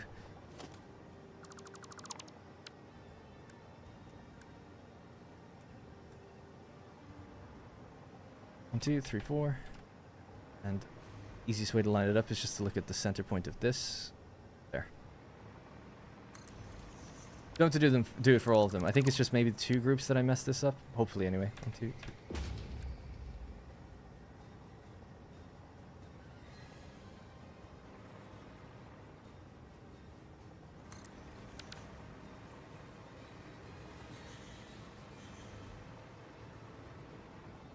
Yeah, these ones are good. Cool. Alright. Alright, last group of buffers. How's Rex's recovery? It's good. Yeah, I don't want to dwell on it too much because I do mention it every now and then, but he is doing well. All good. You know, on that stream, we took him, on the fundraising stream for him, we took him to the vet, and the vet said he was doing great. Since then, you know, since coming home and everything, no changes. He's just improving. He's walking about. He's very interested in our other cat. He was playing last night, and he kind of wants to run and jump a little bit. We have to kind of make sure he doesn't. But for the most part, today, he's just been sleeping the whole day. We did catch him without his cone on. He must have got it off somehow. And he'd been licking one of his wounds. Don't know for how long, but it looks okay. We have an antiseptic, sort of, kind of a spray that you're supposed to put on post-surgical wounds. It's like antibacterial or whatever, so we just kind of cleaned it up, made sure it's okay. It looks fine, so hopefully no problems. But other than that, eating, playing, wants to see our other cat. He's been super affectionate. He's sitting on like Rosie, like looking right up at her, and sitting on me and looking right up at me and kneading his little blankets and stuff. So he's getting quite comfortable, I think, at home, at his new home.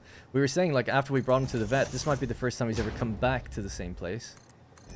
So maybe he's starting to remember us or realize that we'll be here for a while.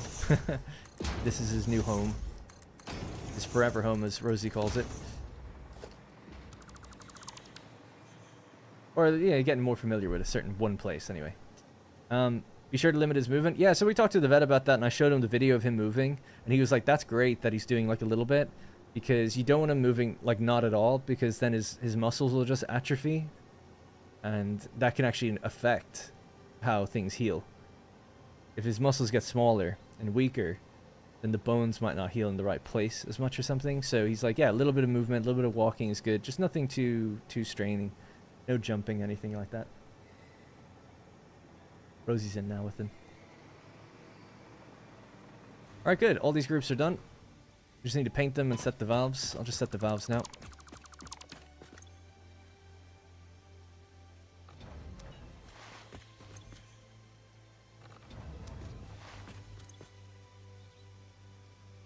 As a vet, I suggest no jumping around. Yeah, no, totally. He hasn't jumped yet, but we did see him when we were playing. He, like, lifted up for a second. I was like, oh, don't do that. We kind of stopped playing then. But so far he's been good. He hasn't tried to climb anything, I don't think. Or hopped up on his hind legs. I'm sure they're still sore.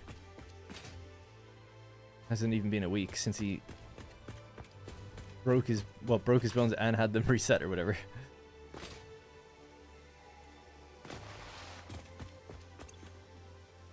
Yeah, he's on crate rest. He has to stay in that crate so he doesn't go anywhere. Does it do anything too strenuous?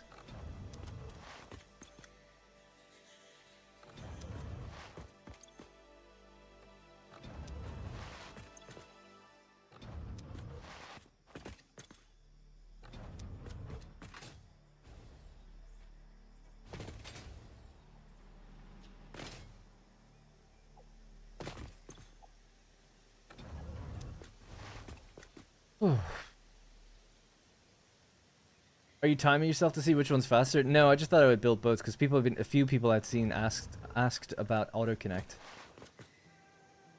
Sorry if I missed anything in the chat. Just write it again if I didn't see something. Am I crazy or is CS2 broken more it gets updated? I haven't played it in a long time. Have the reviews been getting better or worse? User reviews. That would maybe indicate been trending in the right direction, I guess.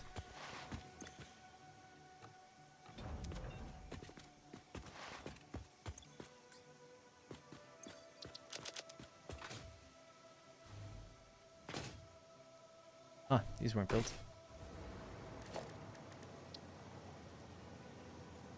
I kind of feel like autoconnect would be just a good feature generally for everything. Does it have to be a blueprint only thing? Why?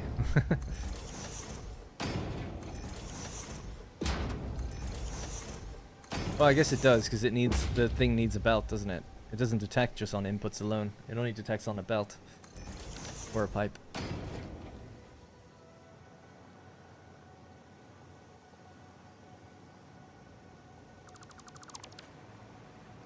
Thanks for all the support, by the way. Really appreciate it. Especially after people gave so much already. Thank you.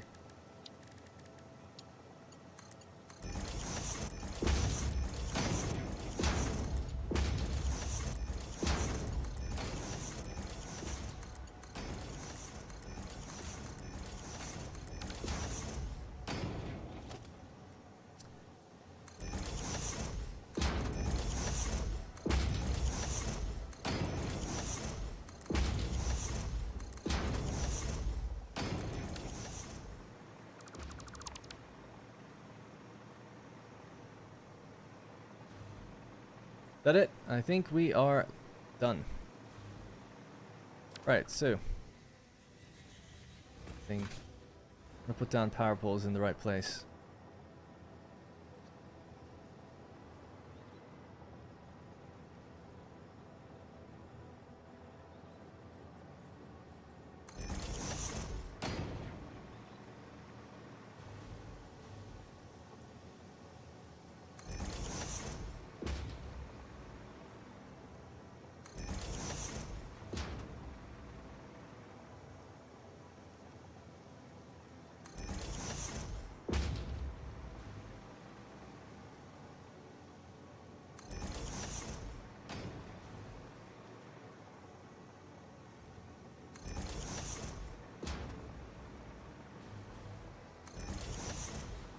So many rows.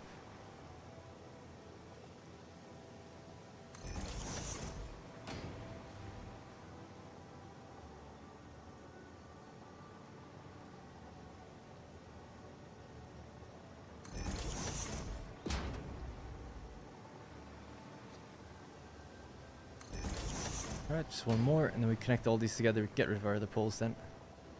And we connect the groups together.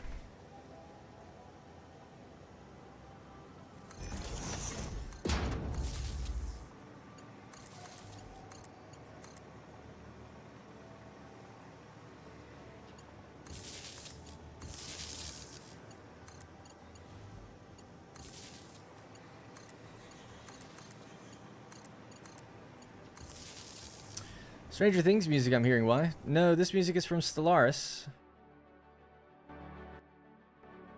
It is synth though, you're close.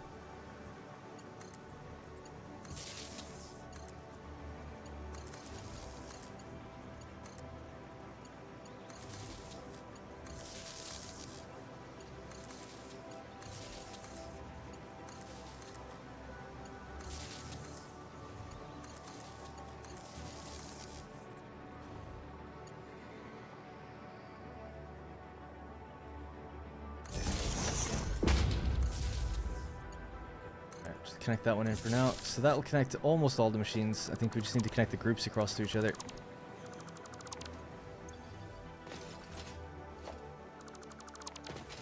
Oh man.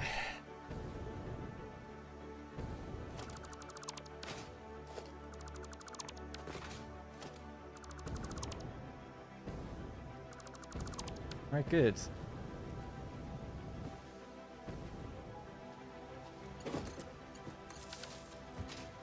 And then just once these are connected, we'll just do a quick recap on what's going on here. I might adjust my Milanote then and talk about like my planning document.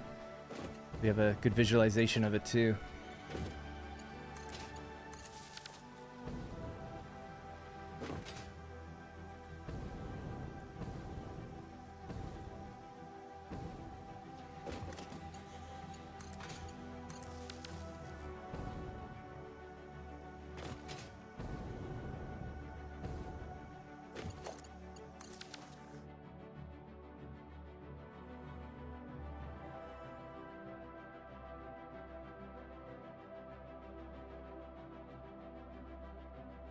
Oh, sorry, I was just checking something.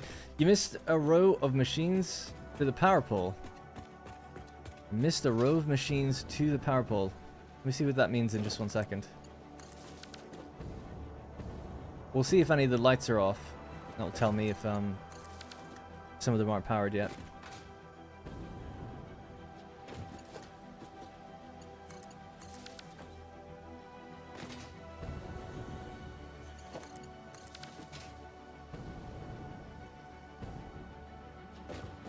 They're all good, and those are all good.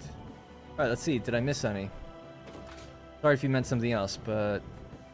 Yep, we missed some down there. Second row from the west. West end. Yes. Thank you. I just skipped over it altogether, I guess. Yeah. Alright, we got lights across the board. So there we go, 72 refineries. Man, that was something. Alright, so let's talk about it. See what it's doing. Or what it will be doing. We still have to get the water in here. We have to build the underground part of this facility where we're going to handle all the logic. But the machines are all in place now for the most part. The ore is all coming in here. All the bauxite ore, all the coal. Then all the refineries are ready. None of the water is hooked up, but once the water is done, then that's really it. It's just a matter of deciding what we do with all the scrap that we're going to make. Right, so bauxite. Here's the plan for the factory so far. There's 3 lanes of train station here, right? So there's 3 separate train stations coming in from all the various nodes that are around the place. In the pink forest. So all the various nodes that are up here are all being gathered by 3 trains. As long as the trains don't take longer than 6 minutes 40 to get in, they should be fine. The bauxite line runs separately to the coal line. They're 2 separate lines. Coal runs counterclockwise and bauxite runs clockwise, I think. Maybe the other way around. Doesn't really matter. But they avoid each other. So coal doesn't interrupt bauxite and vice versa. So 6.5 minutes I think is plenty of time to make the loop, I think. Most of them are 10 minutes, but one of them is 6.5 minutes. That's the only one I'd be concerned about. Anyways, underneath each of these... If I just go into this foot for a second. They all go into containers, right? So they all go into their little containers here. Like so. And they're all feeding underneath into the same line. So every line combines. So this one combines with that one, combines with that one. So that way I was able to evenly spread the amounts. Because the amounts aren't the same going into every train. Because of various purity in the different places. They're all 6 in length. But some of them are like 350 per minute, some are 500 per minute, some are 300 per minute. So they all combine up to each do 1,150 per minute on a single line that's underneath. So the idea is that with 1,150 bauxite, we send that underneath here, and into the first row of 6 machines. They're clocked in such a way that they should be taking 1,150. Alright, so it's at 191.667, so 191.667 times 6, 1150. Obviously, it rounds this last number up, but I'm sure internally I'm sure it's fine. So we'll need an appropriate amount of water then for that. 191 point, same number really, 667 times 6. We need 1150 water, but we'll divide that by 2 groups. And we get 575. So instead of 600 water on a pipe, we need 575 water on each pipe. But 575 then splits 3 ways. Same with this one. So each of these need 575 water. Now, some of the water we'll get from circulation, or recycling. But what we actually need is 23 water extractors to feed into all of these. So underneath each of these groups, we have to plan for 23 water extractors need to divide into 6 groups. So 23 times 120, 2760, 60. Divided by 6, 460. Actually, there's a bit more math that'll need to be done. We'll do it in a second. So basically 4140. Yeah. 2760. It's an interesting number. I think that's 40%. Something like that. Where this is. And that's 60% of the water. I think that's right. 60% of the water comes in from the machines themselves. But anyway, we'll worry about that in a minute. So basically, in total, there'll be 6,900 bauxite and water. Super nice. It goes into 34.5 refineries. They're done in groups of 6. So we can lay out the logic for the actual individual refineries in a minute. That's going to make 8,280 solution. Again, split into the same groups. They're going 1-to-1 into each other. So the solution that comes out of one of these is 230, and what goes into this is also 230 here. But they're going to also require coal. So that's where the coal comes in. The coal is going to do a similar thing. It's going to travel underneath and flow into each one of these.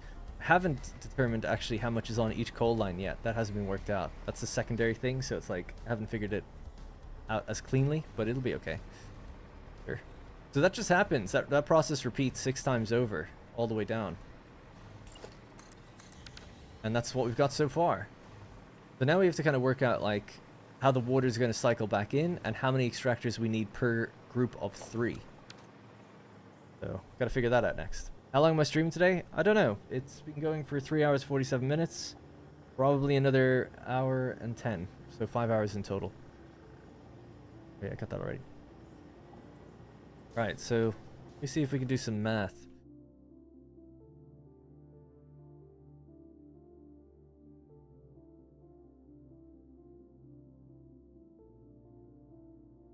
So 4140 divided by 6,900. So that's the number that we get out of the recycle, and that's the number that we need in total. Yeah, so it is 60%. 60%. 60% of the water that's needed comes from the recycling of the machines.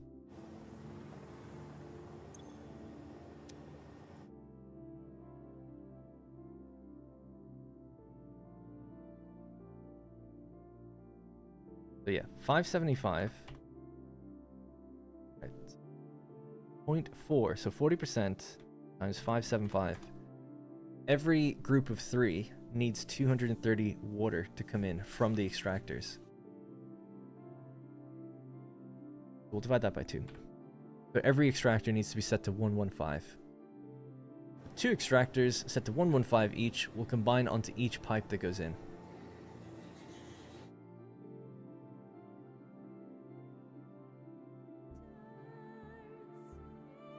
Two water extractors at 115 equals 3 refineries.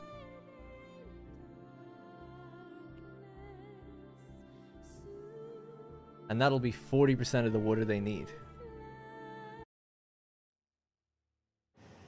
Gotta make sure that's right then. So basically what that means is the 60%, so a group of 3 here that is producing water,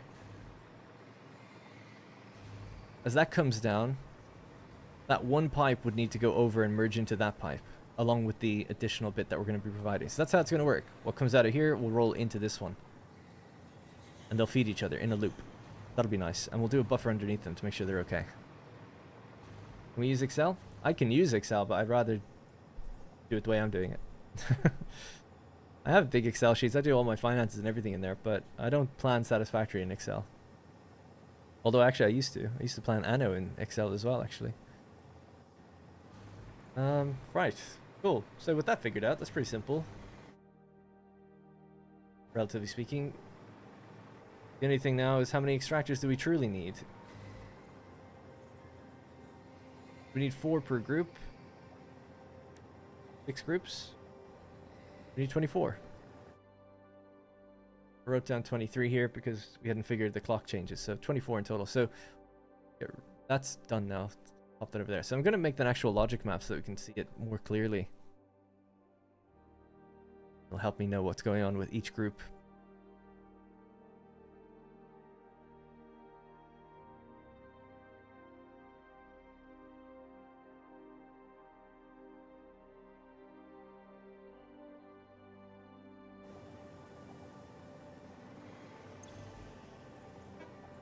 $95.833%.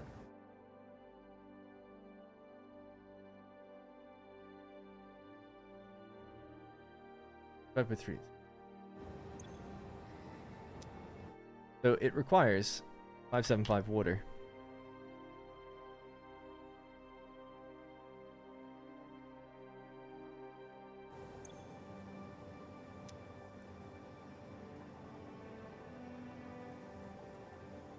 Oh yeah, same amount, obviously, for both. By both. We've got these in two groups next to each other, and then we have this plastered many times over. Yeah, so actually, could even break it even further. Do that. Say...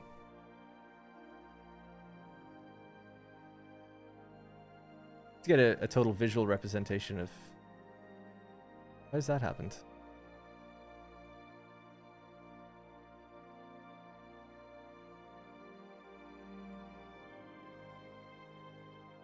Okay. I know that here...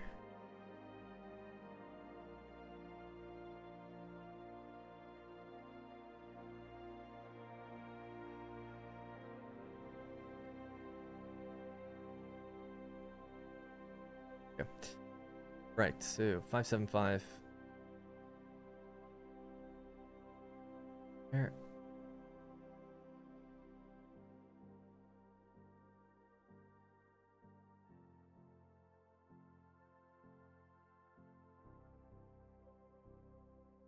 Right, so 150 in the middle.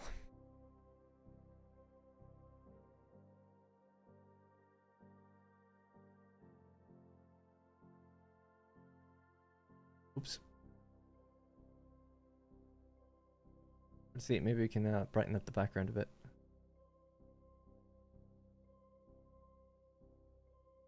And I color this orange. That's the bauxite. You know what it is.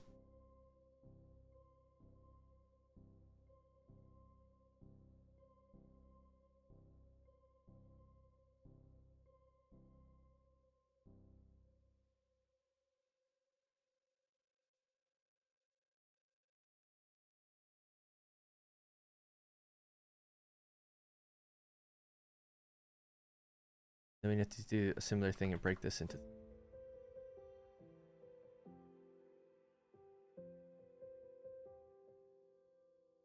Take my hand, it's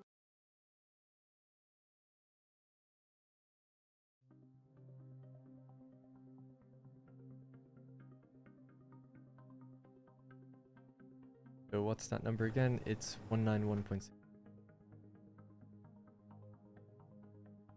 It's 666 recurring, I believe, so that...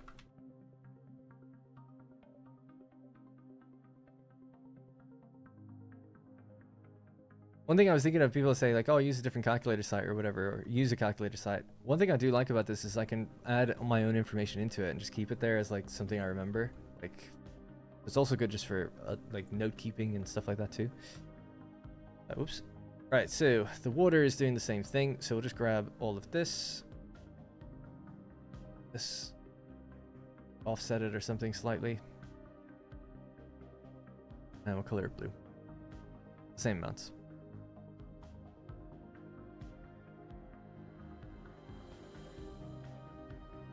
Excuse me.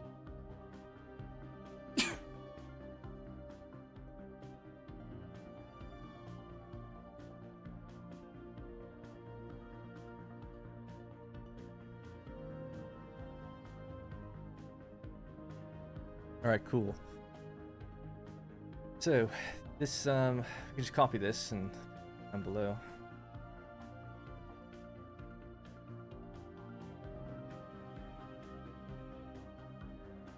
bit of a bigger gap between them, just so we know that they're two different groups.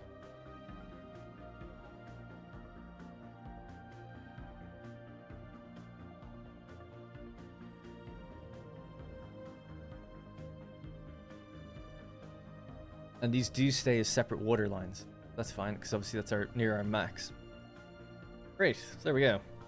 It's a nice indication of like the logic of one group. And then we'll feed onto it now, the next thing. So they go into a buffer, they're sending out 230 each.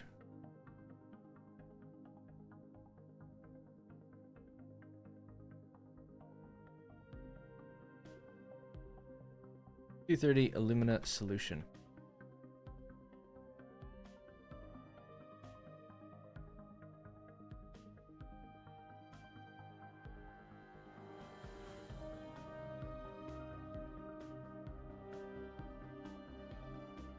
Okay, that 230 alumina solution goes directly into another set of refineries. This, give it actually just a tiny bit more space because it's going to need coal to come in. Can I drag all of these out? No, I guess not. What you can do is actually just connect it straight in. Both.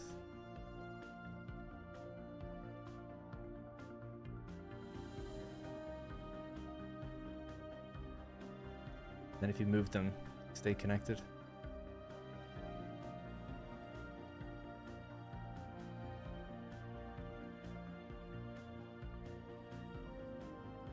Don't know why that happens. When you copy and paste a lot, it seems sometimes the images don't load. Alright, cool. Now, these are all... I should have replaced these images first. In fact, I think I can do that now. Don't know if I can do it for all. Let's see. Place image. Go with...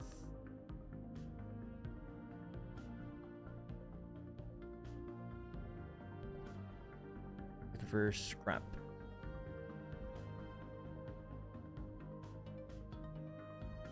The epic music playing while Darren plans the factory line is peak internet. Yeah, I know, it's so intense. Alright, so the refineries, these are at the same clock speed, so that's all good too. 230, receiving 230. But they also need 115 coal each. In fact, I really should just do one and then copy the others, because there's going to be a few things that need to be copy and pasted. Let me just think about it first. So the coal amount, 115. 115 times 6. 690. What's that times 2? More than 1200. So 690 then for one belt. Alright, well that's fine then. So let's take this for a second.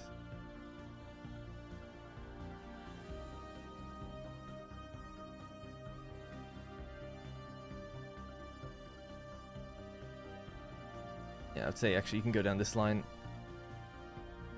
And it's 690 on this line overall.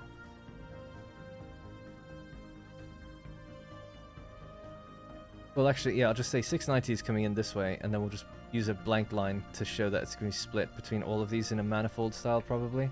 Or you could easily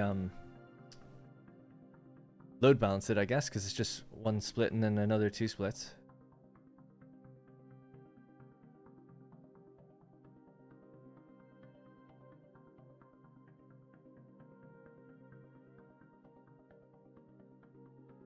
What was it? 115, right?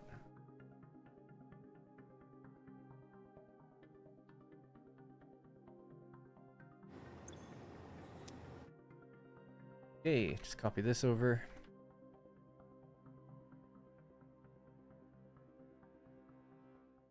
We'll figure out how to break the coal up like that later.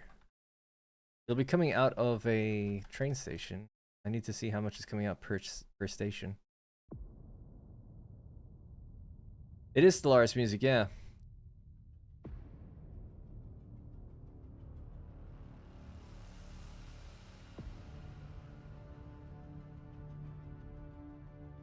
Alright, looking good, right? So this is our standard group. We have this 6 times over. And then the final thing to figure out is just taking out the water at the end. 115 water, 345 scrap. I could copy this actually.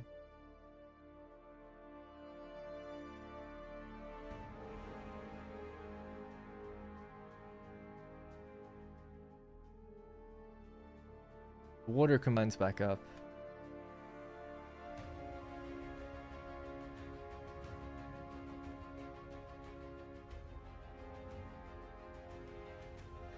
One to five, 105. Let's see if my math is right. 345. And if we do 345 minus 575. Yeah, it's 230. Perfect. It works. It's what I said it should be. So good.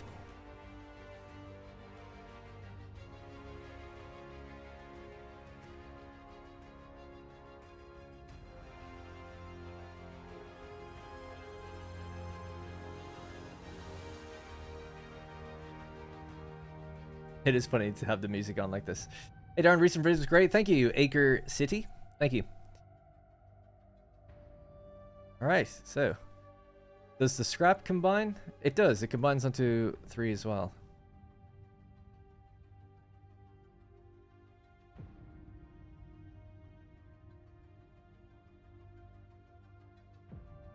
And it's 345 each. 5.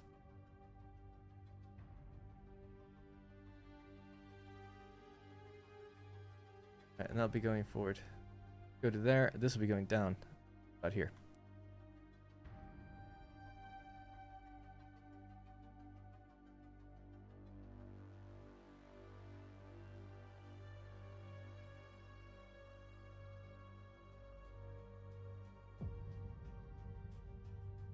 I'm gonna move this up. I don't know why. Just not center aligned to their things.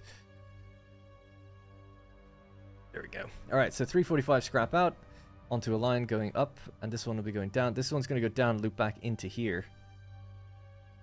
What makes this interesting?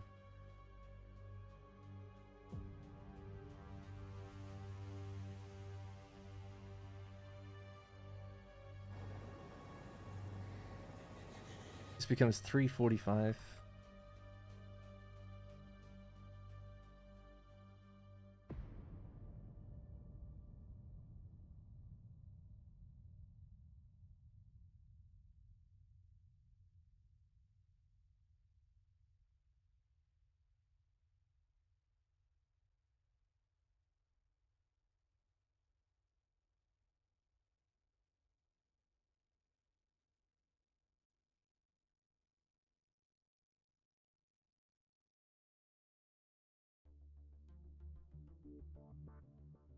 Okay. Which means we need 230 coming in before this.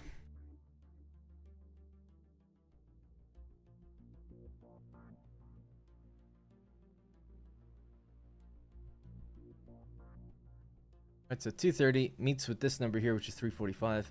Just for ease of seeing this number better, shorten the line. You see it just closer to where it's actually going in. Drag this one over. Like that. Alright, cool. Can be shortened here as well.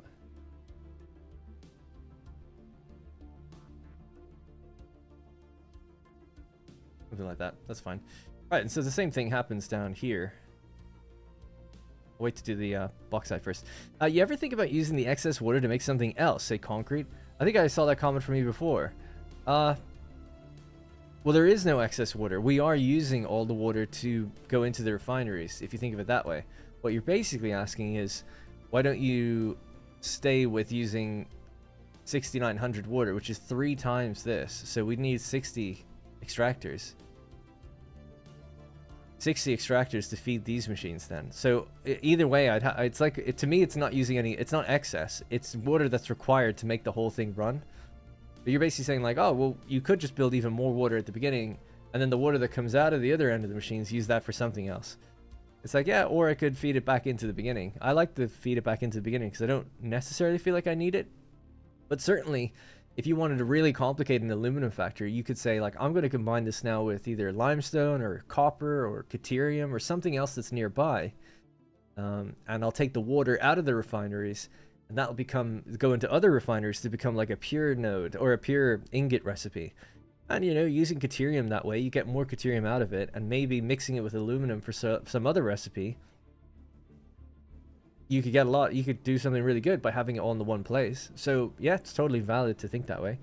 I feel like I'm tight on space for the extractors, so I'm just gonna keep it the way it is. Plus, I don't even know what I'm using this aluminum for yet. But yeah, certainly if I pulled all that water in from the lake down below, you could fit the 60 extractors and maybe do something else with the water up here. But because I don't have a grand plan for it yet, it's easiest just to feed it back in. I think you're thinking along the right lines though.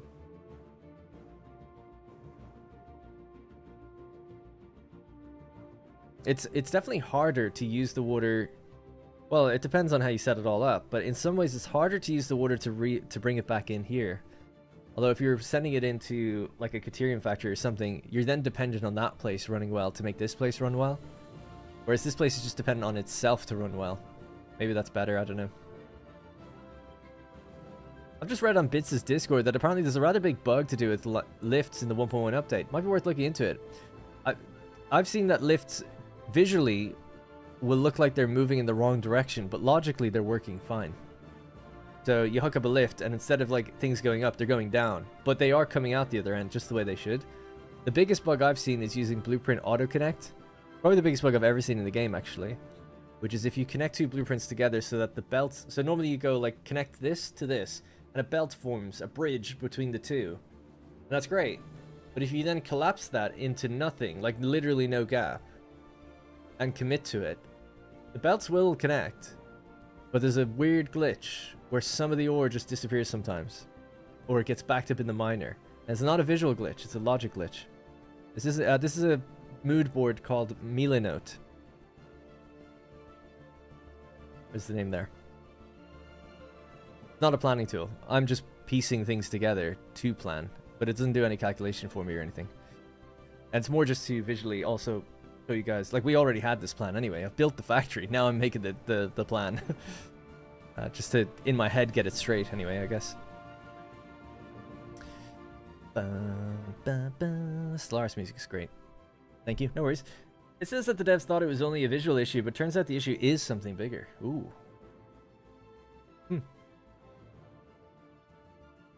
Good to know. Hopefully there'll be a patch soon enough with some of the smaller kinks. Alright, so I've almost done the top. We're getting the 345 times 3.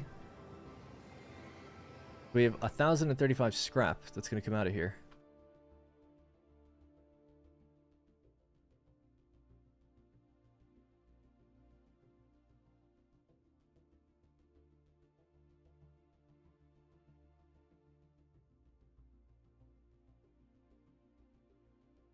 We don't know what we're doing with that yet. So that, but it can fit on one belt, so presumably it will.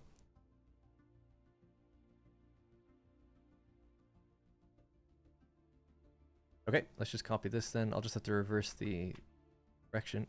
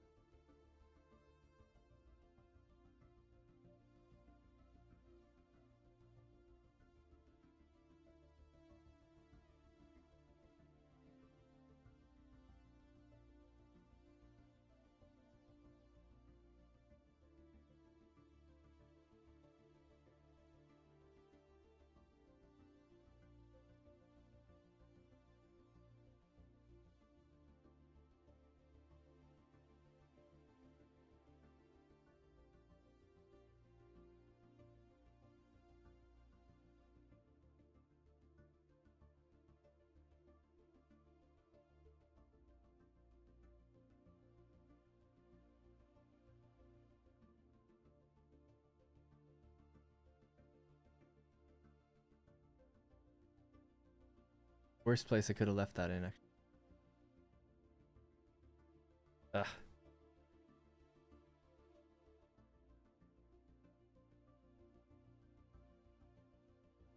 Okay, cool. There we go. Right, so that's it. That's one of our blocks. We've got 6 of these built already, but this is the logic of it, and that's what it does. So the overall factory logic was these numbers, right? So get rid of that. Kind of there. So it was, 23 water extractors doing 2,760, it requires 6,900 water, 4,000 of that water is coming in, 6,900 bauxite, sloppy alumina, 34.5 refineries into 34.5 refineries, so they're clocked the same, whatever they will be. 8,200 alumina solution. And out of this, I didn't actually work out how much scrap we get, so 8,280. Have a look what the total number is.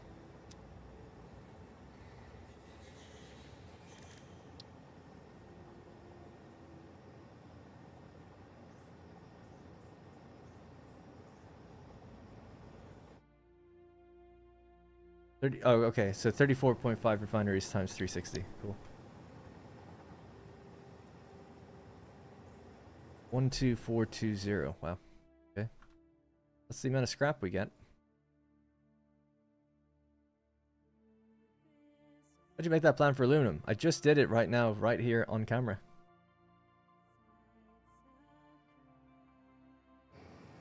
I could walk through generally what I did though. There we go. Right, so that's how much we do get in the end. So we can kind of ignore that. This is just like the overall plan, but this is the actual logic plan. That was like that was the plan we built everything so far off of. This is the one that actually, how it logically is divided, and the belts that we work with. So how did I do it, or why did I do these numbers and stuff? So basically what I did was the ambition was just to say, like, everything in the pink forest, like this entire raised plateau, we're going to use all the bauxite nodes. There's a little bit of bauxite nodes out in the east, some in the swamp and some just in the Titan forest, I think. But everything else was here. So it's like, okay, we're just going to build. We're going to get all the bauxite here. And the first question was, how do we get it? And I initially thought trucks. But unfortunately, the main problem, well, we'll walk through it. So it's like, okay, let's get all the bauxite here and build it for the future, which means pure nodes will be able to do 1,200 per minute. Normal nodes will be 600 per minute. And impure will be 300 per minute, right?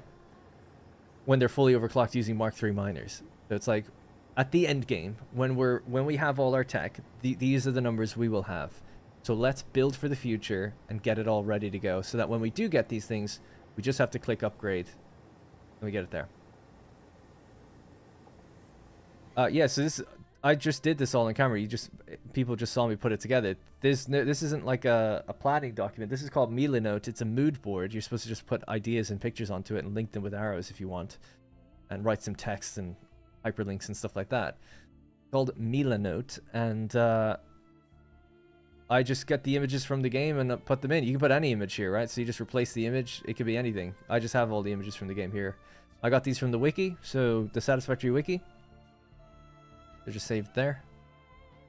And then I just made a little box and put it in that one. And then I make a different box, a bigger one for words. I have some information, and then I draw arrows out and change the colors of them. So that's really it.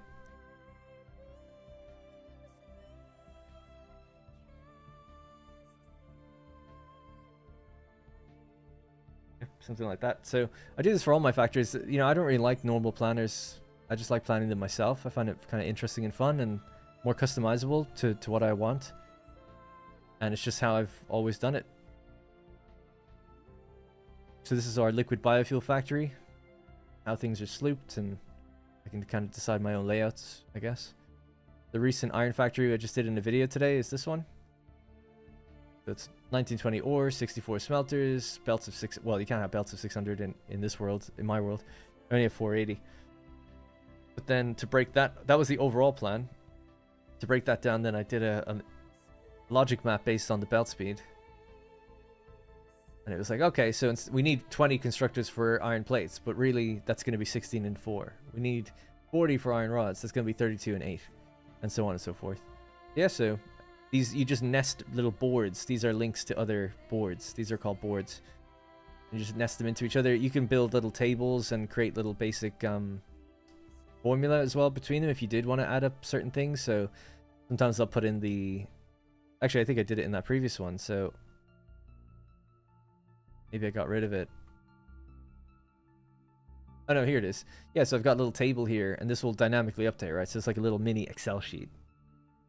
And a power consumption... The power of a smelter is 4.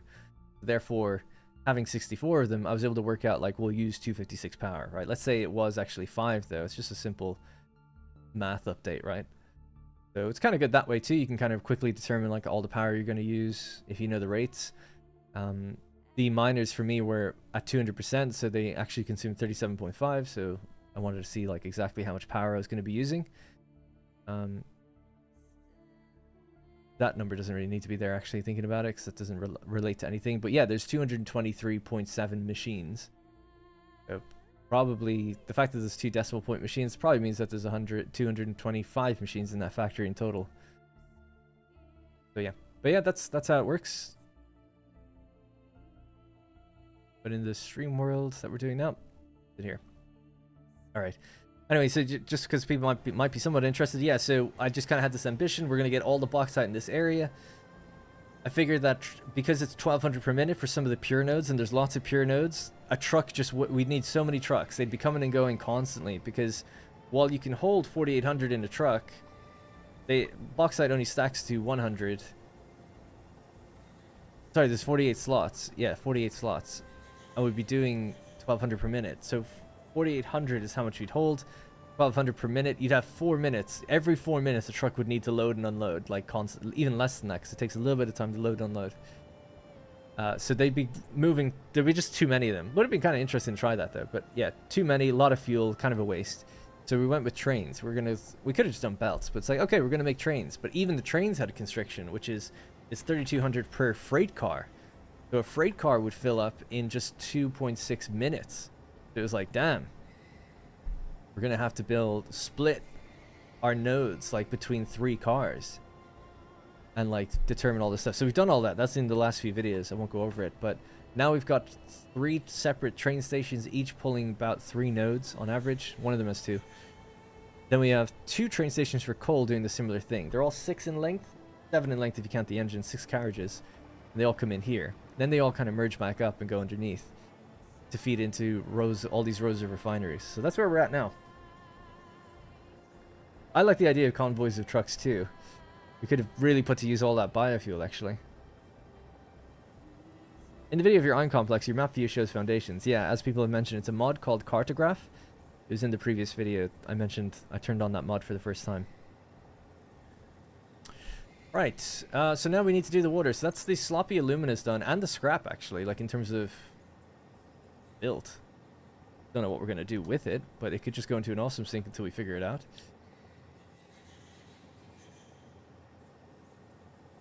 We can say that's done. Next up is water. We now have worked out how much water needs to go into each machine and where. And how many extractors, I should say. That's not done though yet, so let's just mark that.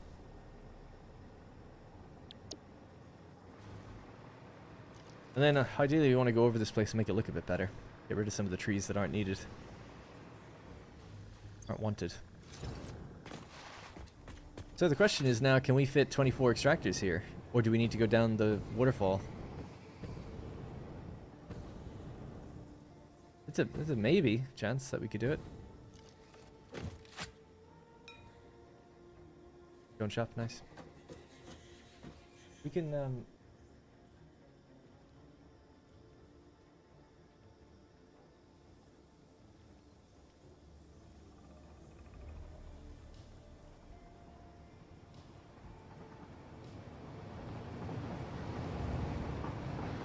you barely fit 8 in this lake rather than 24. I don't have any ammo anymore.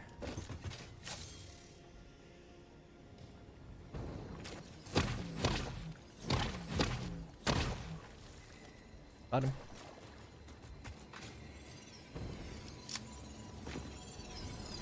Don't have any bombs either. Out of so much stuff.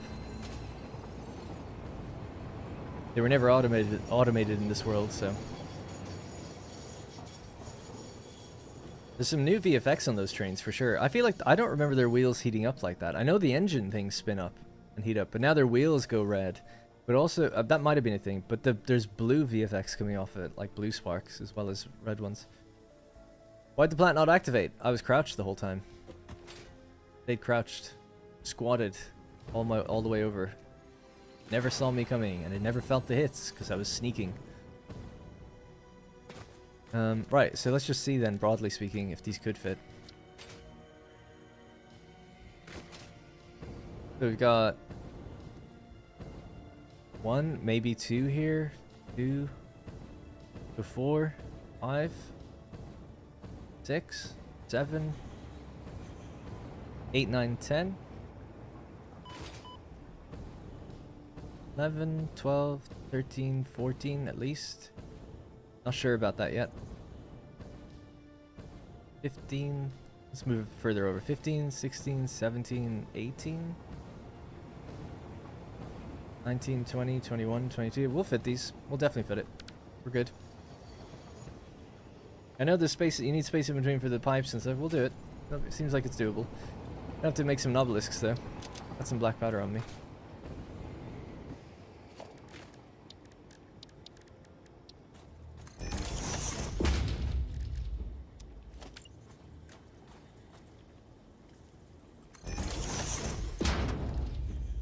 Wheels turning red is new? Good. I'm glad I actually noticed something for once. Is this the world from your latest YouTube series or the one before that? It's from the YouTube series before that, yeah. The desert YouTube series is just going to stay as a YouTube video series.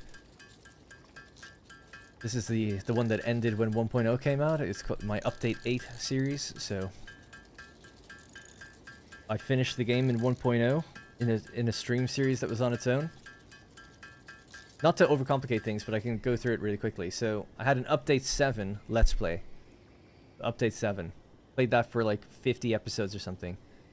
Then Update 8. So, Update 7 playthrough actually started with Update 6, but it quickly became 7. Anyway, Update 8 started a brand new series. Did like 20 episodes in that one. And then very quickly 1.0 came out. But with 1.0, I started a stream series where every day I was just streaming it. And I didn't have a video series for a while. Then during the stream series, I started a new desert series. So this was the video series now. So a 1.0 video series. And that ran and has run alongside a separate stream series. Alright, so just 2 series on the go. 1 on streams. 1 in videos. But then we finished the game on the stream series. I finally beat the game for the first time. After 2,000 hours. And it's like, great, now that that's done, what do we do next on streams? People suggested go back to your Update 8 world and make that a stream series. So that's what we did. That's it.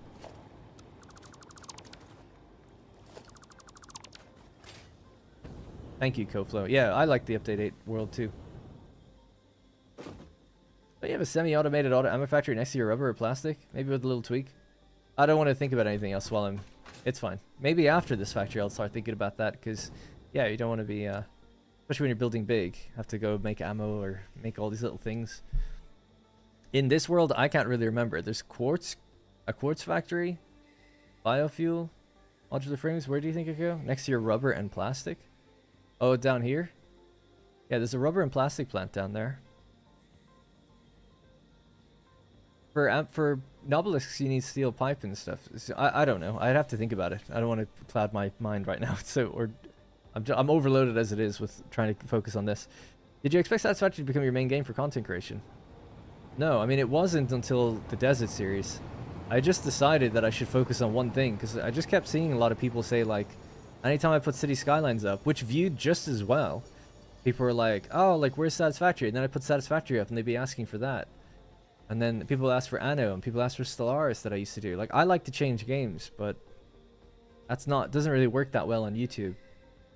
You lose a lot of people every time you do. That's why I've got, like, you know, 150,000 subscribers, but really it's like 20,000 actively engaged in anything. Because all the other people were for different games, or they're just lost to time. So I've just decided to focus on Satisfactory for now, for a while, for as long as I can. And the views are kind of dipping, but they kind of came up in the last video, so I'll just keep sticking with it and see how it goes. But I do have now 2 new channels. The idea is that I'm still going to play the other games, because otherwise I'd kill myself playing one thing only. I couldn't do that. So I have it on a different channel called What Darren Plans is Strategy Games. At the moment I'm playing Rome 2. And I'm just doing that for me. It wasn't for views. It's an old game. Nobody's watching it really, but I really enjoy it. I mean, there are people watching, I mean, but there's not... I meant, like... There's not a big Rome 2 audience out there. So it wasn't like I chose it for that reason. But after that, I'll do something a bit more timely, like something active, like either CK3 or Stellaris. And then on the city building channel, That stopped for the moment, but I'll be back playing Anno 1800 again. Probably another new series, because I was doing a modded series, but it just became way too complicated. Mods are changing and updating. I just don't have the time to give it like that much attention. I was hoping to just record once per week, like 3 videos. So I'd spend the day recording, but edit them down. You know, each one edited from 2 hours down to about 1 or less, and have 3 per week. But with the mods changing, I just kept getting lost, and I'd spend so much time just like remembering where things are at. And then by the 3rd episode, I'm like, right, I'm in the swing of things. And then next week, it's like, I don't know what I'm doing again. And no one complained, but I just wasn't happy with the quality of the episodes that way. Anyways. Let's start building some water extractors. So I know that... What did we say in this document? We know that we have to send in 230 on the extractors. So we could do 460 on one pipe. Split that one pipe. That would be nice.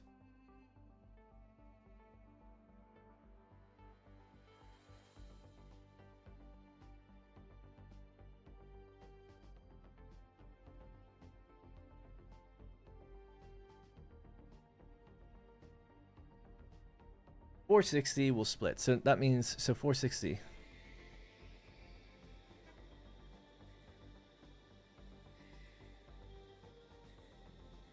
Okay, so all of the extractors are going to have to be clocked to 95.833.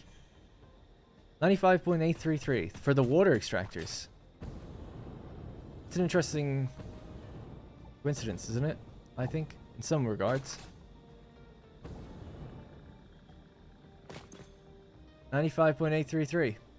It just works. But that's so weird, because one water extractor would make 120 water. And this would take 200 water. So it's a hell of a coincidence that they're the same rate, isn't it? Am I crazy? The math just mathing, or did I do something wrong? We definitely need 460 water going in, because of the recycled amount that we're pumping back in here. That is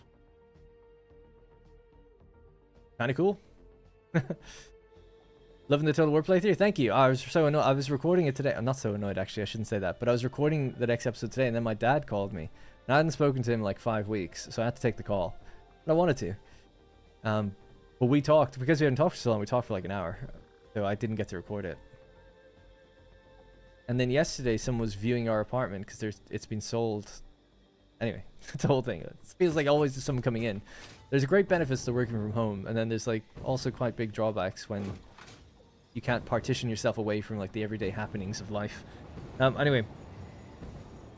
And hey, Val. I beat the game like twice before. I thought to automate Novelist and ammo. Yeah, so we did, you know, in the stream series I automated it, and it was great. We had ammo automated. Turbo ammo, rifle ammo was automated as well, and homing ammo. And obelisks, and gas filters, and everything I'd have out in the world. But in this world, I've only just reached Space Elevator Phase 3, I think. We just got ourselves a hover pack, so not that that's a big deal, but yeah, I just never thought to automate that stuff yet. But when I started streaming, it was like, let's do a real big factory, and it kind of, I should have maybe done that first, because yeah, you have to build so much, and destroy so much, and fight so many enemies to get, especially in this area. Probably would have been wise to do that, I just didn't think of it, I guess. Alright, let's go to about there, I think. Nice that we can sink this down now, actually. It might still be a bit too close. Let's see.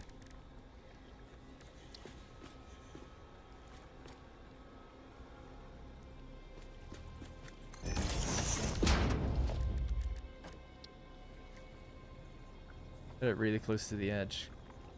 Think you could build more. Could build more.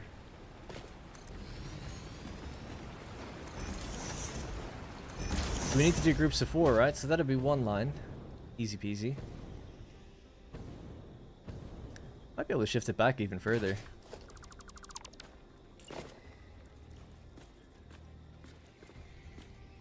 Still doesn't want to be nudged. We'll just remove these for a second.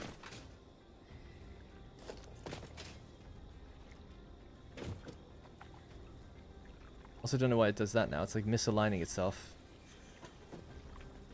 Reason you're doing that?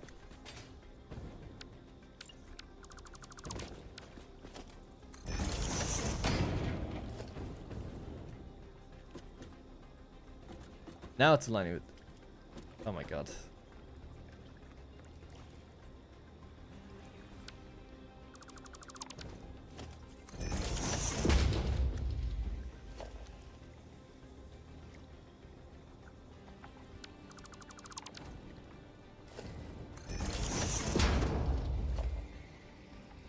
Okay, so now this is at least in line with the center of the foundation. Okay, good.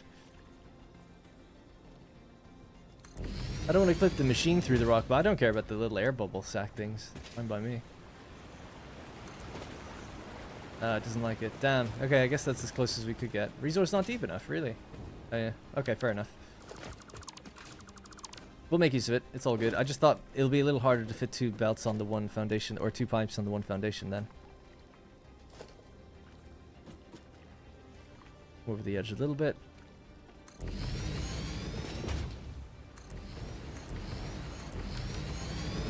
And we need that clock speed.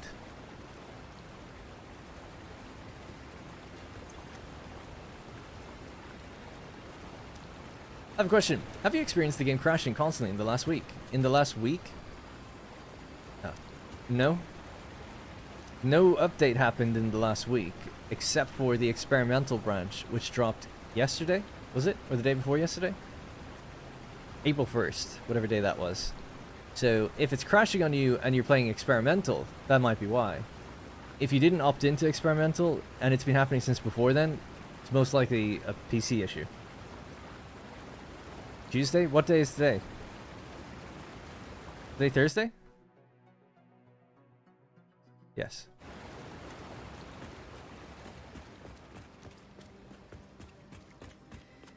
I don't know where I am.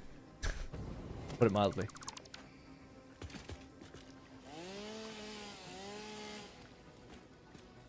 Yeah, I'm obviously not using mods, but could it be mods, Val? Val 3B? If a mod updated for you, that could be the culprit that's crashing. It's a good point. Brought up.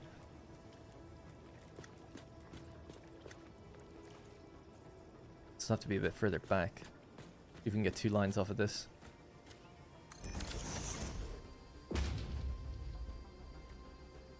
But really, actually, what I should do is carve this space up based on foundations. These are 2 foundations across. They can go back to back. Here, this would be the next line then. We need to fit 24 of these. 6 rows. 6 groups. Okay. One can go in the center, one can go on the side. Okay, yeah, that'd be fine.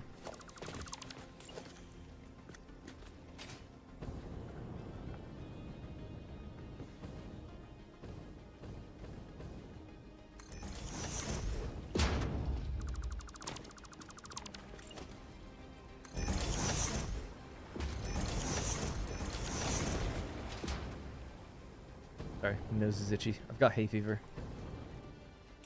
Like, horrific cocaine abuse.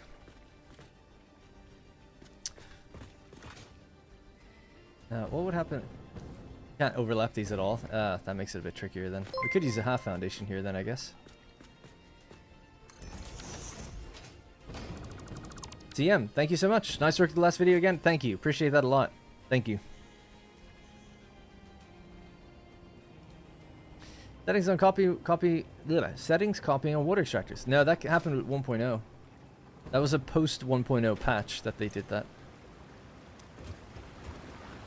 And they copy when I copy the buildings, so they're just on each of them now. So that's a 1.1 feature. That's also great. As long as I'm not building one fresh and I'm choosing from the middle mouse clicking, we're all good.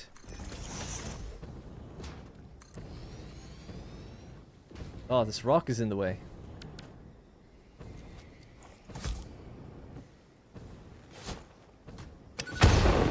Nice. Alright, so we've got 3 groups. Need 6 in total. A bit confused, didn't I? Oh yeah, I said that'd be a half foundation there. Yeah, sure. Try and maximize that space. Although thinking about it, I feel like we can only fit one more in on the other side anyway. Maybe just staying here is fine.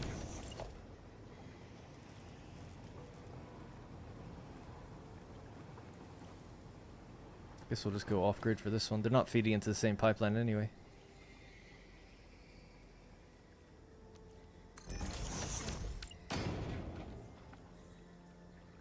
It's so annoying. That's going into the center now. It wasn't before.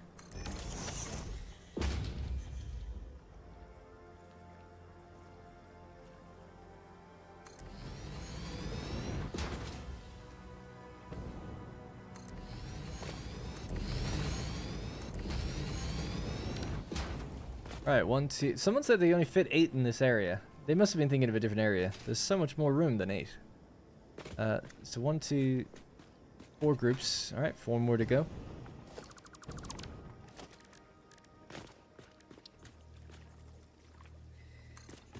Farmer Scott, thank you so much. Appreciate the super chats, honestly. Thank you so much. It's really helpful.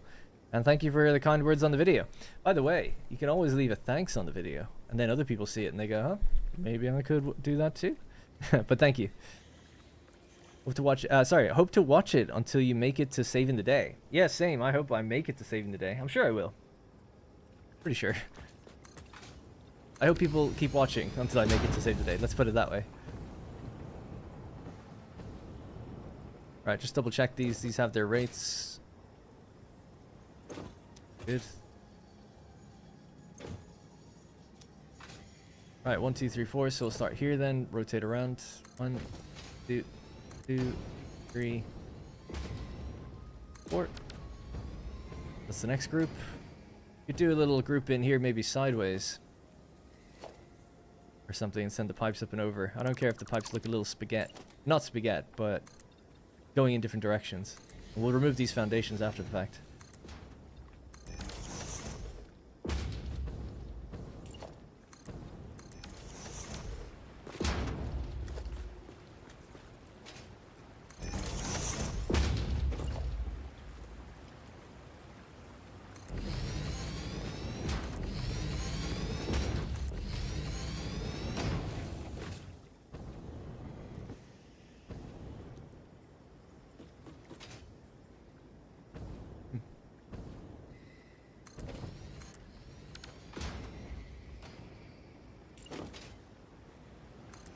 There we go.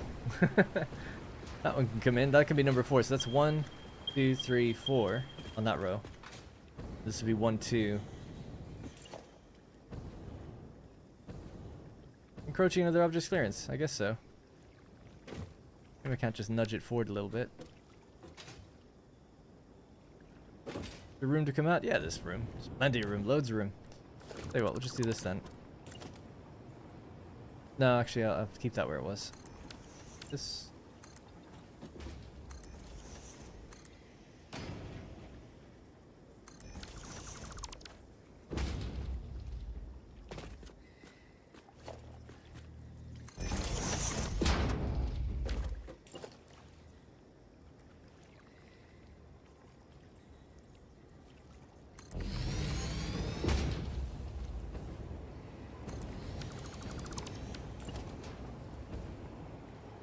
Build it underwater, I guess.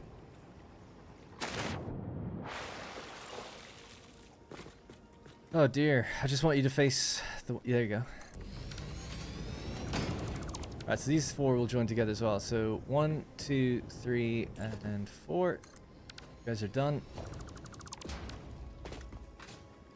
Suppose I could leave a gap and we could send them... Nah, that's fine. Alright, I think that might be it. We need more water, we have access to it. Let me just work with the groups for a second here. So we have 4 in a line. So 4, 4. So we need 1, 2, 3, 4, 5. And then this line here is 6. Oh, so I actually built more than I needed. 1, 2, 3, 4, 5. Oh yeah, cool. Oh, then if we want to make it look nicer, we could get rid of that one. These 2. And the one over there. And then we'd have all 6 that we need. All 24 in total.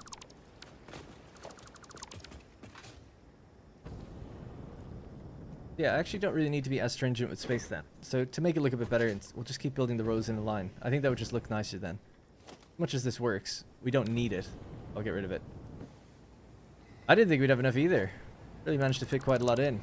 So much so that we can actually ease up on the space a bit now. Right, so let's just go through here. So that'll be your line. Need a half foundation probably alongside you. That way. You guys can look at each other. Why not? Can't do it there. I suppose we could start somewhere here. So let's start with the middle of this one.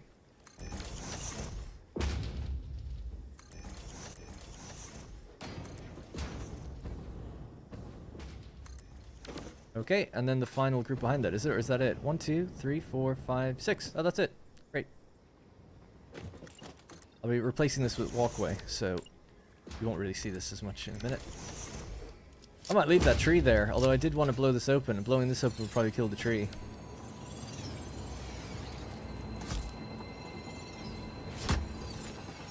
Don't do it!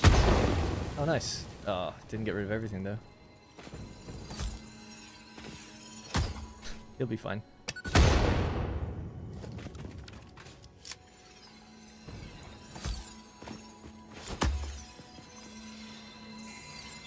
I don't play on experimental mode or with PC, and PC is fully updated with the latest drivers and Windows Update. The PC is powerful overall. Well, if the, I mean, I'm just telling you, like, the game hasn't changed unless if you're not in those modes. So it could just be I was talking about how annoying PC gaming is because it sometimes just breaks. So it could be something with your PC. If Windows is maybe updated, it could be something messing. Driver updates don't make things better. I have a driver update that's causing a bug for me at the moment, which is hard to see. Depends what screen we're in. Oh yeah, I can't see it right now, but earlier we could see it big time. Let me interact with the machine. Do you see it? It's really hard to notice, but let's see.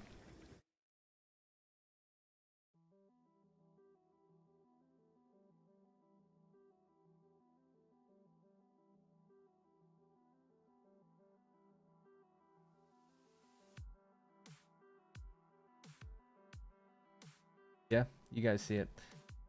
See the glitches? Just the little bits popping in and popping out. Actually, not too bad, but sometimes it's like on a lot of stuff all at once.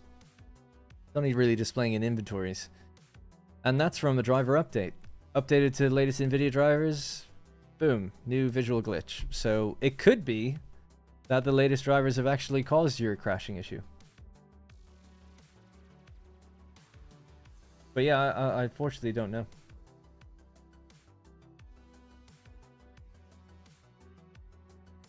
She comes in to look at that cat and then like runs away because she thinks she's doing something wrong. Wow, this is still Stellaris. I gotta say, the Machine Age soundtrack from Stellaris is awesome. He's just knocked out of sleep still. A bit worried, he hasn't got nothing. I think he's pooped or peed like almost all day. Verified the game files in Steam.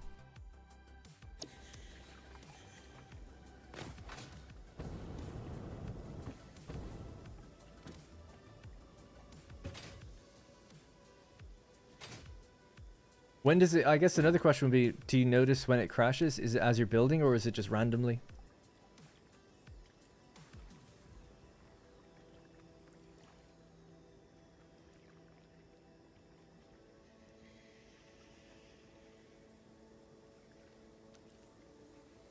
Yeah, I'm guessing then it might be the NVIDIA drivers. How are you snapping water extractors to other extractors? Holding control.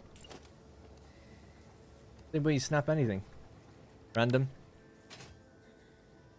Yeah, my guess is then NVIDIA drivers, if that's something that, if you said is all up to date, it seems like they're having other people have reported issues with that, so could be that.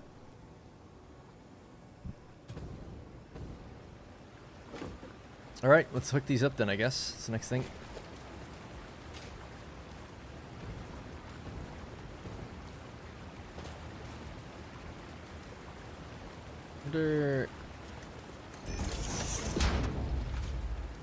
These might be a bit close.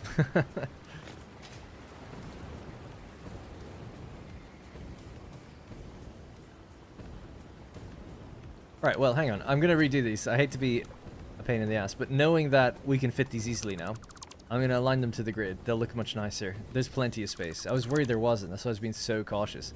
You don't need half foundations and all that stuff. We're going to be fine.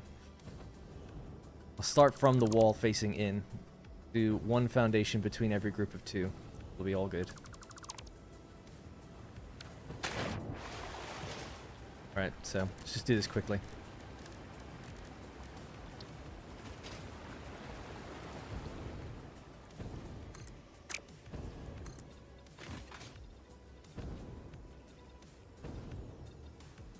Actually, yeah, just start there. I think that'll be fine. Alright, so.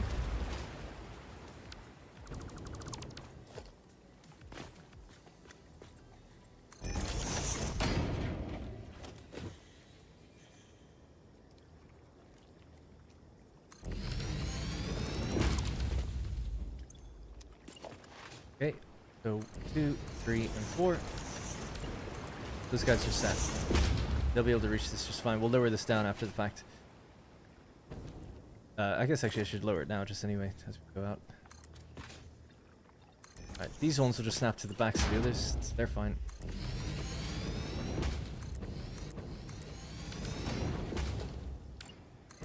Come in from this foundation. Yeah, so we got more space, so we could actually slightly move these forward. Or move the other ones back. They're kind of coming over the edge quite a lot. I do that just to save space, but they don't need to. I can work with a little bit more space then. So use the smaller foundation or the lower down ones. Right, let's try this again. Starting here, I think.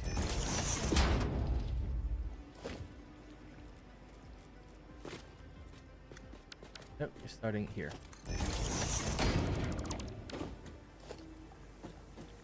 Alright, good. So, you don't need to have it clipping. We can go to about there, I think.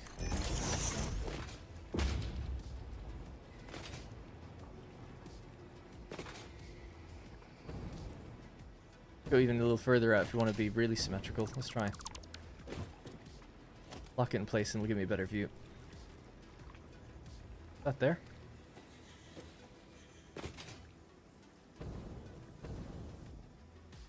Yeah, that looks good. Alright, cool. 1, 2.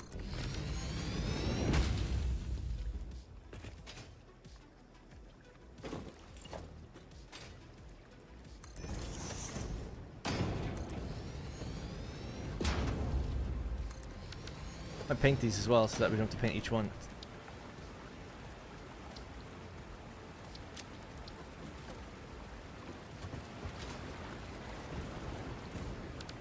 We should have their settings as well, right? Nice. Okay, cool. Alright, so now, boom. There's our 4. So now we've got 2 groups done. Nice and orderly. Lots of room on the foundation for 2 pipes to run along each.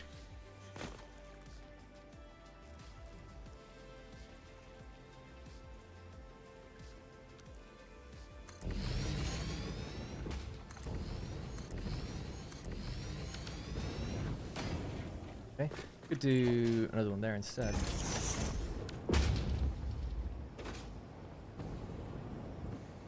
Oh no, actually, yeah, that's fine. Let's get rid of that.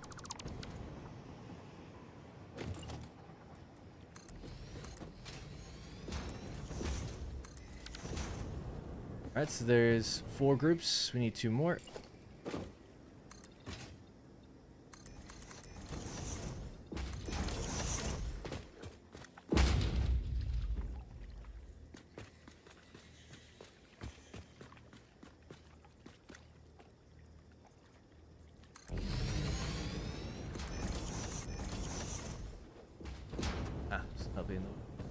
Could do another one here then, facing into that one. So this one needs to link to that one and go down, so that'll be the 4 there. Bit of an odd one, but at least they line up okay. And then at the backs of these, one last row, and that'll be it. 1, 2, 3, 4. Again, just to get our positioning correct. This.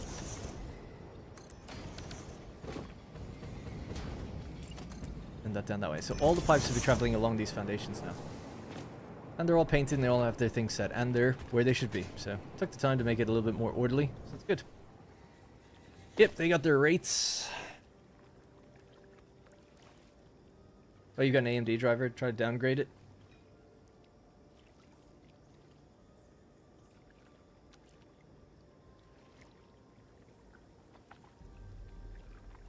Rotate them vertically. I don't think you can rotate vertically without a mod. This? You can rotate like that.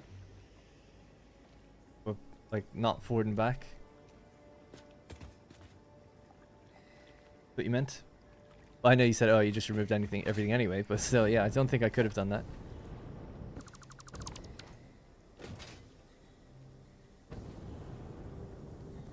Or unless you meant these things? You can rotate them vertically if you put them on a pipe. But anyway, alright, so...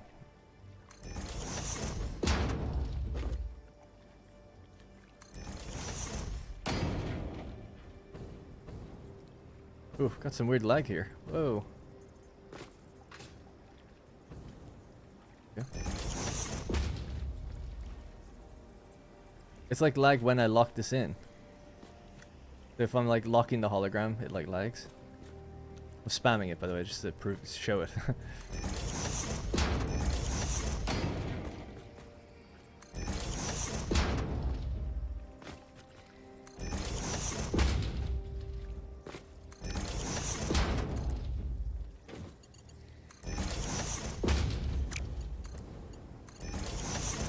These are Mark II, aren't they? What's on these? 460. Oh yeah.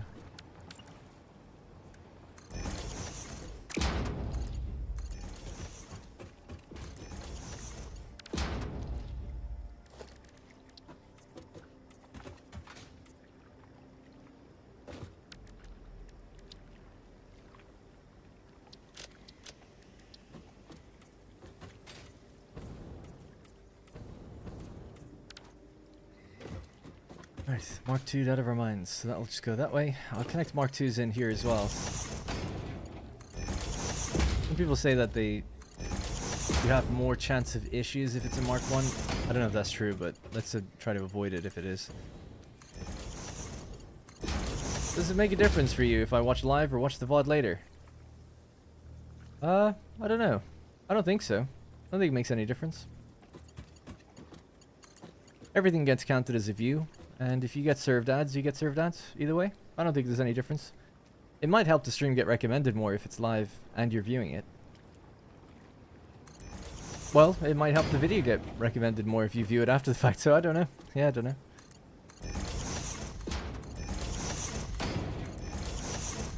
I don't mind either way. I like it when people watch the videos after the fact and they leave comments. Just because... people say they watch after the fact, but I never see many comments on old live streams. But it definitely gets thousands of views. And I'm like, well, I do read them.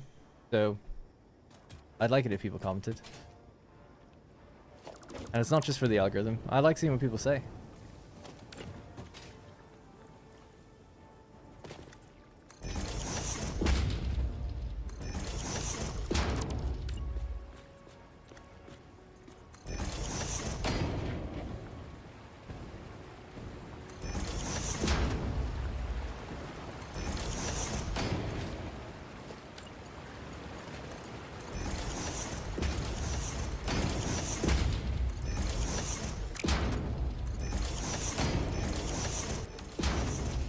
Alright, so that's 3 rows now complete. 3 to go. Making good sense. Or good progress. That's robbing us of your lovely company in the chat. Exactly, yeah. What about half live and half later? Best of both worlds. I really don't know. I don't look at my analytics very often, but I don't know even if I did that would tell me much. I assume doing both is probably good. Yeah, because then it's like I get the benefit of having like a higher live viewer number, which I think helps get recommended. But then also you're helping the video after the fact get recommended too, probably. That would be my guess, you know, but I don't know for a fact any of that stuff. I would just... I have a very laissez-faire attitude to everything, but my general thing is just do what you would want to do.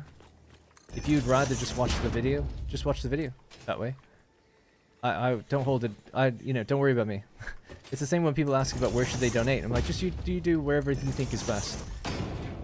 even if one is technically better than the other, it's like, I think it's about making things as easy for the consumer as possible. Like, not just in terms of money, but like your viewing experience should be the best it can be and most convenient to you. And it should be up to me to meet you at that point where I can, you know? Rather than you saying like, I'm going to try help him out by doing what he tells me is best, or like, you know, seeing what is best. Which I know it just comes from a place of curiosity and also wanting to help me, which is cool. Or just like, oh yeah, I want to make sure that you're getting the best bang for the buck or whatever. But I'm a believer in like the viewer experience first. But anyway, yeah, no, I get that sinister playing. I do get it. It's very nice that to be asked. But it's like how people have told me, it's like, oh, I just leave your stream on and walk away to help you out. It's like that. I'd rather you be there though, you know. At a certain point, help becomes like false data, and I might make a decision based on something that's like not truly how people feel. So that's why I'd like just everyone should just do what they think is best, and I'll react. That's what I would rather. And sorry, what was it? Did you take the pipes below? Did you take the pipes below the train track? No. Will I? Over here? Not really. I don't know. The pipes just need to go over there. So I don't really need to follow a train track or anything like that. Trains can transport fluids. So if I was ever going to build... I don't really understand why people build belts next to train lines or roads, like underneath them. Like combined train lines. It's like, I'm going to build a train line that moves power and belts and pipes underneath. It's like, well, that's what the train line does. It does all of those things. It's like, I'm going to build a road underneath the train. It's like, but if you're moving something by road, you could just move it by the train line. So I don't get that. Loads of people do it, but I never really get it. If you're building a train line, put stuff on the train line to move. Even water. I mean, if you want, why not? If you've got a good enough train line, you should be able to move anything via trains. It's like you'd ship water into a train here and then like ramp it up or something. And that way you wouldn't even need pumps, really.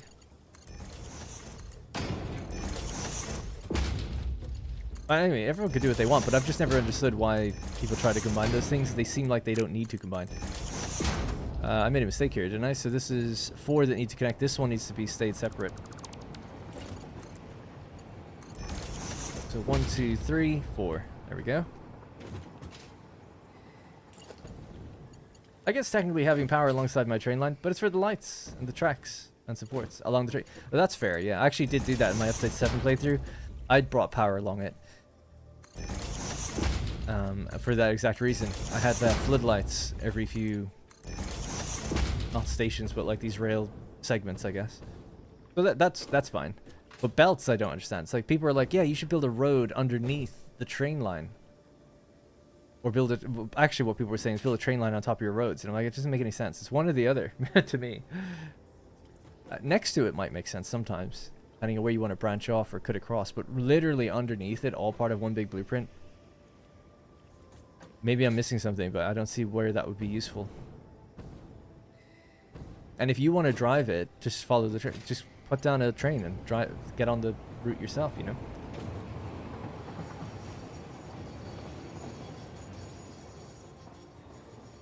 Thank you, Brian, by the way. I managed to catch it. I don't think YouTube recommends live streams as videos, but that might be old information. Well, I don't see many streams on YouTube generally, but I do get recommended streams after they've happened. Sometimes. It is rare. All I know is that it could just be all subscribers watching it. I mean, you can actually see this stuff. Let me see. I'll open up one of the recent streams, and I'll see how many views came from recommendations. I don't know if that counts, if that shows me once the stream ended, like when it became a video or not. Let's see. Here's just a random one. This one has 10,000 views, actually, so that's a good number. Completing Satisfactory for the first time. Analytics.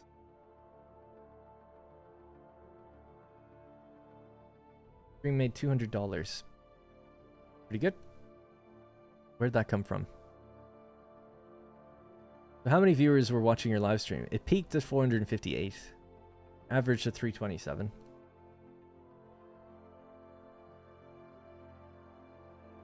This must be where I completed it, so maybe some people watched the VOD back. So how do I find... See, I don't use this, I just don't look at analytics. I would need to find, once it became a video. So, since it became a video, it has 4671. In total, and this is the ad revenue, I think, not the live revenue.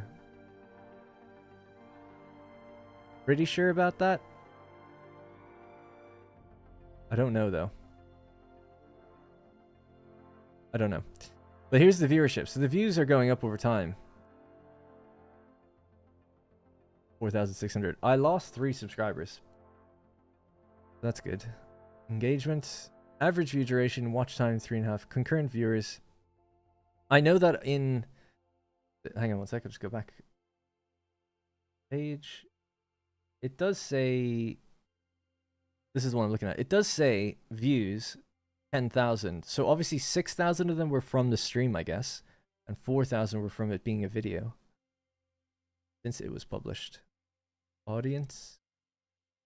Unique viewers. 5,800 unique individuals watched it. 5,400 of which were returning viewers. That means 400 people have never watched me before. Don't mind that. Just PC gaming. Yeah, so returning viewers, it means they watched something in the last month, I think it says. Say here. Viewers who already watched your channel previously and returned to watch this video. Okay. I don't know how long that gap is. Yeah, so three. I know I'm blocking a bit, but 3,868 returning viewers, 323 new. That's interesting. Like, people, 73% of people of this one were subscribed since it was uploaded lifetime, and 26% weren't. 50% watched on computer, 25% on TV, 99.3% male. No surprise there. And then demographics and stuff. So yeah, I don't really watch this of revenue. It might tell me then breakdown content. Since uploaded, $211. Skippable ads were 66%. That's the ad revenue. Does it? Oh yeah, there we go. Sorry, it's right there. While live, $40. On the replay, $65. That's ad revenue. So it's probably just because more people watched the live version. So I guess for ads, well, that's because I choose not to run very many ads. I think I space them out more, and then it kind of automatically places them after the fact. But yeah, watch page ads were 104. So all the ads combined from live and not was about 104, and then the super chats and gifts were 100. Memberships were 5. So it must have had 1 membership that stream. Or maybe 2. That's a really high CPM though, I think. Or RPM or whatever they call it. I don't know the difference between RPM and CPM. Playback base cost for every 1,000 views. But it's generally pretty high for streams and long form content, which is why pretty good. I used to stream on Twitch, and like ad revenue would be like a 10th what it is on YouTube. But you get more for, well, actually you get even less for the Twitch Prime and stuff, actually thinking about it. You get 50%, whereas on YouTube you get 70. Anyway, so there you go.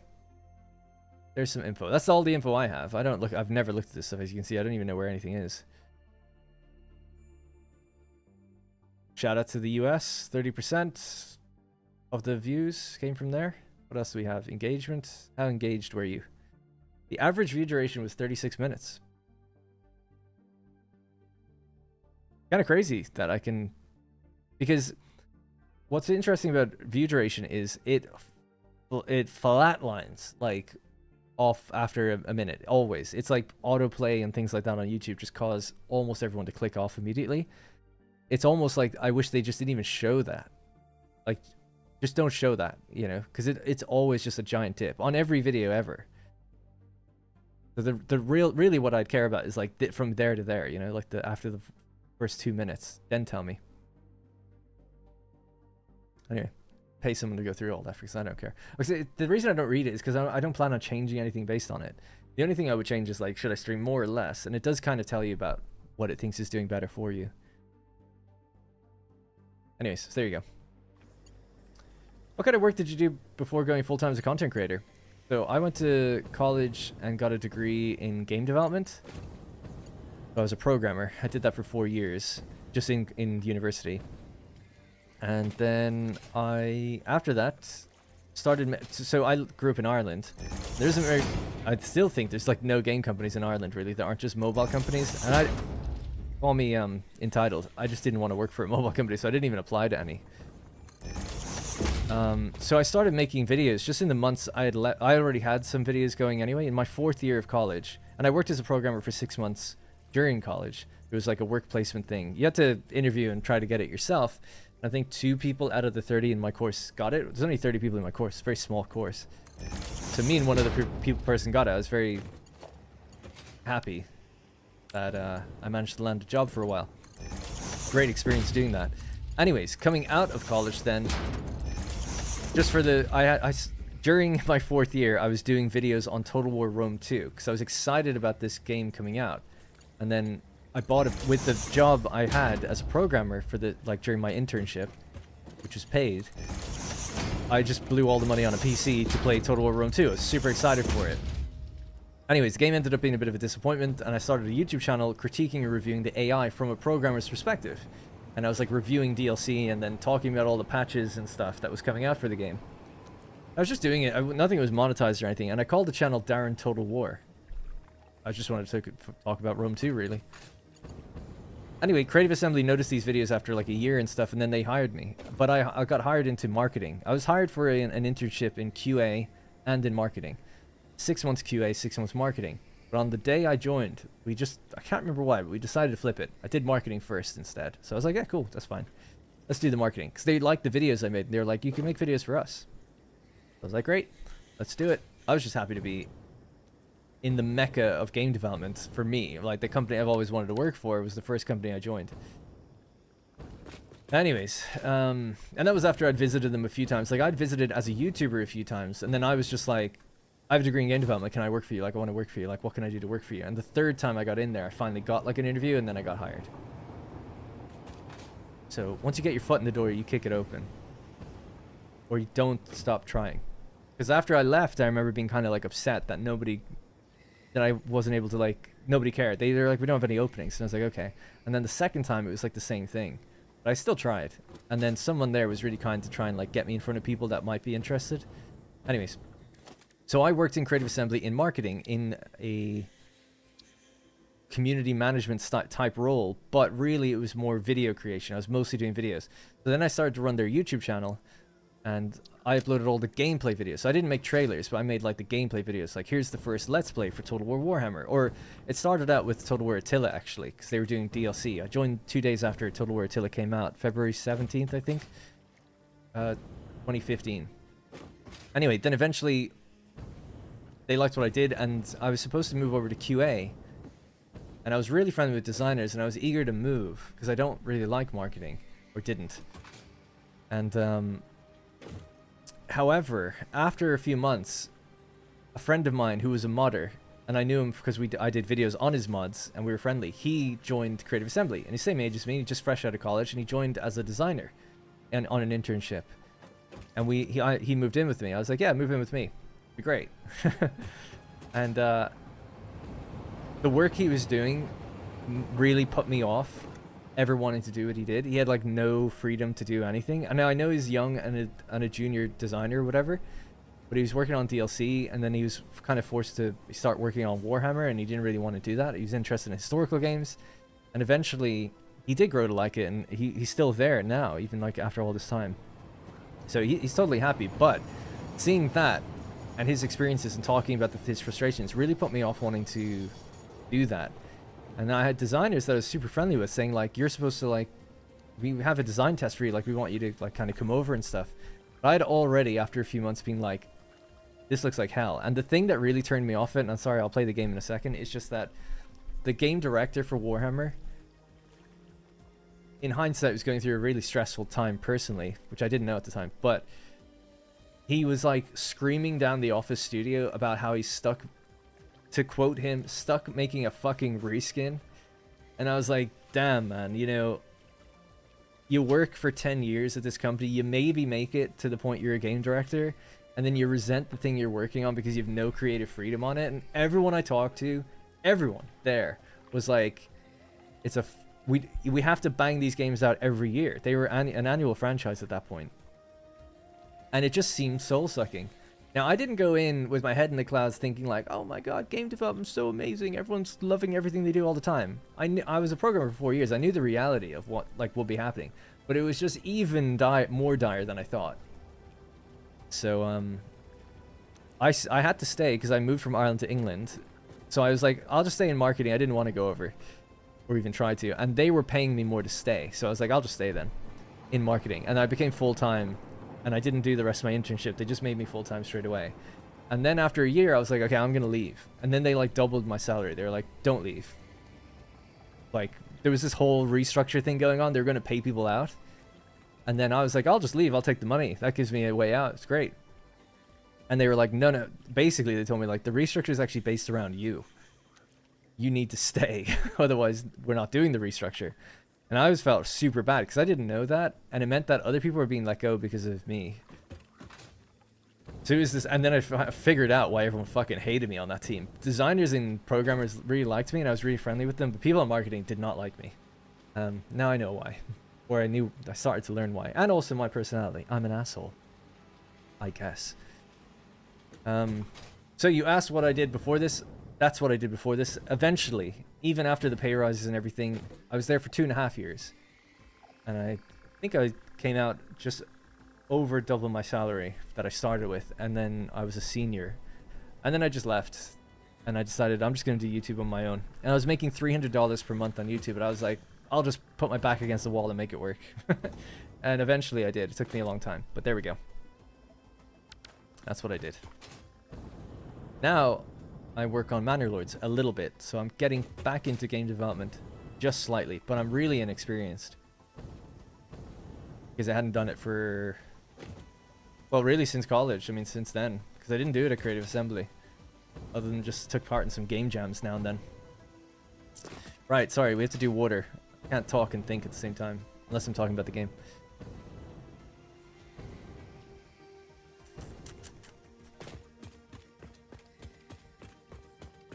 Yeah, in one ways I was so good. The thing is that I was doing a lot of video content. And the videos were pulling huge views because of interest in the game, but they're also decent videos. And they realized that all their other community managers, like, they couldn't do video. So they were like, we don't need people that just read forums. We need more people that make videos. So they were like, they had a German community manager and a French community manager. And they're like, don't really need this anymore. Like, clearly... Like, Darren will do a video and it gets like 1 million views. They do a few forum posts and let some people know some stuff. Maybe a few thousand people read it, and it's good to have, but... So, you know, whether it wasn't really just because of me. I think eventually they'd realize video content and media content is the way to go, right, with marketing. They're really slow to it. But that was always going to happen. I just didn't realize it was all predicated on me at the actual time of doing it, because I was like ready to leave. They were paying people out to leave. Or you reapply. It was an interesting thing. It's like, we'll give you all like a severance pay of like 10 grand or something. Something like 6 months pay or something like that. Whatever it was. Can't remember. It was different for me because I hadn't been at the company that long. So what I was getting is quite low. But for me, it was great. I was like, yeah, this would be great. Everyone else was being offered like much more. But the risk is you can take that and leave, or you forfeit that, but you have to all reapply for your jobs. That's just, I don't know why that's the way it was, but that's just the way it is. And I had to reapply.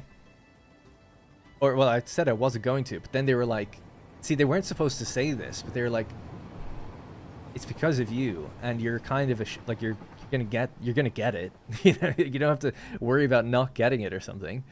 But they have to allow other people to apply for it, because legally that's what you're supposed to do. So they were kind of doing something that you're not really supposed to do, which is sort of picking favorites and saying, like, we already know who's going to get these jobs.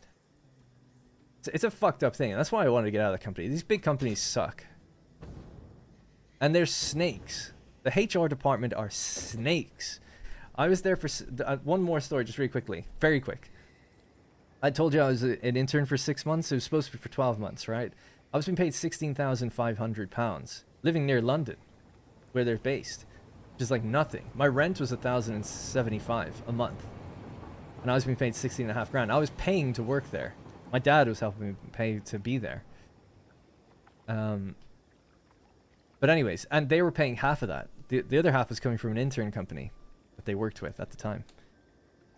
Anyway, after the 6 months and the marketing guys like offered me full time, they were like, look, don't go over to QA, stay with us and we'll give you 21,000. Like, oh, okay. That's why it became like it really enticing to not move. One of the reasons anyway. So I agreed and I was like, that's great, we'll do that. And then after it happened, after we totally agreed it and we definitely said like starting like now, then that was with my boss at the time. Then HR got involved and they were like, no, that's great, you'll stay in marketing, but we'll give you that pay after another 6 months.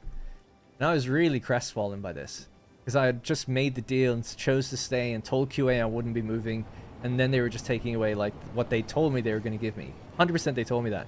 And I remember being on the phone to my dad being like, I don't know what to do. Like, you know, I didn't have any confidence back then. I was like 23 and I'm a shy guy, and I don't know, you want to work at that company. It's kind of anyway, still, even after only 6 months. But I was like, what do I do? My dad was like, just tell them you're going to leave. And if you're valuable, they'll know what to do and they'll do right by you. And I asked my lead manager as well, Craig Laycock, shout out. And he said the same thing. He was like, I shouldn't really tell you this, but like that it is wrong what they're doing. They know that because you're an intern, they can like do this to you. And yeah, just tell them that you're not going to do that. Like that you had an agreement, even if it was verbal. That was what this was predicated on. So I did that. And I like really I got all my confidence together and I strongly said like this was not right and I'm going to leave, like if that's the case. Like I thought this was the deal. This is what was said. So too bad now because you've said it. So I think what they HR realized is like, you're after just telling this guy that we're going to put him on this payroll when we were getting him for just 8 grand a year. 8 grand for that company. It's so ridiculous.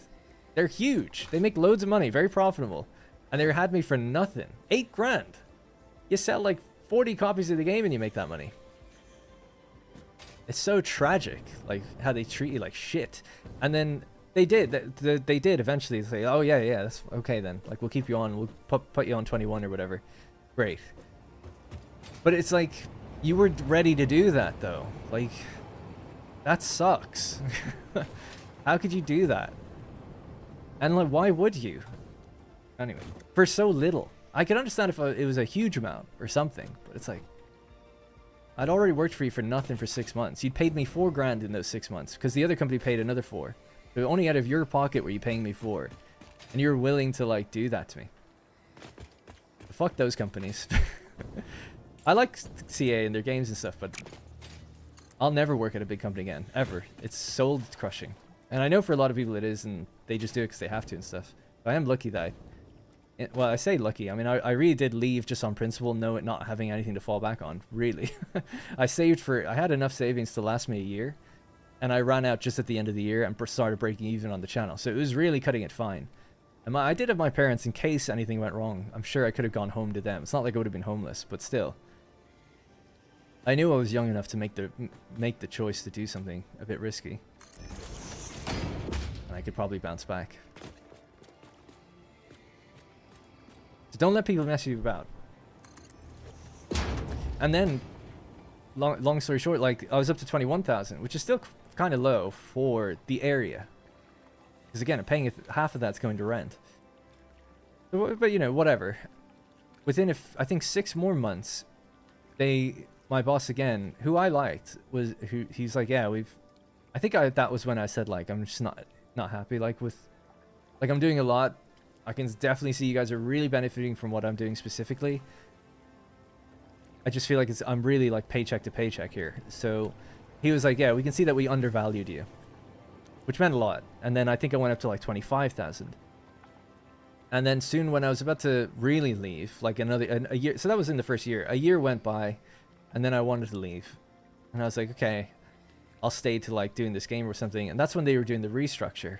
And then I was like, great, I'll just get paid out and can leave even sooner and get onto YouTube real quick because I'll have this payout as a buffer. And that's when they came to me and they were like, okay, 32. And I was like, it's not really about money. And they were like, 36. I was like, I guess.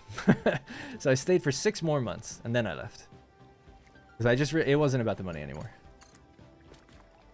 I mean, I didn't join the company for the money.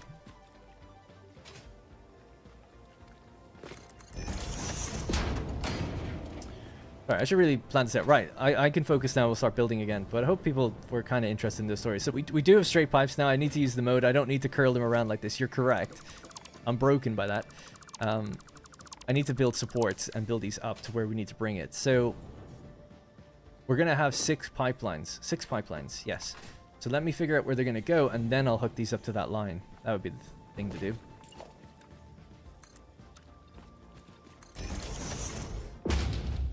Oops, sorry.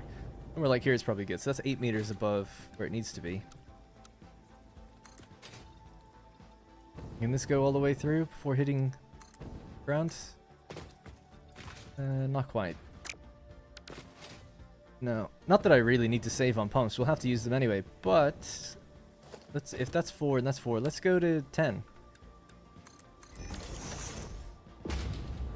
Get that 10 meter head lift for free. Anyway, thanks for answering. Does your dad watch your content much or do any gaming himself? No, I was talking about that, I think on stream a couple days ago. He's not a gamer. He's not into games, not impressed by games, but he's a cool dad. He lets me do what I want, and he's happy. And he's never talked down about it or anything like that, so I just know he's not interested, and he himself personally doesn't really think it's a good use of time or whatever, but he's always like giving me the space and respect to like what I want to do. And then when I started getting paid for it and making a career out of it, he then was like, okay, yeah, this is great, you know, you're clearly doing something like of value. So good. And it's always what I want to do. Like, I went to school for game development, so they've always been great about it, my parents, both my mom and my dad.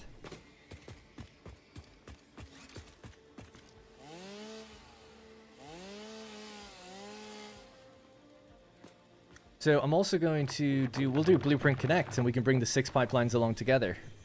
So I won't even have to build them all out individually. So we can do this all much quicker, thanks to these 2 things. Straight pipes, critical nudging, Blueprint Connect.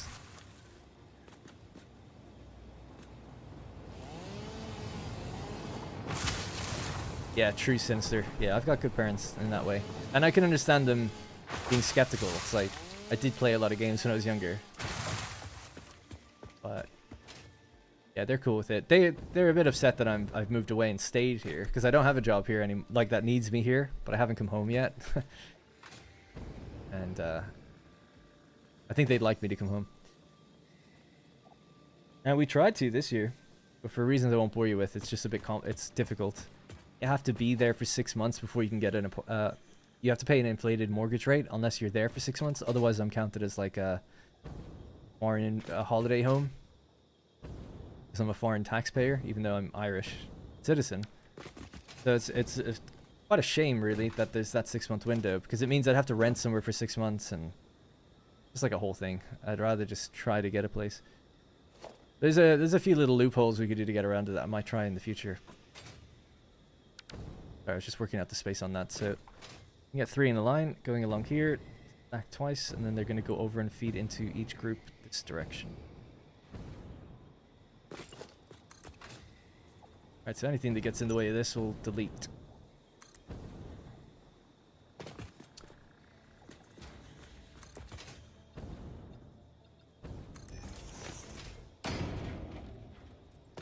Be along here. Keep them separate.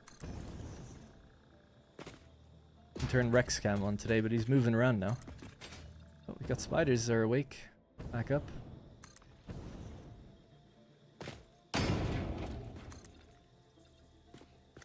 Interesting. Well, we only need to go to here, actually. This is low enough down. I don't want to go any lower than, or higher than this.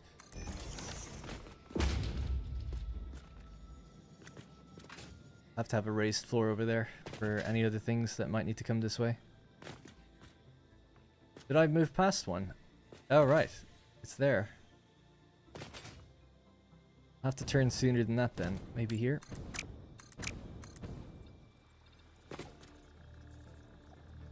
Did I count the wrong amount of things out? Oh no, we split, yeah. Sorry, I'm looking at this. 460, and this is done 6 times. They split between the two things. Oh yeah, that's cool. I worked for Sony in the US, and yeah, they would do a similar thing. Basically, they hired us as contractors, would fire us on essentially no notice, and then hire us back 2 days later. That stuff sucks as well, yeah. The contract culture of software development in general. My uncle's a programmer. He doesn't do games, but it's the same. He lives on contracts. Yeah, big entities. I mean, it's just there's no. You can't. I mean, it's not to be like anti-corporate or whatever, but it's like you just can't. Oh, we're gonna run into a giant cliff over there. Have to bend this around at some point. But you're. I mean, you can't. It can't be personal. You know.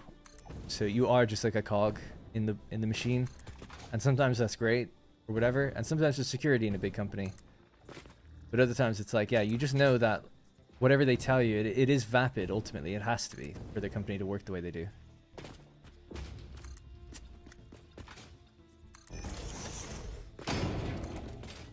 And I always know that going in, but it's something different when you actually experience it, I guess, that way.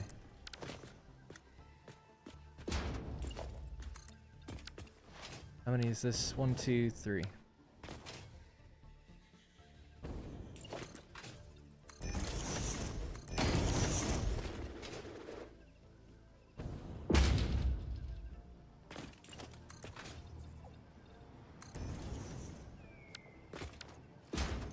I really enjoyed this stream. This has been fun building all this. I just feel like I'm building a lot, even though I know it took a while to get the refineries down, but it feels like real progress has been made. It's starting to, logically anyway, take shape.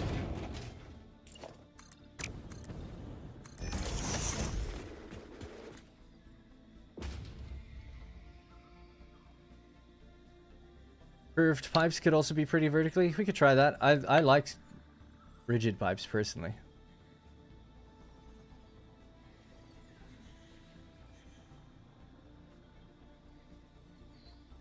It's the managers and the stockholders up on their golden thrones. See, I don't take it that far. I'm not anti-capitalistic too much, but like, you know, there is a lot of middle management, a lot of people that do nothing at these companies as well.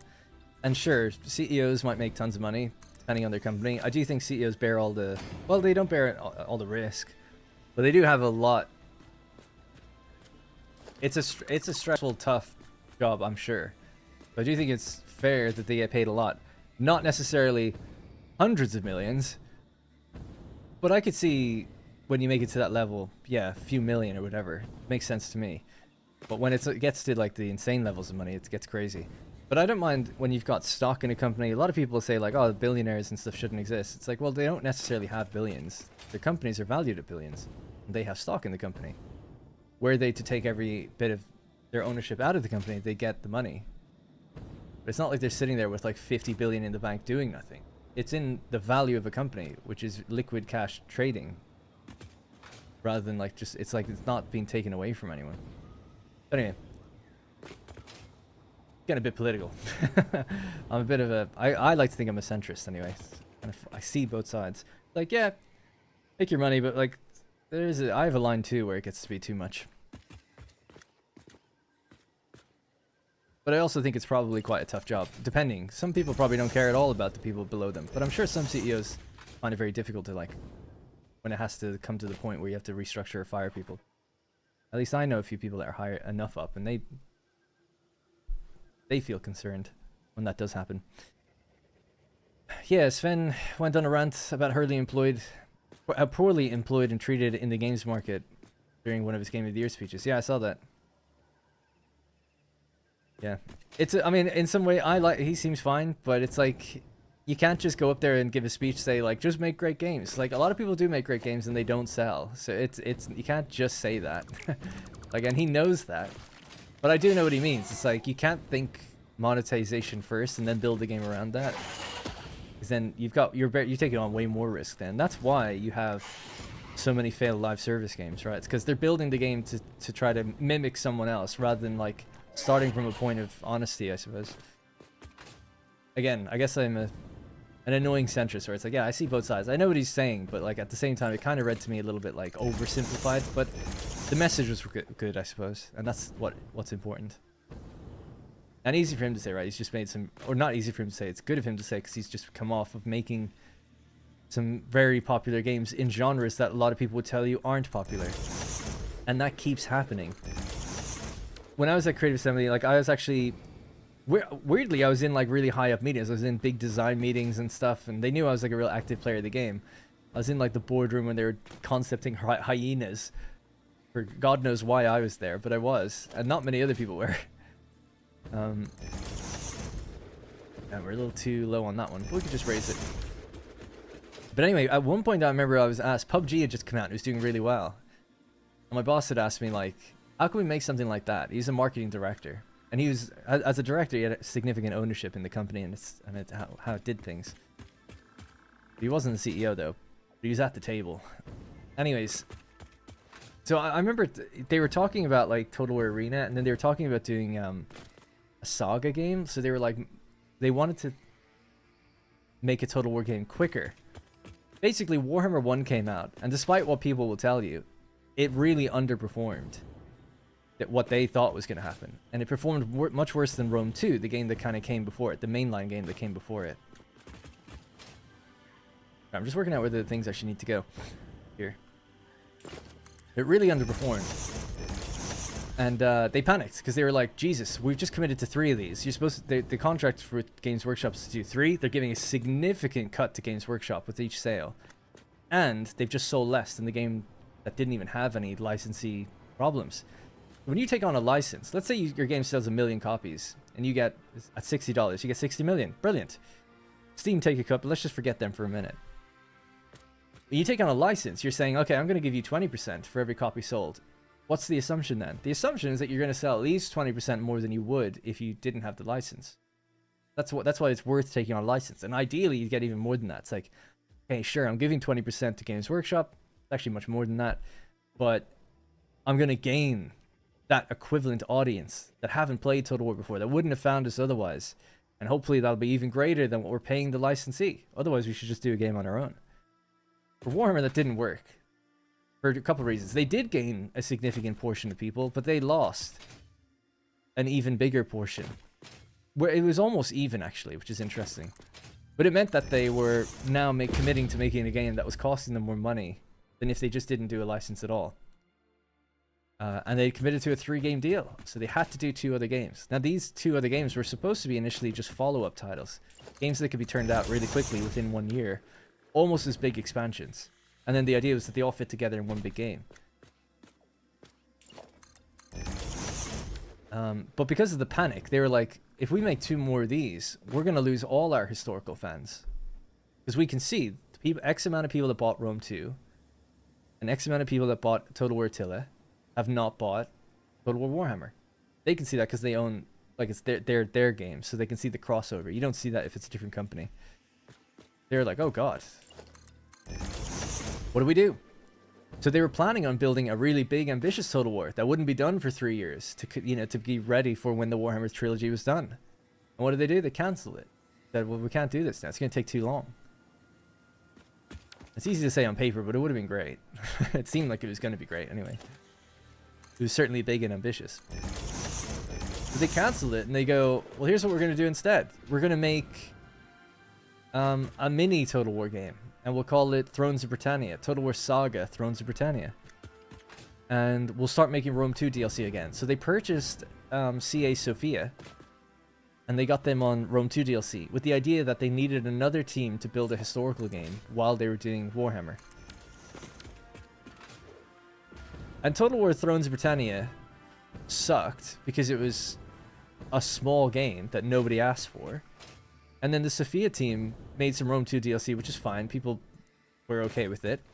They made some good improvements on the game. And then they put them on their own game, and it was Troy. And that game was awful. Like, awful. But see, I got paid for it from Epic. They must have been so happy to see Epic were willing to pay them. And I don't know this, but I bet they really talked up how that was going to go, because it was free on Epic for 24 hours. I don't know anyone that's ever got that deal. Like some games sign exclusivity deals. They signed exclusivity plus 24 hours of free. I bet Epic probably gave them like so much money for that, thinking like this is going to be a whole new audience. Like no Total War game is on Epic. We're going to get like normally 1 million copies are sold within the first month. Like 1 million people we're going to come to our platform. And if we make it free, it's going to be like multiple millions. They probably paid CA so much money for that and then not realizing that like actually this game is going to bomb. Anyway, I know I'm going off on a lot of random rants here, but there was a point to it. Why was I mentioning Guns of Britannia? Can't remember. Pooping. Great. Or peeing. I can't remember. I was going somewhere with that to do with Warhammer and licenses and stuff. I can't remember where I was going with it though. But Warhammer was so bland too though. I get that it underperformed. Luckily the games turned out great. Yeah, so that's what the great thing is, like when the second one came out and then the third one. Oh, I was just talking about how like the games didn't do that well and they were panicking. But I don't know why I started with that. It was corporate culture, wasn't it? Making the wrong decisions. I was sitting in meetings. I don't know. Can't remember where I was going with it. But it doesn't really matter anyway. Fun to talk back on. It's like my only interesting story I can ever talk about to do with game development. It's the only thing I know. Right, so these are ready to be fed with pipes. We'll just build these blueprints now.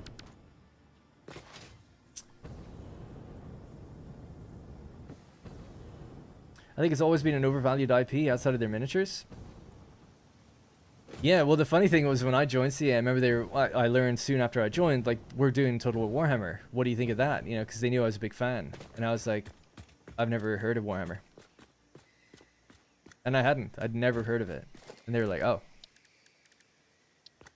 Like, I don't know, man. And they were like, you've never seen a Warhammer store? And I'm like, nope.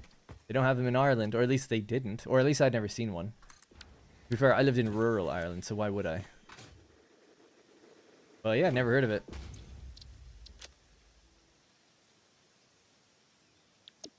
So, 6 belts, 6 pipes. I'm wondering, should I do 2, 2, and 2 stacked that way? I think so. That might be better. Between. Right, so pipes will connect a whole full foundation away from each other.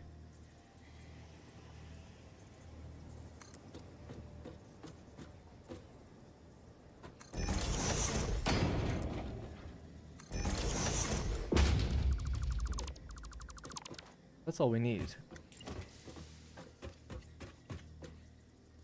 And then this has to go right to the edge. So I can't do that. For reasons.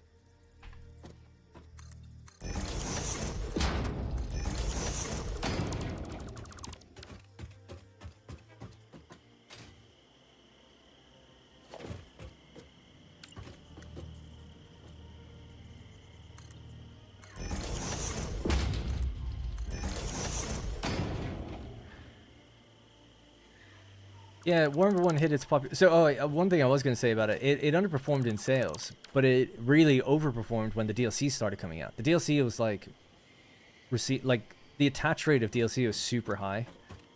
Because they did DLC for Rome 1, or sorry, Rome 2. Rome 2 actually had 10 DLCs in its first year. It's so much crazy. Culture packs and map packs and blood pack and cosmetic packs, like the unit packs and stuff. It's like, not cosmetic packs, but unit packs.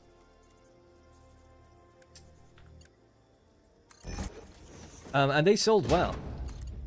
But when Warhammer came out, it was like triple the numbers that they were seeing in terms of attach rate. And they were like, oh my god. So this is where we'll make our money, I guess. And that really saved the game. So then Warhammer 2 came out, and Warhammer 2 sold way softer than 1. I think it sold 60% as much, so not good. And they were worried about diminishing returns. Like, we're really going to lose everybody by the time we get to 3. Even though the DLC was doing well for 1, it's like your install base is getting lower each time. So then with Warhammer 2, and I left just before Warhammer 2 came out. With Warhammer 2, they decided to stay with it. And we're just going to keep this team going. And now we're going to make, instead of that big historical game, we're going to make 3 kingdoms. Because that's 1 culture, 1 locale. Less assets need to be made. We don't need 3 different wall architectures or 5 different culture architectures. We just need 1. No naval battles. You know, focus on the campaign, like the stylized experience or whatever, and potentially reach a new market. which they did. And that's actually the best-selling Total War game ever, I think. Even still, from what I heard. I thought Warhammer 3 was the best, but apparently Three Kingdoms still is. I don't know if that's true. I haven't seen those numbers. But, and they keep 100%, you know. There's no... Games Workshop ain't reaching into their pockets. But they fumbled that one as well, in terms of its DLC.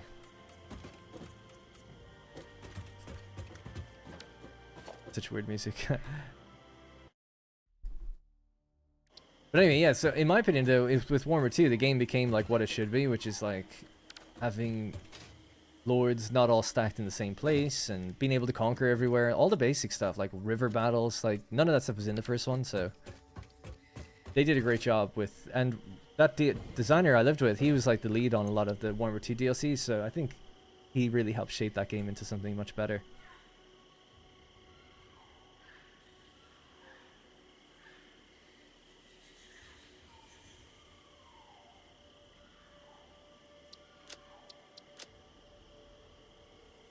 And it's become really good. And then Warhammer 3, I thought 3 was great, but a lot of the community were upset with it.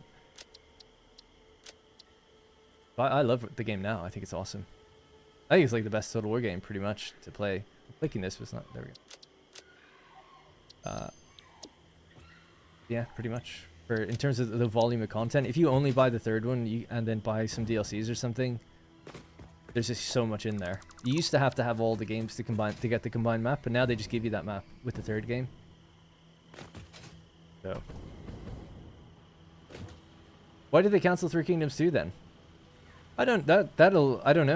Yeah, I don't know. I haven't talked to anyone about that, so I don't know.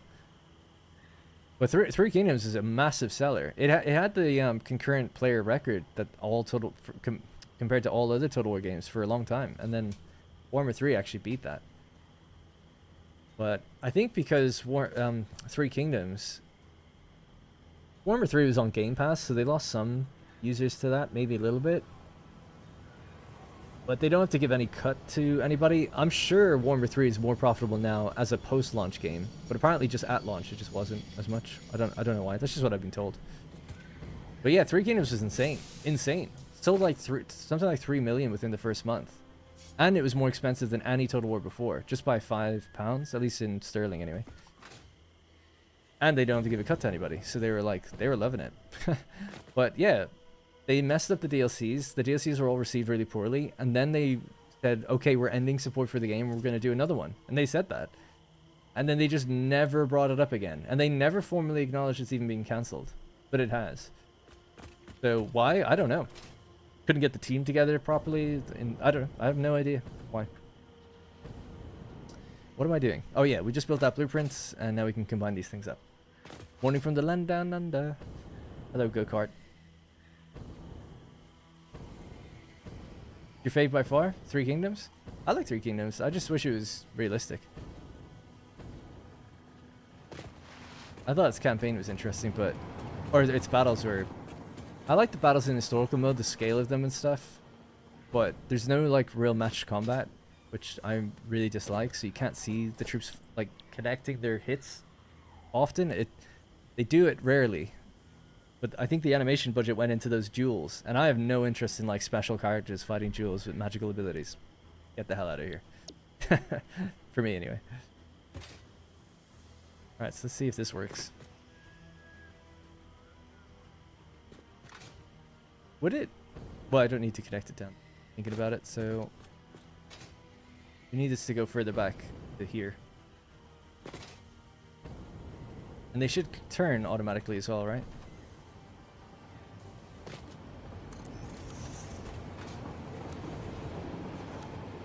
I'll just do regular auto connect. It doesn't need to be blueprint auto connect. So click. You are now connected. And I can drag you out pretty far. So how many, if I wanted to make it even, how many tiles are you? 1, 2, like blind. 1, 2, 3, 4. Okay. 1, 2, 3, 4.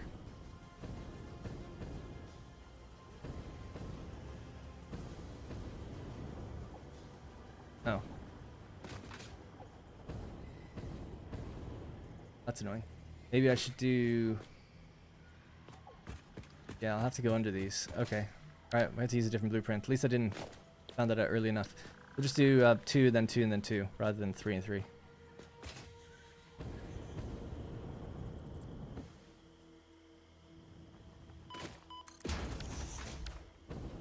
How's 1.1 been so far in experimental? Is it fairly stable? There's some bugs and glitches for sure. It is fairly stable, I would say. I did have one crash today. And I don't normally crash at all, so it's a little bit less stable, but it's pretty good. I have noticed that there's some little visual glitches with belts. Someone today said it's not just a visual glitch, it's a real glitch, so I don't know. But for me, I haven't noticed any logical errors. That being said, I've been building one factory for a long time. We haven't actually turned it on, so I shouldn't be the one to tell you that, I guess. I don't fully know. So far for me, though, yeah, it's like worth popping over to and playing around with, but maybe wait until the first like hotfix with it or first patch would be your best safety, just in case. Some people say it messes with their trains as well, actually, so that's another thing. I don't know if that's a permanent thing, like a new design that they're using, or if they'll patch it so that train pathing works better or something. My trains work fine, but they're fairly simple loop they're on. So I'd say it's like 90% there, you know? But there you might run into a couple things. Nothing too crazy, though. Not like update 8 or something where it was like, use an Irish term, banjaxed at first. Alright, let's try this again. Should be a bit quicker now that I know 4 foundations across as well. We just auto connect, so we just go bump, bump, bump. That in.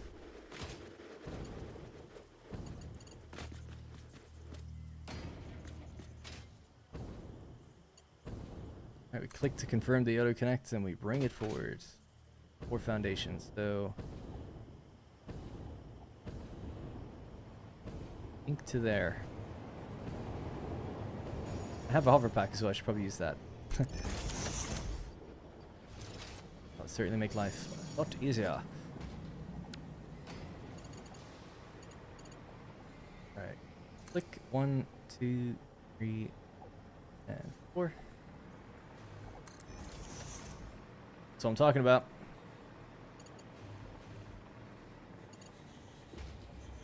I click 1, 2, 4. So here, but we need to turn actually. Yeah, this would be interesting. If I can turn, and it'll just figure it out apparently, allegedly.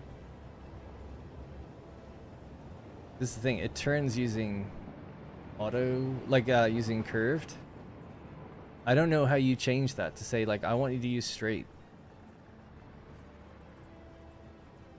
I don't know if you can. It's the same with belts, because we thought like, is it using the last mode I used? No, it just seems to default to curved.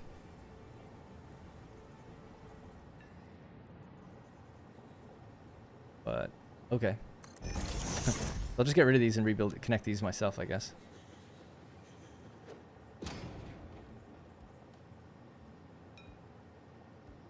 What other decorations would I like to see in Satisfactory? I would love to see way more materials.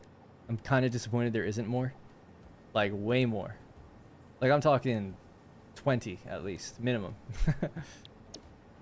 Because there's loads of things I would use.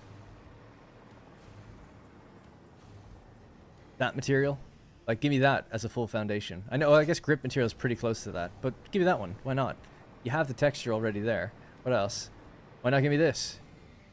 Give me that as a material, something I can walk on. The one I was thinking is, it's in the hub, but it's like this grate, this wire grate thing. There's one where there's actually quite a wide piece that's used. Like, yeah, give me that. Doesn't have to be transparent, just want different textures to run around on. That's just me. I mean, maybe not everyone shares that sentiment, but I would love, like, at least, like, yeah, 10 to 20 materials that are based on a lot of the textures that are just in the game already. I'm not even asking for, like, many new assets. I'm just asking for, like, this to be placed that way, and I can place it as a foundation. So that's one thing. For me, I would also love way more patterns.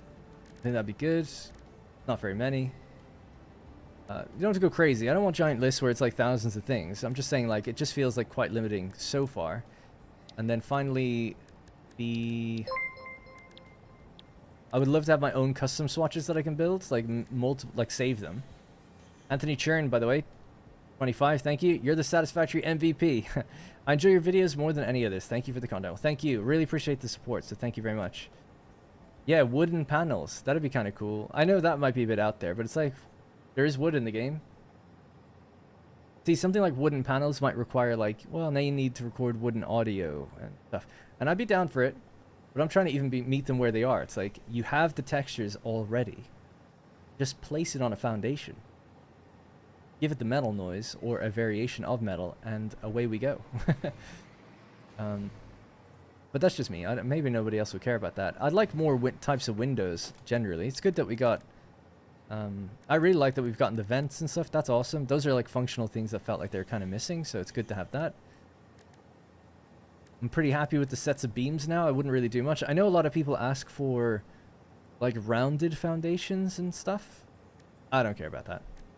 Unless they overhauled how you build, like you can build off-grid or something, I don't really care. But I wouldn't say no to it, you know, having more options. I would like a seamless window, so no brackets on the sides, so that you can just link windows together and create one bigger one. That'd be nice. I saw someone recently post on Reddit, I think it was, and they were like, I would love for foundations to do this. And it's like 1, 2, 3, 4. But imagine it dynamically like connected here to here. So it gets rid of the seams in the middle, and it gets rid of the vents in the middle, and that just becomes one big looking foundation. I'm like, yes, that'd be cool. Because there are games that do that. It's like it, as you expand it out, like it just expands with it. That'd be dope.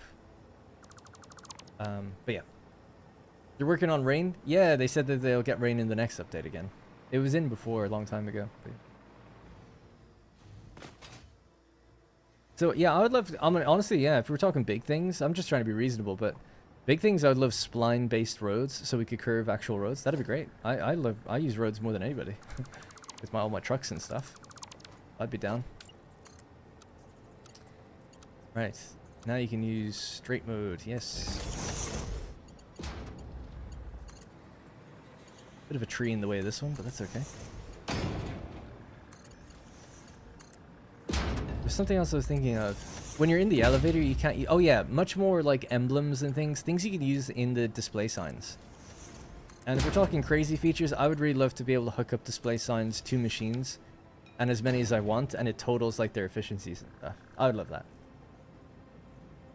Then you can have actual readouts of factories.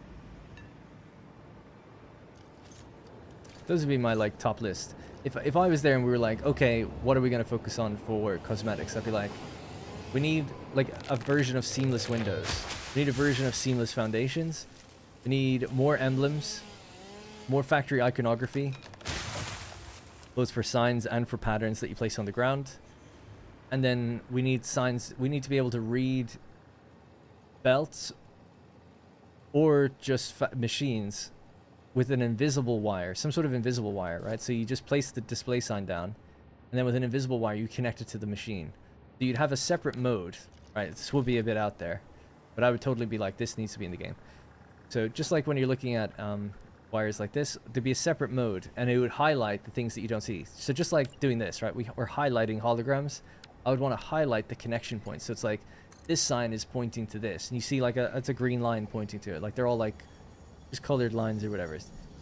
And only one connection to one thing or something, but you could connect the machines together. So then it's like, okay, 5 of these connect plus the display sign. That gives us like what the readout of these machines are. I'd love that. I think a mod does it, so it's like totally doable. Those are the main things I would focus on. I would also make big, I mean, it's not easy to make animations for machines and stuff, but I would make big versions of most machines.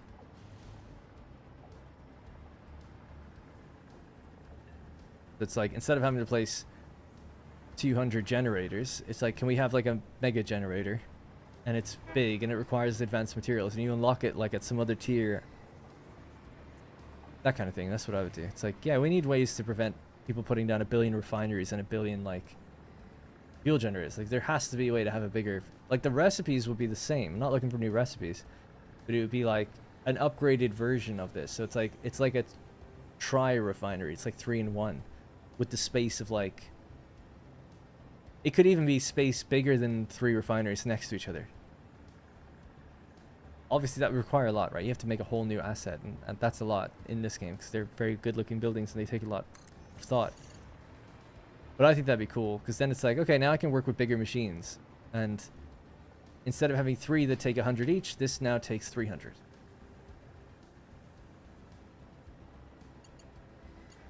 That'd be like a priority I would focus on. 1, 2, 3, 4. So I'm gonna have to wait to get more materials. We're just slightly out of copper sheet building up, but it's gonna build up slow. We'll have to go get some more. We're looking good. We're able to build these pretty quick now.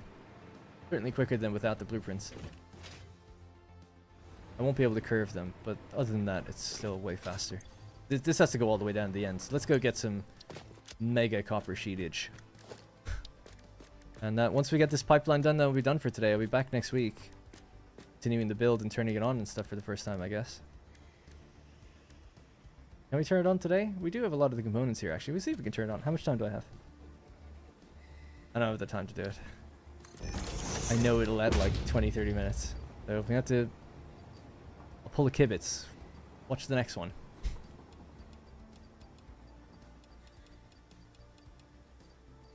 By the way, no shade of kibitz at all. Just a joke.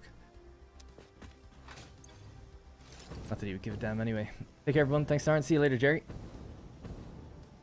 Yeah, smart cables. Like, it's really not even a cable. It's just you're hiding. It's like a layer of like where you're telling the information to go to. There's other ways you could do that. Like, you could enter the reference of the machine or something. You could have all sorts of ways of doing it. I would just do it where you connect like a hidden cable. It's more just a pointer. It's like, I'm pointing this to this. And you'd have like a limit in reach. You can't do it like all the way across the map. Although, it would be nice if you could somehow. Because then you could have like centralized monitoring rooms. Nuclear needs the giant machines. I think just fuel generator. I don't know how many nuclear power plants you end up building, but fuel generators, it seems like people are building... I don't build that many, but people build so many. It's like, oh, I need 600 generators. I'm like, 600? 600 generators? Like, that's great that you want to build ambitious, but it's like, that is tedious. That's so tedious to have to build that much. And that you'd ever be able to. With no other option. The one we were talking about earlier, the perfect use case is a power storage unit. You've got a battery that can store 100 megawatts. 100 megawatts. That's nothing. One machine, like machines in the end game, use like 2,000 megawatts. Why do we have power storage with 100? Why would you limit it so low? Just set that to 1,000 at least. Like, why do you want people building battery farms that big? You'd still be building them big if it was 1,000. I really don't get that. Like, how they didn't upgrade the storage on those things is beyond me. Or give you another battery, a bigger one. That seems like it's like begging for a rebalance. I'm from the guy who tried to build Big Shell. Yeah, I know, yeah. Oh, if I was building that now, we'd have so many new options with all the quality of life and blueprints and stuff. Was that before blueprints? No, blueprints released in update 7, didn't they?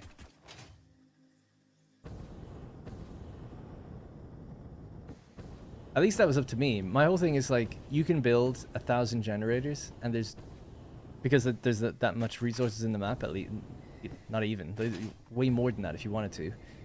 And there's no other option for you other than just doing that. It's like, at a certain point, I would say, as a designer, I'd look at that and go,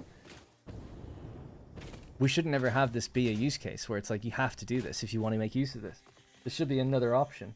To me, but like, they might have a philosophy where it's like, yeah, we want a bespoke building and there's a building budget and those things are the most expensive, and we could either do that or work on like a whole new building that does something different. So I get it to some extent, if that's, you know, what they're arguing. I felt that way in Anno as well. It's like, I'm putting down like 50 factories that all look the exact same in a line, and in a city builder, and they have to be in a line because they get benefits from proximity, and it's like, dude, I'm making like a circuit board out of the city. It doesn't look like a city anymore. And then there was this really cool mod that came by that made modular factories, and it made bigger versions of all the factories. And I was like, this is so cool. It just repurposes existing assets to make bigger buildings. And it fit really dynamically. You put one down, and if you put one next to it, they link and they form a new building. And I was like, that's so cool. I hope the new game has that. I doubt it will, but it'd be cool if it did.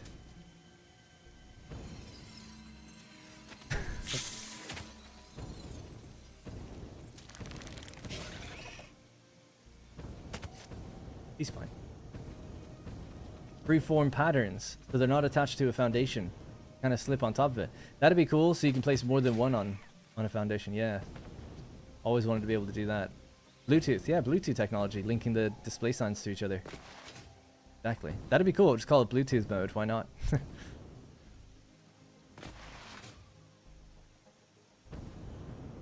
Yeah, you just call it like data link mode. You're linking the data of a machine to a readout.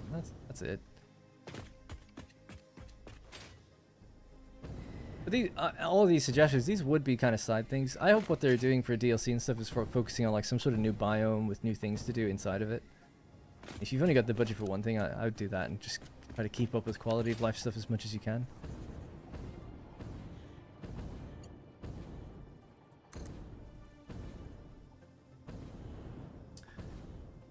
One, two.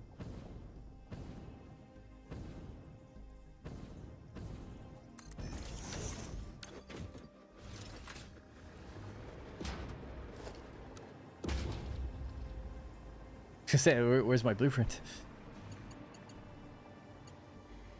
Auto connect in here as well. Because we have to turn here though, I'll just connect it to the... Doesn't have to be perfect. Okay.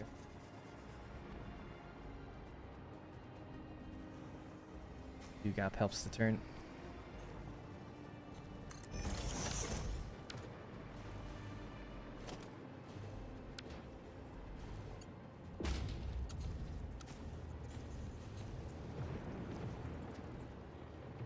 Guess I'll just connect these manually.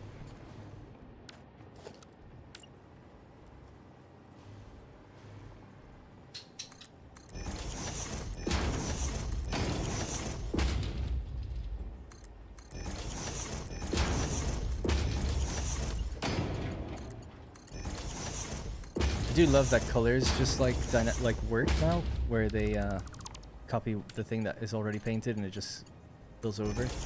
They need to update it so that when auto connects recognizes what it's connecting from, which is what it requires, right? It requires an active pipe or belt there. Hopefully they can pass the color of that to it as well. That'd be nice. Because it does pass obviously the object reference. I think it's doable. I think you're gonna have conveyor lift holes inside the stone. Oh.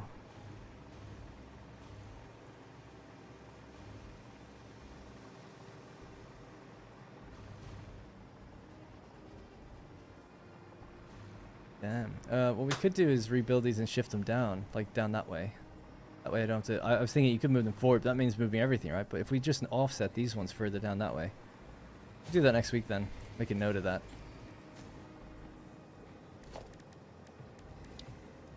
Here's my advanced note.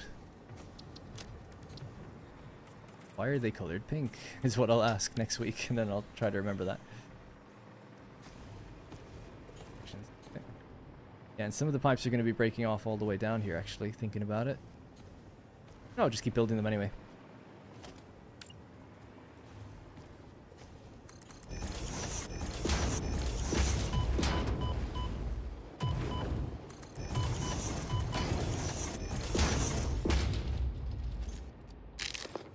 Chat will tell you, yeah, indeed.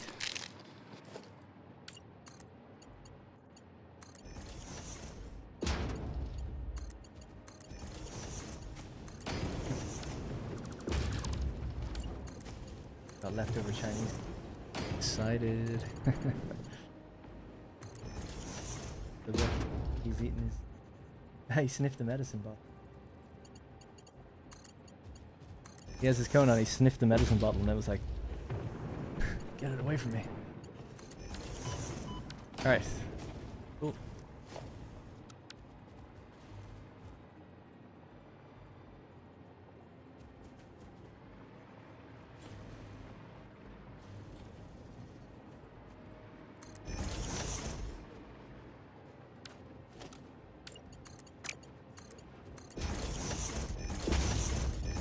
by now, the 2 rows closest to me don't need to be there. One of the rows will be branching off and going down here. The next one going here.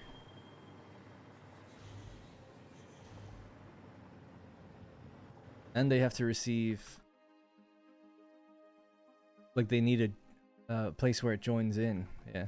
We could go lower and up, probably, into them, or around the side and over. They'll have that height already, so they just come over that way. These actually have the height already as well, don't they? This is 10 meters. So far... Oh, yeah, we will need pumps to go up, though, I guess, yeah. I guess we'll do pumps... Sorry, excuse me. Somewhere back there. Passive mob mode for the win. Coward. How about old machines when you build have a unique ID and you config a computer in the game? That probably actually would be the most elegant, because that's why I was thinking like an object reference or a machine reference ID. Because that way you could just open a sign and pop in the reference down the bottom or something, and it's like, I want machine, and they're like hex codes. And that way you wouldn't have to even be near it, and you wouldn't have to join lines to each other. That probably would be the best way. It's like, just read the machine data that you have. Yeah, that certainly would be more elegant. I agree.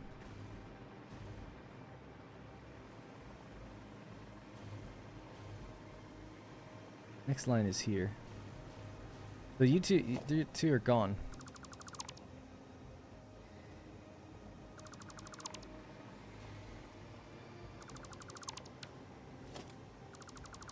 You take the 2 most inside ones.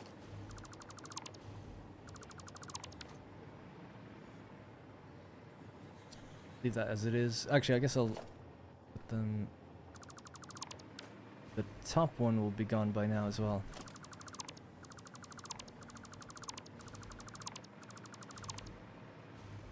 Right, there we go.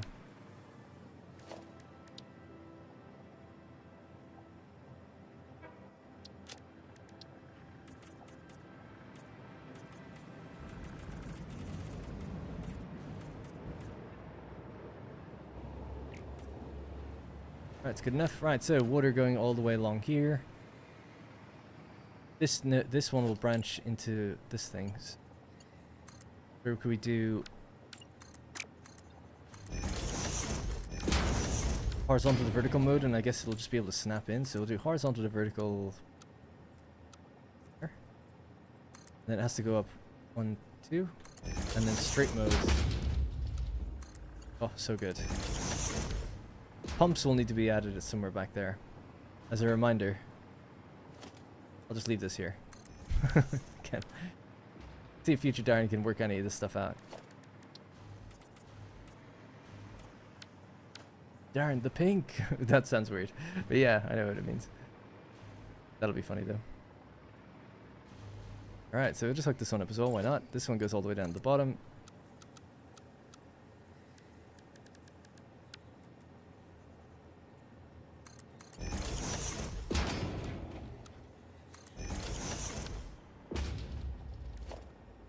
Good. I'll leave that unpainted for now. Right, so 2 are fed, and I'll have to do the rest. But I'm going to call it there. It's enough time, and we get it. So I'll basically hook the rest of these in. Then it has to go... We have to do the pumps. And then hook the original extractors in. We got to get the extractors powered. And I had said, actually, that... I don't know if we need buffers down here. I don't think so. But you could, if you wanted, throw a buffer onto bits before they turn in. Then... Can't really do... There's no point doing the next row. Oh, actually, is it this row? No, yeah, that one's okay. Hang on, have I done this wrong? Oh, I have. This is water in. So that's fine. That's correct. But this is water out. So this needs to come down and join into something. So that's actually incorrect.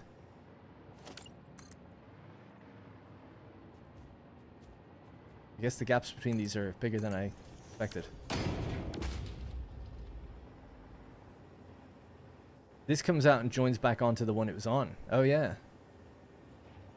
Yeah, let me do just one of these then, actually, and then we can call it. So, do this. You know what? I think we wouldn't even need pumps at all. I'm pretty sure that the height of this flowing onto this and connecting to that That's so cute. You want to play? Oh, she dropped it like... Sorry, I'll tell you in a second what that was. Funny. Anyway, so when pipes connect together, the source that has the highest height applies to the entire pipe. There could be 1 per minute coming out of here, and the entire head lift of the pipe will be set by that. So in theory, we might not even need pumps at all. You'll need the pumps to start. That's true, actually. Yeah, that's true. Then you could maybe shut them off, where they might not really count or be active. But yeah, it's kind of interesting. Alright, so this needs to be up higher.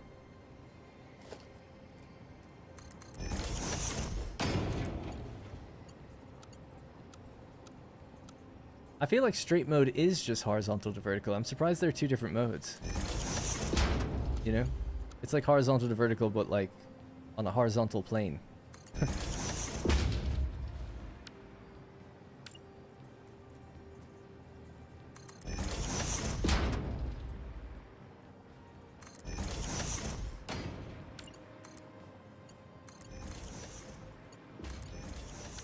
This is where the joint would need to be.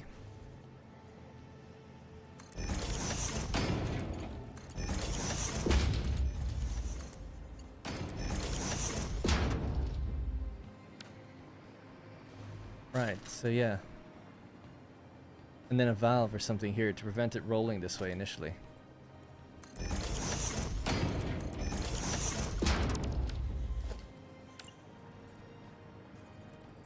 His little roar. Just to keep symmetry, I'll bring that back.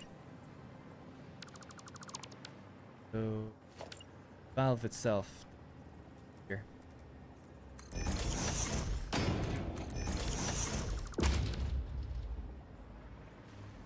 Right. So, it actually didn't need to be a Mark II this whole way. It could have stayed Mark 1. These could all be Mark 1, and then it becomes a Mark II when it gets to there. I might just quickly update that.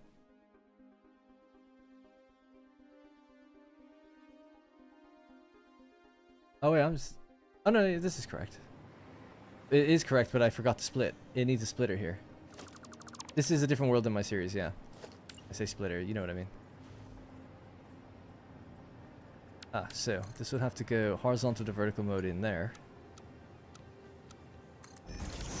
And then we'll need a pipe junction here.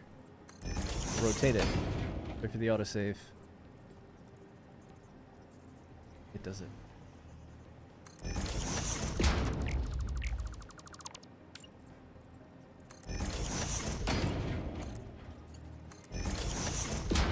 There we go. That'll do.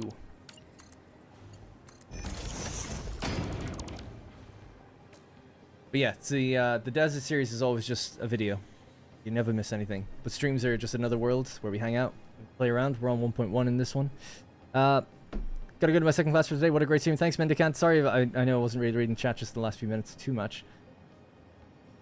Yeah, so for DLC, underwater is exactly what I want them to do. And I want a vehicle that goes between land and sea, like a land and water. So some sort of like amphibious submarine thing. Like a truck that just operates underwater. Would be great. I think underwater is perfect because you could add it to this map without affecting a lot of people's builds. Because you could just say like, okay, there's now new resources out in the water in certain places around the map. And it could be kind of like side progression for different things. You could have a vehicle that goes between land and sea, and that'd be an okay one to have as DLC, because it's like, well, you've no use for it unless you have the DLC. It doesn't need to be part of the free update. I assume will be coming along with it. And then you could have things like oxygen tanks that you need to produce, gases that you need to get, things like that. That'd be quite fun, I think. I think so anyway. And maybe you could have oxygen tanks with aluminum that you give yourself, right, to keep yourself breathing, but also for maybe, it might be complicated, but like the room, I don't know if they'd want to actually do vacuum space rooms. That might be a bit intense for this type of game and the way it's coded, but who knows, maybe they could do it. Subnautica, basically. Right, so that was one group done. So one pipeline goes in, feeds into then the 2 groups of machines, so the numbers are there. The 460 comes in and goes to 230 and 230.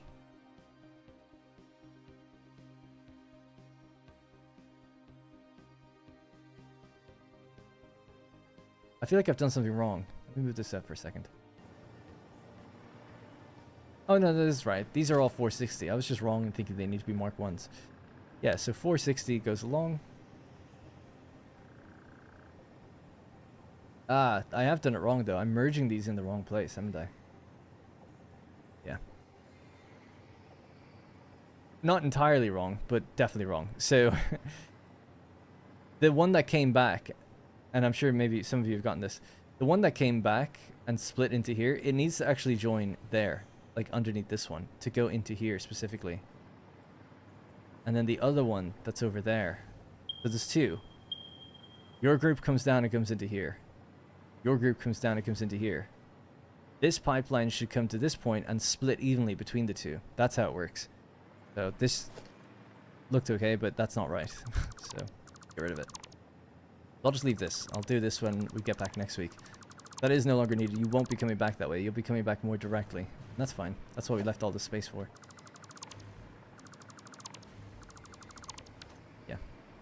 I'll just leave it. I'll be able to work that out when I see it next week. From the document. Right, I'm just going to save it there. That's going to have to be it for today. So we'll call this stream E5. Just 5th stream on this world.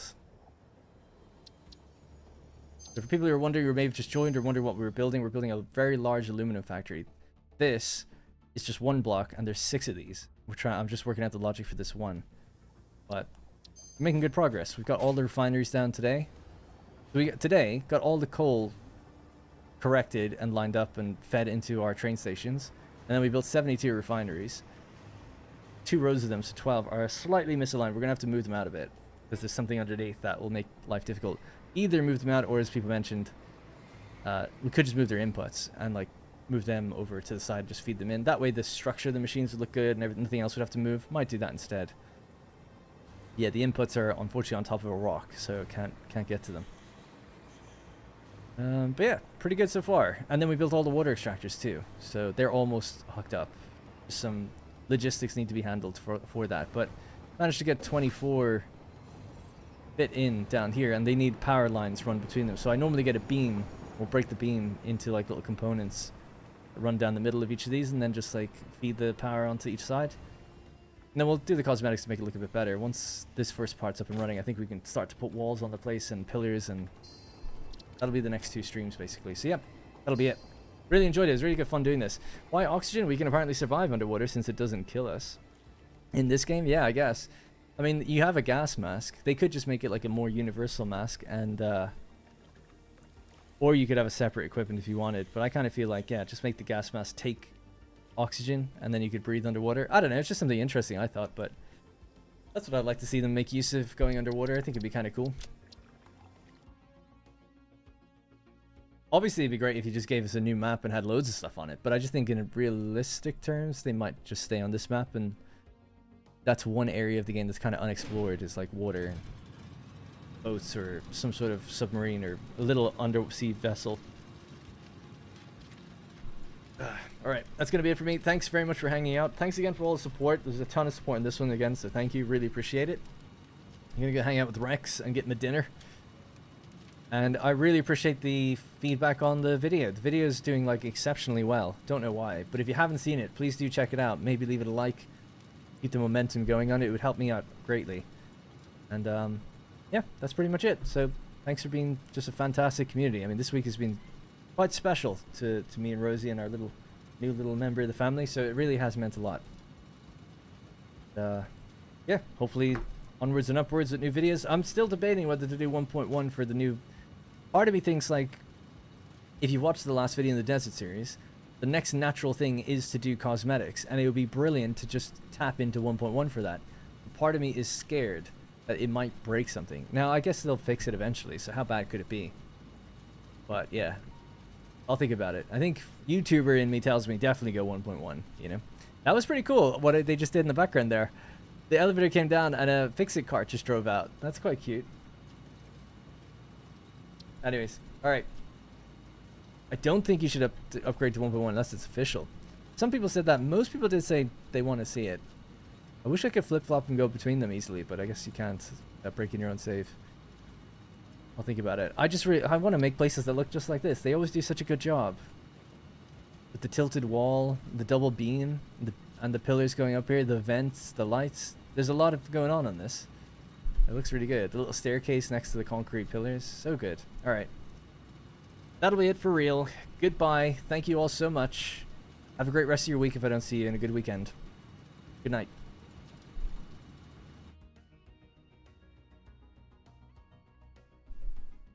I think you should use 1.1 because people in the future will use it.